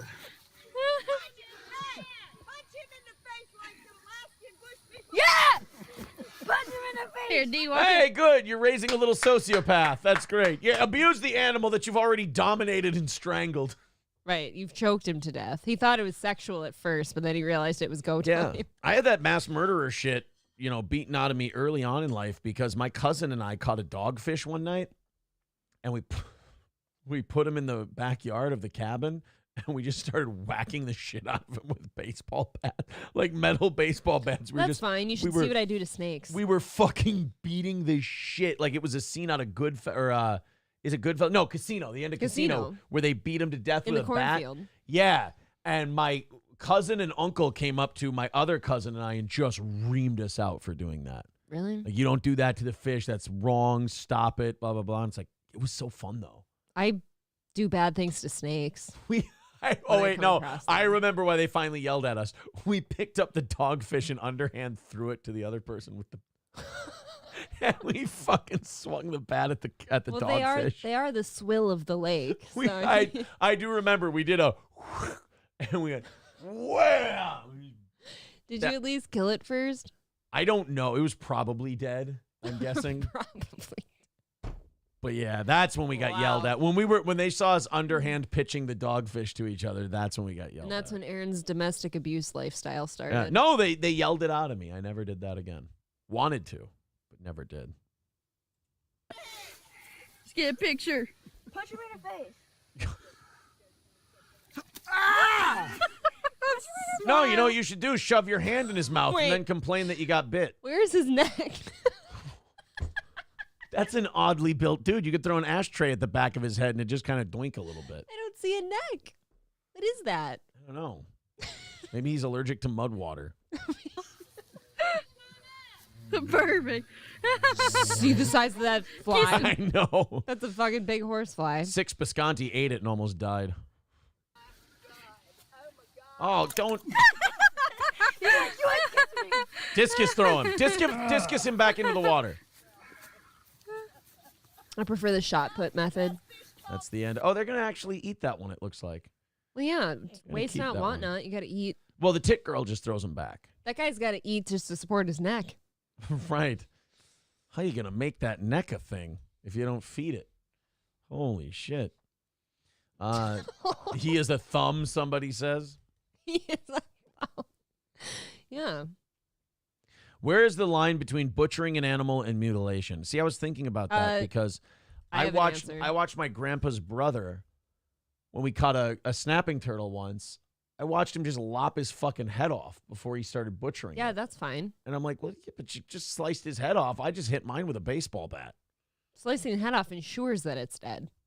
That's a good point. I just made mine retarded. Okay, so to me, the question was, what's the line between mutilation and butchering? Where is he on the pest level of like creatures? Like, is it a field mouse or is it a coyote? I don't know. Are catfish pests, typically? No, I don't think they're a pest. Carp are a pest. They can beat those with a shovel. We have, remember when Florida passed that law that said, like, no talking to kids about gay shit and stuff like that in school? Oh, yeah, the Don't Say Gay bill. Yeah, what they called the Don't Say Gay bill, but what it really was is if a kid's under 9 years old, please don't talk to them about butt fucking. Like, it really was one of the most reserved bills you could have. Bigots. It was like, hey, could you not talk about sodomy in front of 8-year-olds? That was the bill. And they went, no, it's the Don't Say Gay bill. I'm sorry, but if you're a group of people who contests and protests that you can't talk to kids about fucking each other, you're suspect to me immediately. Yeah, that is a very adult move. We shouldn't be involving children in sex at all. You can't do two things at once. You can't say, hey, don't stereotype us as child molesters, and then also go, hey, don't ban us from talking to your children about fucking their butts.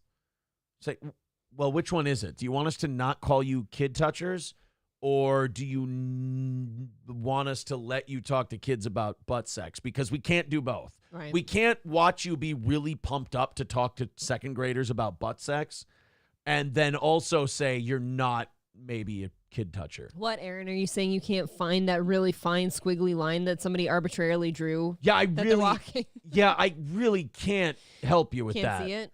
Quit treating me like I'm the problem because I want a little consistency in your rhetoric, you know? That's where you and I part ways? I guess. Well, Florida's actually enforcing this law. Oh, okay. A Florida high school principal and other top officials were made to resign for allegedly allowing a trans student to play on the girls' volleyball team. I'm for this. Yeah, get the fuck out of here. They're trying to enforce a law where they want it to be a fair, competitive playing ground. You tried to sneak it in. Imagine being so shitty that you're trying to sneak a trans person onto your girls' team so you can win a few extra games. And how shitty is that athlete if you have to sneak them onto the girls' team? Right? I don't know. Get out of here. Knock it off. I can't say it enough. Like, that's what it boils down to. Just knock it off. No more sex and kids together. How'd you know that they had a biological male on the women's team? We kept finding pubes on the ball. It's really weird. And as the coach of the girls' basketball team, I always make sure my girls shave their pussies. Well, it makes them more aerodynamic on the court. It really does, though. Plus, it discourages their lesbianity. The spandex fit better. Yes, exactly. Let's learn a little bit more about this one out of Florida. And now on to another campus controversy, a decision regarding... This guy's really mad about the Don't Say Gay bill. I think this guy should have to recuse himself from this story. He's biased. Wow. She's cute, though, huh? No gay boys for her. No, she doesn't like it. Only throbbing cocks. That's right. She was so mad when she met this guy and he started talking. Right. I really thought this was the way to get back at Dad.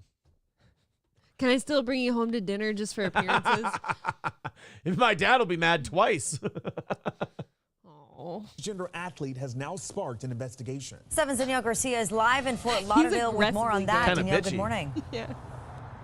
Good morning, Lorena Tavares. That's right. The principal, assistant principal, and some coaches were all reassigned from Monarch High School because of allegations that they let a transgender student play on the volleyball team.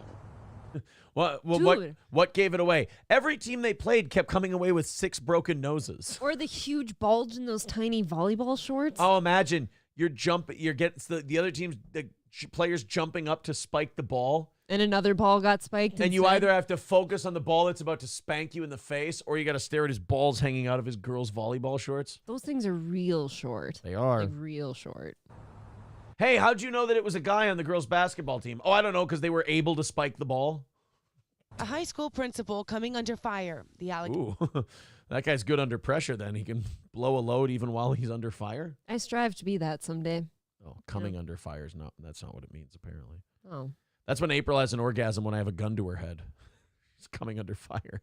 Yeah, she just puts my 12 gauge to my temple. You fucking come her You out. like that? The worst thing is she almost snaps my dick off. It goes so crazy. Proper student participation in sports. I don't think it should be a problem big I enough. think you should stop picking zits. What are those? That's not even a zit. That's what happens when you pick. That's leprosy. Yeah, why aren't you wearing your iron mask? Those are weird.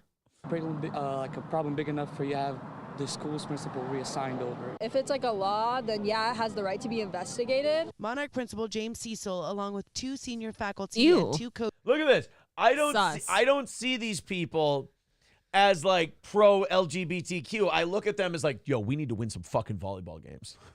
Like anything that gives us an edge for real.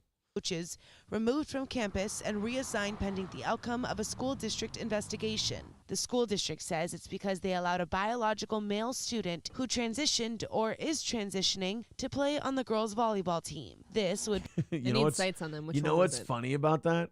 Girl volleyball players are built like such brick shithouses that I couldn't figure out which one's the dude. I always wondered if they were considered hot or not, because it's different when you're in high school and you're not really broadened out yet. When you get to like college, they really are kind of linebackers.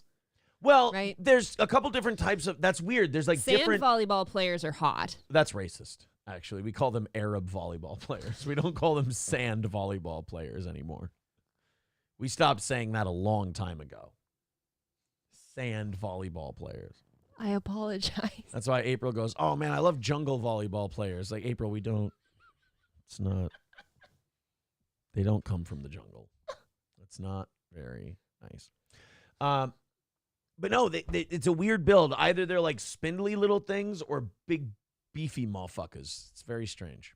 Team. This would be contrary to state law, barring biological males from participating in female sports. But we're 0-6 and we're about to start conference play. What would you have us do? How are we going to get funding for a new gym next year? Right. I don't see anything wrong with it. I don't agree with that. He shouldn't be able to play on the team. Fuck yeah. If he's a biological boy, I don't think he should be able to play on the girls. Preach. Was that a Latino? Because they're fucking based about that shit. It's good to that see was that. a white guy. Oh, was it? He was pretty white. Well, good for them too. God bless. You know? It's quickly learning. You know what? I like them both. Oh, that's good. I'm What proud of happened you. after a letter was sent to parents. If that student, like, do whatever they want. They have their right to do whatever they please as long as they're not bothering anyone else about it. They're bothering other people. They're competing against Yeah. girls. They're taking a spot away from a female, and they're beating the Dude, shit out of the people. dick alone is very distracting.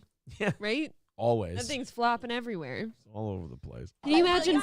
Can you imagine diving for a volleyball in a gym court and your fucking dick just smears across the gym floor? Oh. My he pussy is sliding all over the volleyball court. Not my she-cock. Anyone else about it. I feel like it's kind of unfair. Yeah. Just because of the strength that boys have. Like, if anything... I like this. At least, like, you think of kids as, like, easy to brainwash and shit. It's nice to know that, like, a good at least half of them for this news story, which, by the way, if half in the news story are against it, that means in real life about 75 to 80% of them are against it. It's nice to know that even dumb kids draw a line in the sand. It's like, look, you can feed us a lot of bullshit, but you can't get us on this one. I'm sorry. In life, I think you should be able to do whatever you want, regardless of how you see yourself. One school board member also. That's contradicting what you just Right. said. You should be able Stop to being a fence sitter. do whatever you want as long as you're. Wait, what? You can do whatever you want. Go back one more time. I want to listen to fucking Chris Hayes again. Who's it? Whatever you want, regardless of how you see yourself. One school You board can do whatever you want regardless of how you see yourself. No, you can't. You don't know what regardless means. member also reacting. Where is The this person? investigation will follow the facts, and if it is revealed that state law is in question, I can tell you we will follow state law. And the union representing Principal Cecil responding in a statement writing, "We are confident that at the end of this investigation, Principal James Cecil will be fully exonerated and will return to Monarch High." It'd be funny if, like, to get his job back, they made him make a statement saying, "We will never let a trans person play against the girls, because that shit be gross, y'all." Ron DeSantis, let me have my job one of back. the assistant principals has been named interim principal. Cecil has been with the school district for more than 20 years. Reporting. Well, you done fucked up, Cease. What is it about the name Cecil that I can't take seriously? Doesn't seem like a serious name. It doesn't. It seems like you're kind of a joke. Sid Saraf says women's volleyball players have those tiny shorts too. Dong can easily come out. Yeah, Right? yeah, that's what we were talking about. They're like 3-inch spandex shorts. How the fuck do you be exonerated for something you did? Right. If there's footage of the guy playing on the team, there, law's been violated. Off you go. We did talk about Stoney's earlier. All Care Towing, 320-253-5203 for All Care Towing of St. Cloud. Midland Armory in downtown Foley, Minnesota. MidlandArmory.com for your firearms aficionado on your Christmas list. Order them something from MidlandArmory.com and use the promo code SteelToe to get yourself a great deal. That's Midland Armory in downtown Foley, MidlandArmory.com. Oh, and by the way, thank you guys for putting us just $80 away from, $75 away from tomorrow morning. Thank you. We're good for tonight, done for today. Only 75 left tomorrow morning, which is pretty much our last one of the week. So thank you. Business-related question. Yes. Do you have a number for tonight? Usually on prize nights, we only go till 9 o'clock. Is there going to be a temptation for you? It depends on how much sleep I get during the day today. Dude, I am going to sleep. I'm going to feel like a real fat piece of shit if I don't go to the gym today. I didn't have time yesterday. I went yesterday. Yeah, you don't have to. I do. Still kind of feel like a fat piece of shit. Yeah, and I want to eat. The thing is, when I'm tired, I want to eat things. I'll feed you, baby bird. I know. Jack Cat with $5 says, "Are you going to still box Kevin Scampoli, frozen Asian chicken out?" Yes, I like Scampoli. I would love to box Scampoli. How do we put this thing together? Scampoli's delicious. Wait, what? You're talking about the pasta dish, right? There's a pasta dish, Scampoli? Yeah, it's fucking good. I'll eat it up.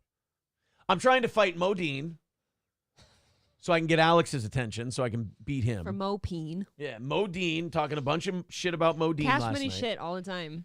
Kevin Scampoli, that would be a fun one. I think he MMA trains, so that might actually be kind of competitive. I would like that. But these MMA guys, when they get into a boxing ring, though, they kind of are retarded. What's like your dream, I guess, internet matchup? Give Stevie Lou another 6 months of training, and that'll actually be really competitive. Okay. That's a good one. My dream, like, who do I want to, like, spar with? Or, like, who would I think would be coolest? Who do you want to do a boxing match with? I know Sam Hyde. Sam would be the most fun. Sam Hyde, for sure. Sam would be the most fun, for sure. Could you take him? That would be an honor. I know. He's big, and he does have a good punch. It's anyone's fight after the first 2 rounds. If I can get through the first 2 rounds, I feel good about winning that one. He does get gassed Because eventually. I'm not a power puncher, and he's a big, strong dude. Lucky for me, no power to those punches. If I can survive the first 2, which is an ask, I give myself a shot. Okay. But I'm gonna have to make it a real boring fucking fight for those first 2 rounds. That's for sure. Let's call it studying. Yes, I'm gonna be very much the counter puncher. You should fight Jethro Bodine. Oh, Buddy Bear for sure. What happened to the Chad Zumach fight? I'd fight anybody. I want a fight really, really bad, and nobody wants to do one. Zumach was in town, and he's supposed to be fighting Aaron and fucking me, and he didn't do either. He didn't do either. He didn't fight me. He didn't fuck April. He didn't fight April and fuck me. He welched. He welched on both of them. He was scared because he was scared he'd underperform at both, unfortunately. And he's right on both accounts. But Scampoli, yeah, that would be fun. Yeah. $2 from CJ says, wait, first Hobo Chili. You should fight your obesity. Aristocock says Aaron should fight type 2 diabetes. Do you want to check your blood sugar live on air? No, my blood sugar's always fine. There's You no don't surprise know. there. CJ with $2 says, did April shoot a deer this season? Not yet. And the bitch of it is I haven't been able to go out for 3 weeks. We've been so goddamn busy, and then we have vacation coming up. I got to cram something in this weekend. How about my dick? We can start there. All right, let's start there. And then Dick hunting. And then we'll get a dead deer's antler up there at some point. That's how you confirm the kill. Do you think that's how you dominate the animal? When I shoot bucks, that I just sit on their antlers? Yeah, that's how I thought it goes. Well, you're right. I knew it. I hear when you shoot your first deer, you have to sodomize yourself with the antler. I did. Right. You're supposed to take a bite from the heart and Yep. sodomize them with, or sodomize you with the antler, right? Wait, it's got to be your butt. Keanu says you and Bisconti should fight each other with kisses. I'd watch that one. I've got bad news. I would win. That looked weird. Yeah, well, I've actually kissed her, so. Have you? The funny thing is, Keanu, we don't know what these two did upstairs when we were down here. Oh, I've actually kissed Keanu. Wow, who hasn't? I'm sorry. No, you know what? That's called collateral damage. That's not nice. That's not. I've offended her. I've offended April. This isn't good. This has upset her greatly. Psst, I'm going to break kayfabe. She just really badly needs to stretch. MSO says, so, going till 1 p.m.? No! 800. No, there's no number that would get me to... you know what? I would respect Chandler if I went, Chandler, you're not here right now. And he wrote in the chat, no, I'm not. I would be like, okay, fair. Keanu says, oh, I know what they did upstairs. Poop and blood. Poop and blood. CJ with $2 says, if you bag one, record Aaron field dressing it. Dude, I'd field dress the shit out of a deer. Are you kidding? No, but I do bring my tripod with me because I plan on That's what she filming it calls when me. It's my dick. She calls me her tripod. Oh, you're my tripod. It's adorable. That we actually have a song that Chad Zumach recorded. Fucking hell. Let's get Where the fuck is it, for God's sake, It should man? be purple. You just played it. Here we go. My hair's This been a is cunt. actually a new track by Chad Zumach. That's I've been selling my hoe, sucking all day, overtime hours for being real gay, so you can see that I'm queer. So throw me a parade. Can we sing? No, it's Chad's turn to sing. Let Chad sing. Away. I'm so damn gay, and I don't want booze. It would explain the hostility. The pen is for me, the pen is for you. Wish I could fuck some butt in a room full of dudes till I just living in the gay world. Everybody. I'm a homo. These gay men are from gay men. Lord knows they all just wanna have the way with my hoe.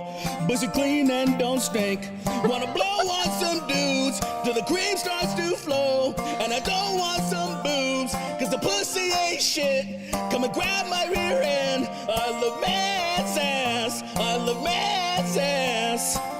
I love the song. This is my kind of music. I can listen to this sort of stuff all day. Just a guy with a beard standing in the woods. Just a gay guy with a beard standing in the woods. I only want to watch gay shit now. Well, people get in that kind of mood, you know. That's just the way they get from It's time just to the way time. it is. All right, Chandler isn't here, so I can officially say my number for going to 1 o'clock is I know better than that. You fucks.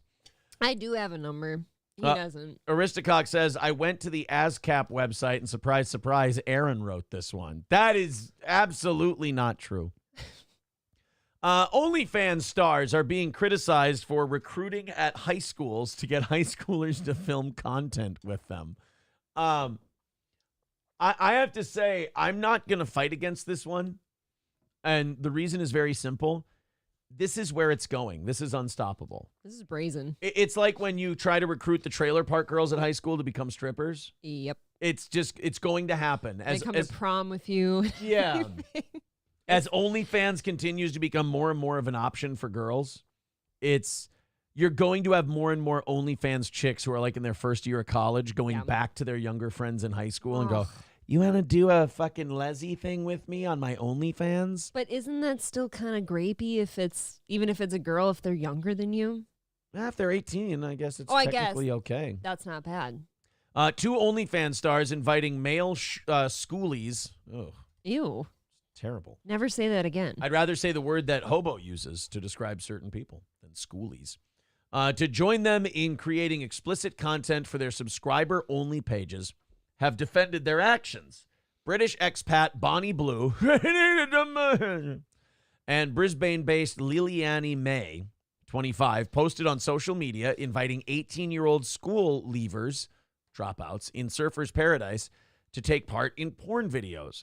I mean, if they're dropouts and they're 18. If they're not in school anymore. OnlyFans really is the most positive career path they have.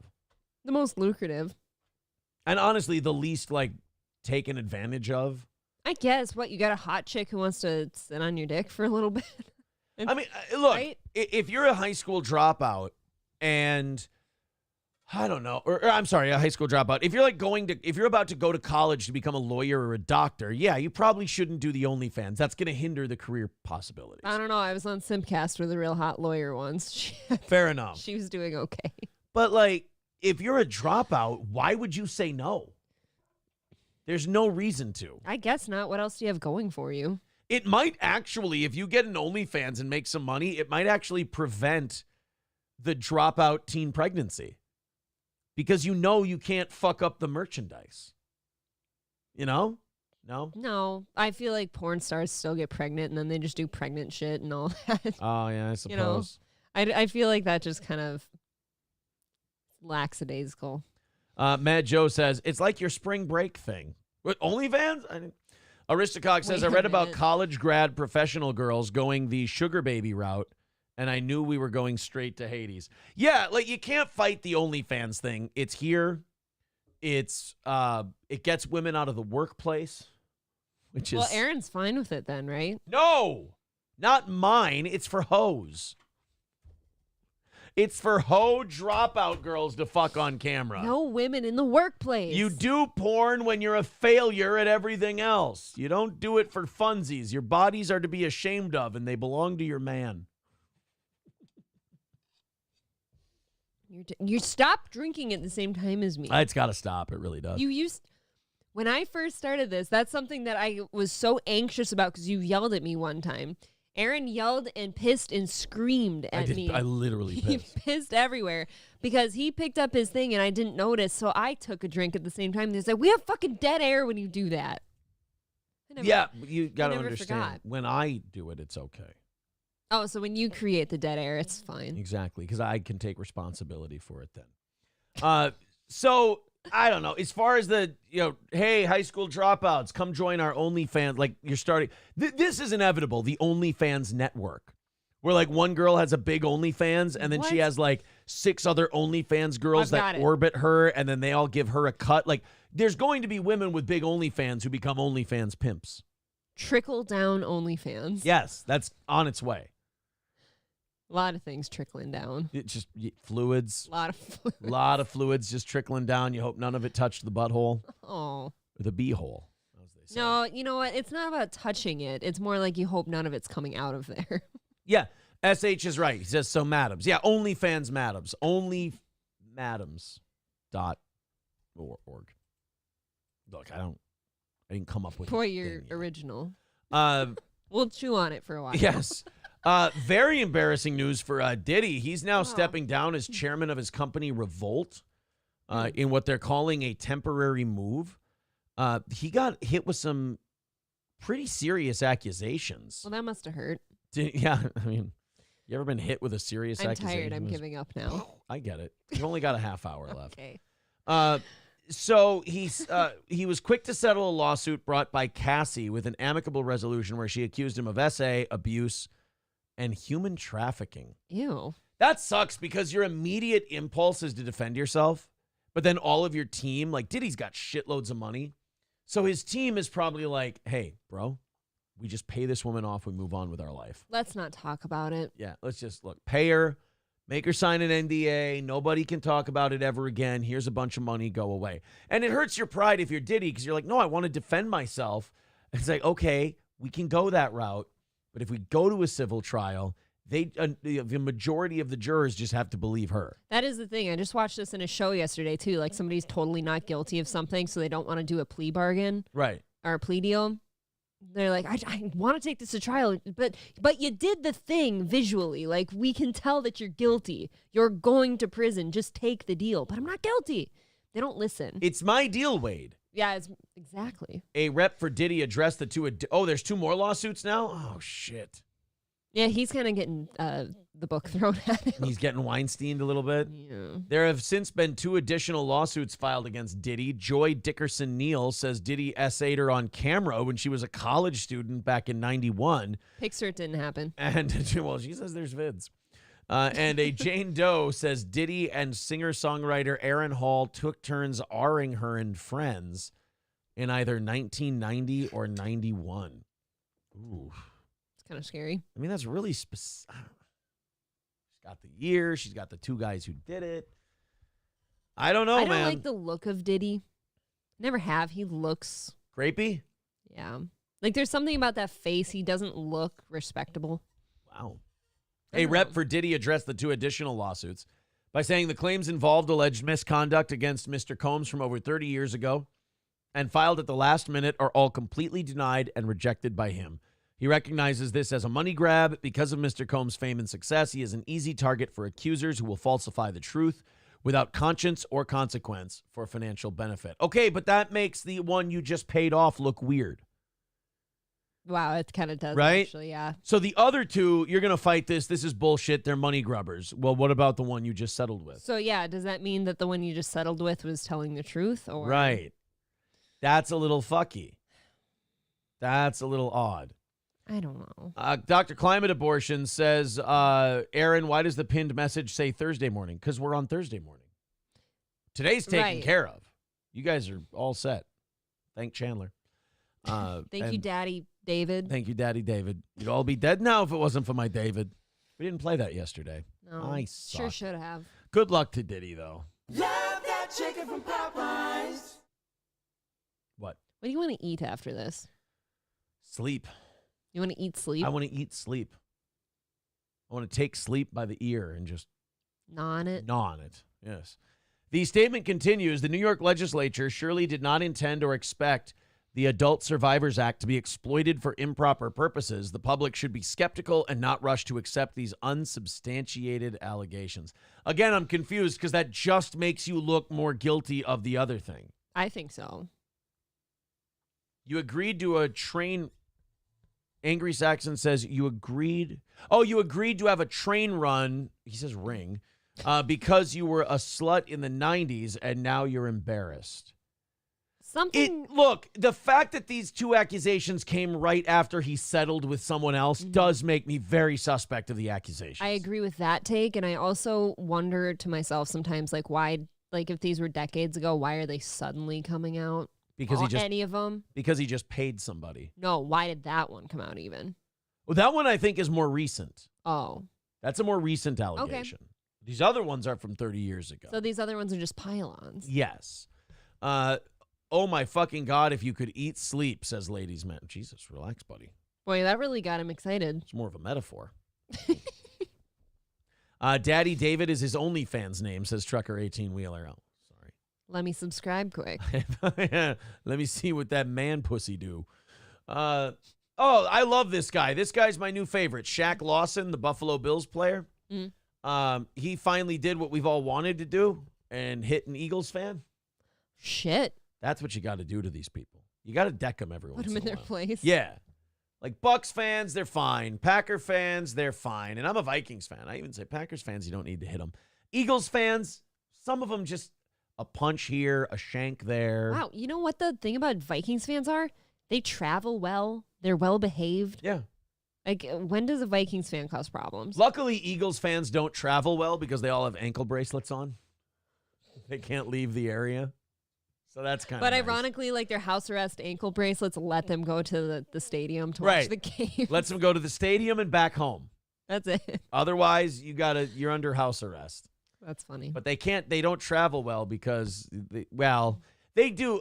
I shouldn't say that. Not enough neck pillows. They do travel well if they inform their parole officer first. That's all. So the accusation here is that Shaq Lawson hit a Philadelphia Eagles fan. He has since apologized for this, but there is debate as to whether he shoved him, made a little contact, or if he hit him. Let's see. If it's not just a full-on right hand to the jaw, I'm going to be disappointed.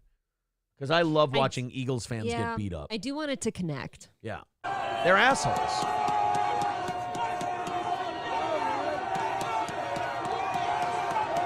Oh, see, I missed it there because I didn't see where Lawson was. It was like a push to the chest.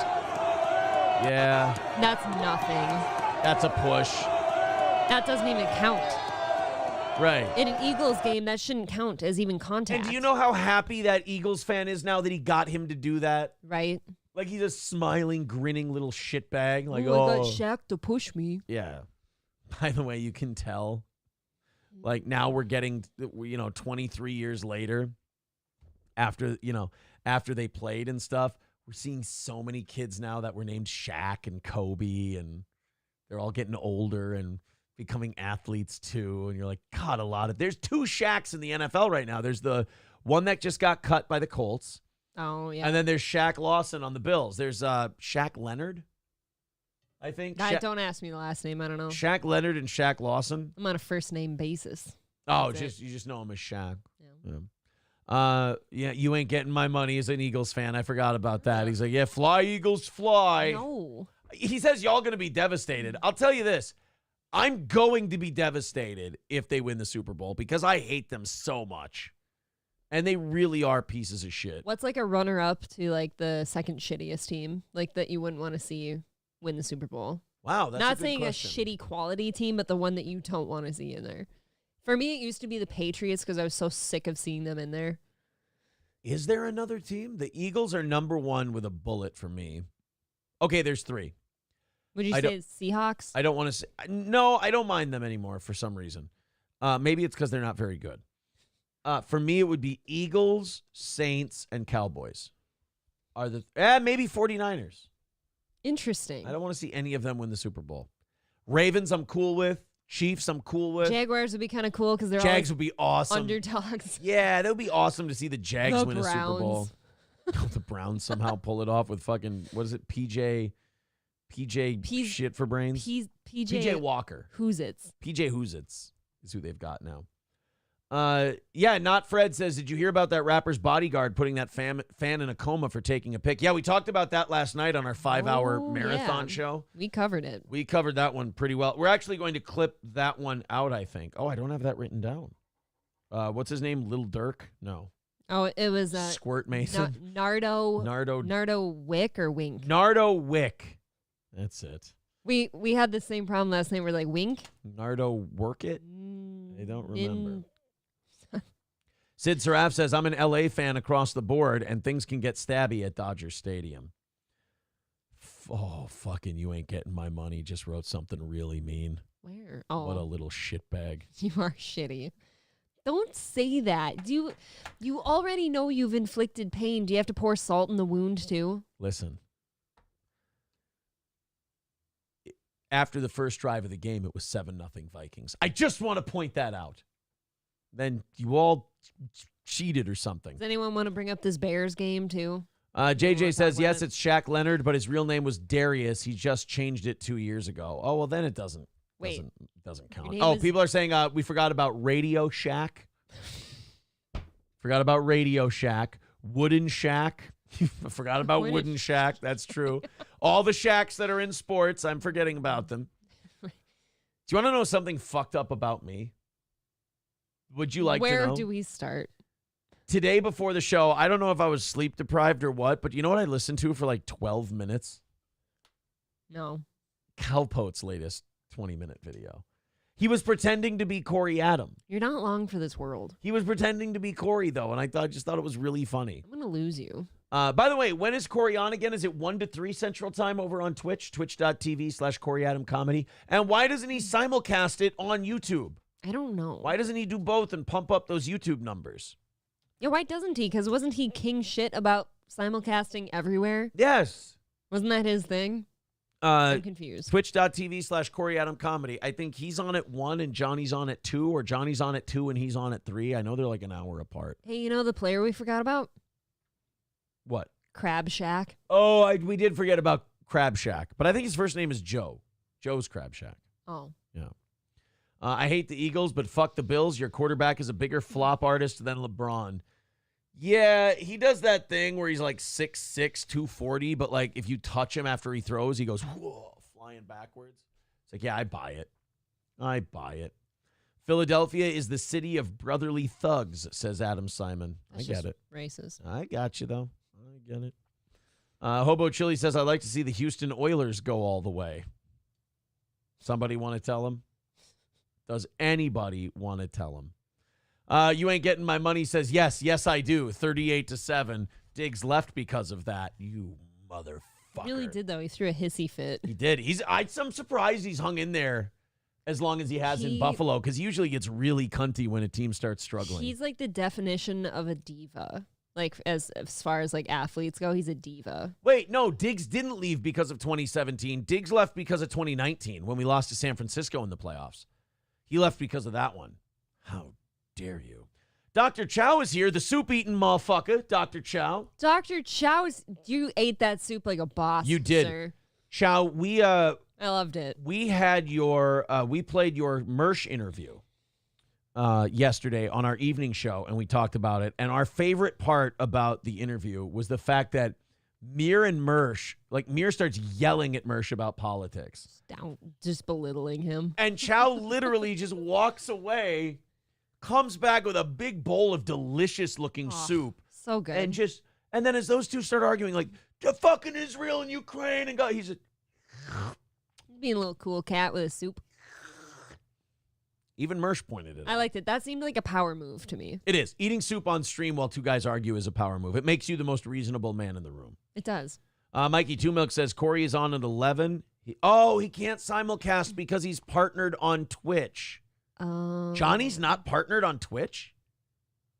Can we fix that? Can we all go over to Johnny's channel and like subscribe? Yeah, everybody go to Just Kidding LLC on Twitch and subscribe and follow him. I thought he was. Oh, man. I thought he was partnered too.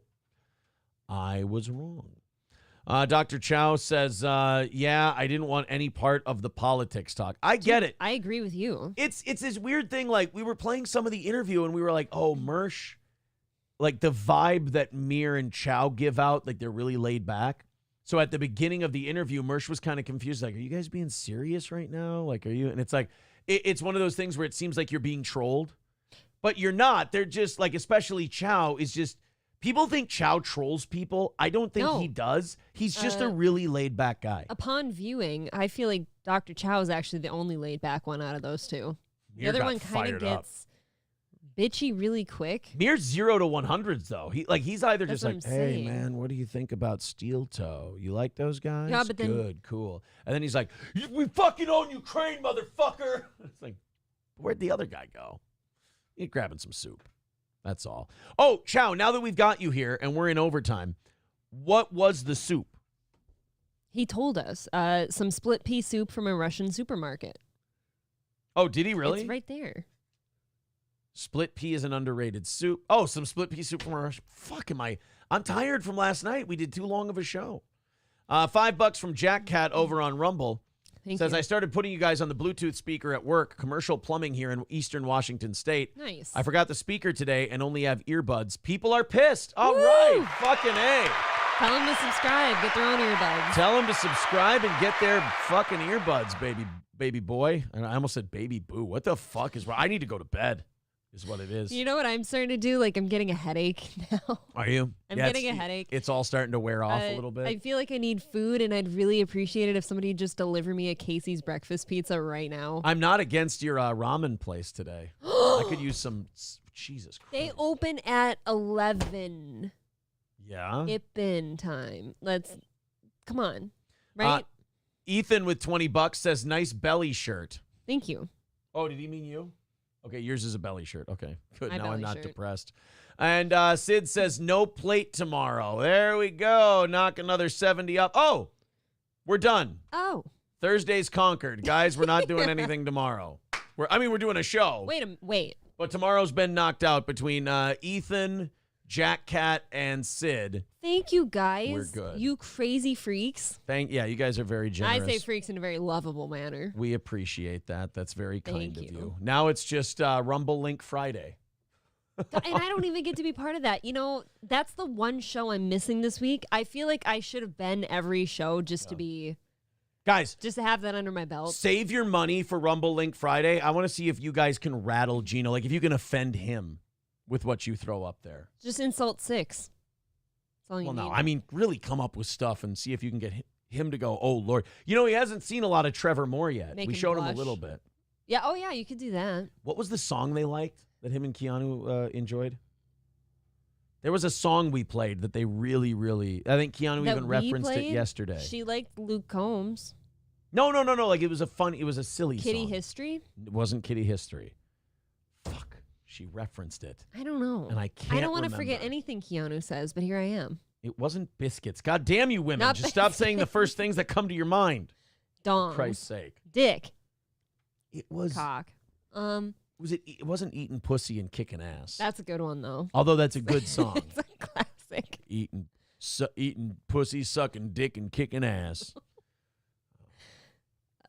She claims it was biscuits. She's in our chat and she says biscuits. It's not what we played on Friday during the No. 10-hour show. TKLXXXVIXIII. I butchered that. Says, I do like Aaron, but love the show more with April here. Peace and respect. Oh, shit. Shots Ooh. fired. Thank you. Shots fired. Was it Cocaine Country Dancing? No, it was. We didn't play that on Friday. Why can't people remember? I have show amnesia. Keanu shouted it yesterday during her show when we came on. Shit, why is this so hard? And I can't remember. What did you shout, girlfriend? Hobo Chili says Aaron's fat. Aaron looks horrible. Aaron needs a diet. His body is giving up on him. Those are things that come straight to my head. See, it's close, but every time you start talking, I lose it again. Thank you, Hobo. It could be gay men north of Gaymond. That could be it. That's true. Fucking pie. Fucking pie. That's what it was. Rocking around the Christmas tree when Brenda She Lee did it. says, maybe we'll have some fucking pie and we'll do some caroling. It's fucking pie. It's not pumpkin. She doesn't say pumpkin pie. She 100% says fucking pie. Brenda Lee, rocking around. It is Christmas time, so we can play this. It's totally fine. Here. Let's just stop rocking around the Christmas tree. Let the Christmas spirit. What are we going to do? Later we'll have some pumpkin pie and we'll do some caroling. Why does she have to squeak so hard? You don't think that's cute? No, I don't like the squeaking. You don't just want to fuck her throat until she gags when she makes that little squeak? Like, you certainly can. I'll find someone else. Maybe we'll have some fucking pie. Oh. No, she says later we'll have. It's not a maybe. It's like we're having some. maybe. We're having some fucking pie. Maybe fucking pie isn't about pie at all. Maybe it's about, maybe she means a nice cream pie. She might mean pussy. No. Maybe later we'll have some fucking cream pie. Speaking of songs with naughty words in them, did you hear me like yell singing "Moving Out" while I was showering the other day? No, I didn't. Oh yeah, you missed it. Aristocox says Aaron is built like a child with Downs. How do you guys keep coming up with new ways to make me feel bad? Good Lord, man. He said to make Gino feel bad, not him. Yeah, not me. For God's sake. He's been through the ringer. Oh, my Vikings Asian? Andy. I have big news. He's big gay. news. No, that's not big news. So Andy made some videos after the Vikings lost to Chicago, and he was actually bitchy and yelly, and he was a little negative on the Vikings. Okay. And this is adorable. Later in the day, he made a video called "Was I Overreacting?" about, like, even when he was like emoting and being like, even later he went, I got a little out of hand there. But there's a big announcement I have about our boy Andy at Purple FTW, and it makes me very excited to think that maybe he's going to, will he be, is he sticking around? He's in Vegas. Is he sticking around for a couple weeks for the Vikings game? What's going on, Jerome's? So, at an undisclosed location, Vikings were so Las bad that made me Vegas? leave the What an asshole. He's like, undisclosed location. You're in front of the Bellagio. That's the Bellagio right there. state. Coming to you live from scenic and beautiful, wonderful Gary, Indiana, where they just had the F1 race. It was great, but so I understand the frustration from the Vikings game on Monday. So now, night. wait a minute. Are you going to be there? Because if you're going to be there, I'm hanging out with fucking Andy. And we're going to have some fucking pie. I bet you will. Some. Would you like me to reach out? Yeah. Well, no, because that's going to be weird. Well, That how are would you be ever going to great. find him? Dr. Chow says, did you see Andy say how old Asian women love him? One of the funniest things ever.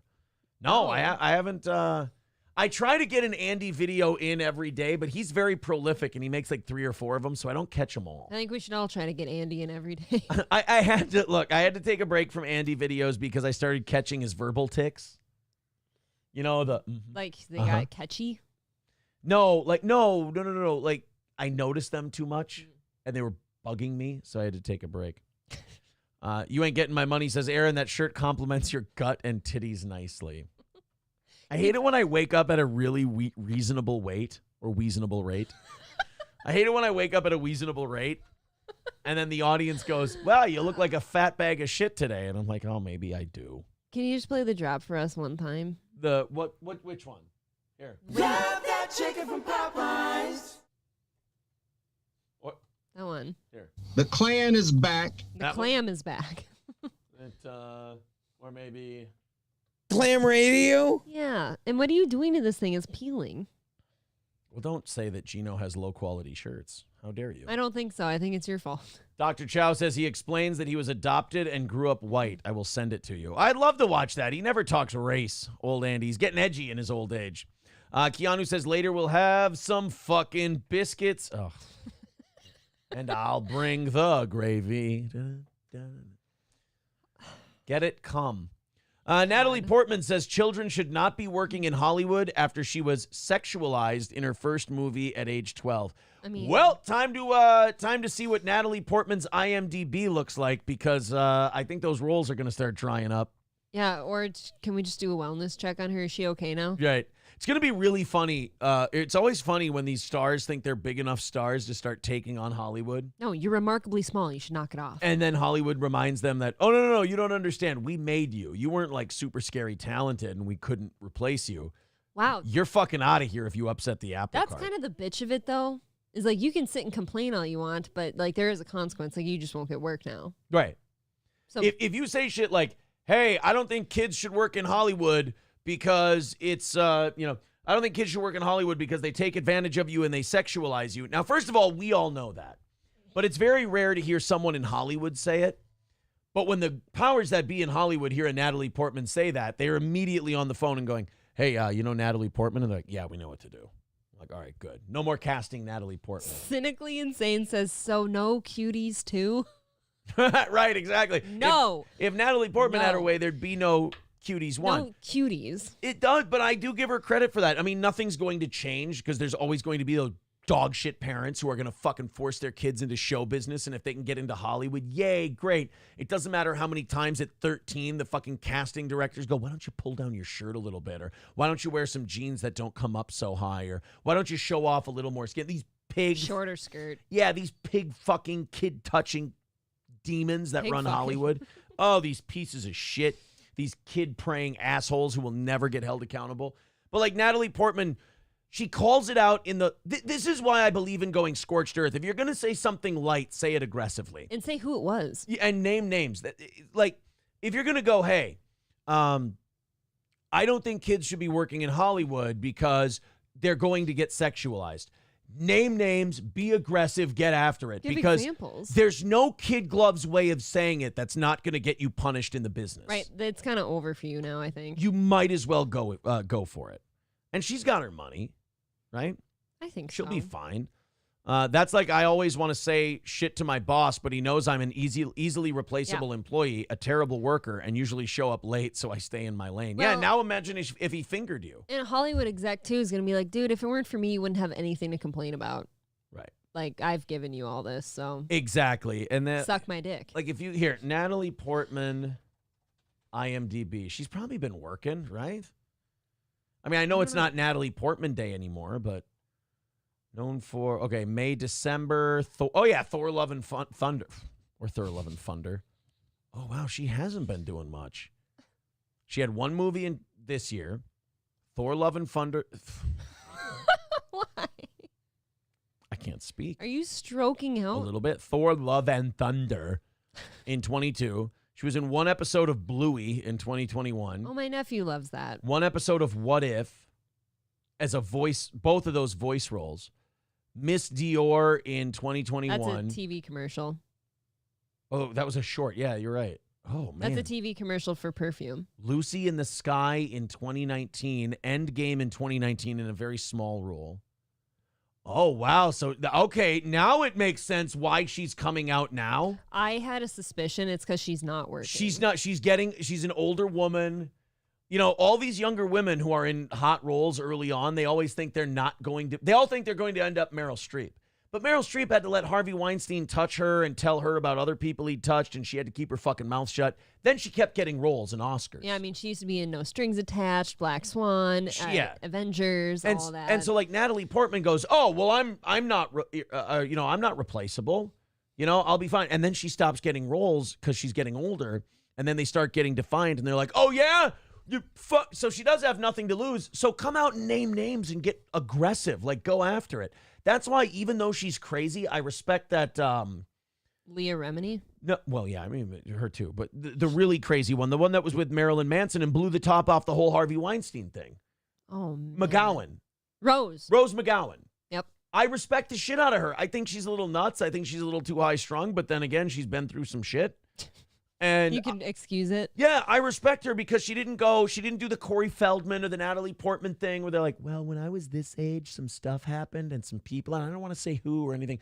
Rose McGowan just went, Harvey Weinstein raped the shit out of me. He's a piece of shit. Fuck him. And she didn't care how crazy she looked. She didn't care how often she said it. She kept at it until that piece of shit was behind bars. Is there anything more infuriating than Corey Feldman? And I'm gonna maybe someday tell you who molested me. Right, and and you can tell he's getting, in my opinion, you can tell he's getting paid off by someone because every time he mentions it, he shuts the fuck up about it, goes back to some passion project, releases another song that he spent a bunch of money on, and then a few years later, he needs more money. So he goes, I'm going to start naming names about who made Corey Haim and I's assholes into wind chimes. And then he shuts the fuck up again, never names a name, and he's got money again. Why do you have to make it sound so fun? We whistled when we walked. Union Jack says Rose McGowan was the right mouthpiece. Yeah, because she was crazy enough. She had the power of crazy. You know, she's like, I don't give a fuck. You can't destroy my career. It's already dead. I shaved my head. I got my Sinead O'Connor shit going on. Fuck you. Natalie Portman should be the same way. Shave her head. Yeah, she should go back to what was it? Was she in V for Vendetta? I think so. Was she the one who shaved her head for that? Yeah. As long as the coke keeps flowing, Corey keeps his butthole open. I'm sorry. I just like it when they shoot it right in the hole. Right. It gets in the bloodstream faster. Cut out the middleman. Just dump it right in there. Exactly. Just put it in my dumper. Just like it makes me miss Haim, but it makes me feel closer to him. It's a contradiction in terms. I don't know. This really went off the rails somehow. You ain't getting my money, says Casey. Yeah, it was a Casey Kasem impression. And the number 2 song is Cocaine in My Asshole by Corey Feldman. Black Swan was her last good film, then obviously got the curse from that director. He's great, but it's... And then ... I don't know what Black Swan's a great movie, but it's fucked up. It's a real fucky movie. I could never get into it. Is it a kick in the dick film? Yeah. It doesn't make you feel good. No, thank you. I do want to try to watch Southpaw again, but I have to pick a time where I don't feel like having the shit depressed out of me. And that's See, now, and I don't want to watch it because I've heard only that it's a kick in the dick, and I don't really want to feel that way. Right, exactly. You know what? That's good. That's probably kind of how you know you're healthy, a relatively happy person. Is you're like, I'd rather not feel like shit today. I don't want to disrupt this. Yeah. What do people call it? Their chi? You don't want to upset your chi. But now I feel like a faggot. Like I don't want to do that. It's very Aronofsky. He's weird as fuck. Aronofsky did The Wrestler, right? Great movie. Another kick in the dick. I think so. Mila Kunis and Natalie Portman are both in Black Swan, and it's a good movie. But it is the mother too. Her mother is somebody really big, and her mother's just overbearing in Monique? that movie. Yeah, it's actually Monique. She hit her in the back. I don't want you bringing that white bitch in my house. You stupid, Precious. You fucking stupid. Stop having kids with my baby daddy. Oh, that's so fucked up. All right. Yeah, it wasn't her choice. All right, guys, that's going to do it for today. Join us tonight for the prize show. We're going to wrap up a month's worth of prizes. If you're a VIP or a member, you're in for a $100 drawing members. Automatically. We're going to pick 2 of you out, give you $100 each. If you're not a member already, become one. It's like $5. You're entered in for tonight. Plus, we'll do the $250 drawing, and we'll give away some stickers. We hope you enjoyed the show. We hope you had a great time. We did. We're going to go to bed so we can do a show. I can't talk anymore. We're going to go. My batteries need to be recharged. We will talk to you very, very soon. Everyone take it easy and talk again tomorrow. April, thank you very much. Thanks, boss. In the immortal words of John McLaughlin, bye-bye.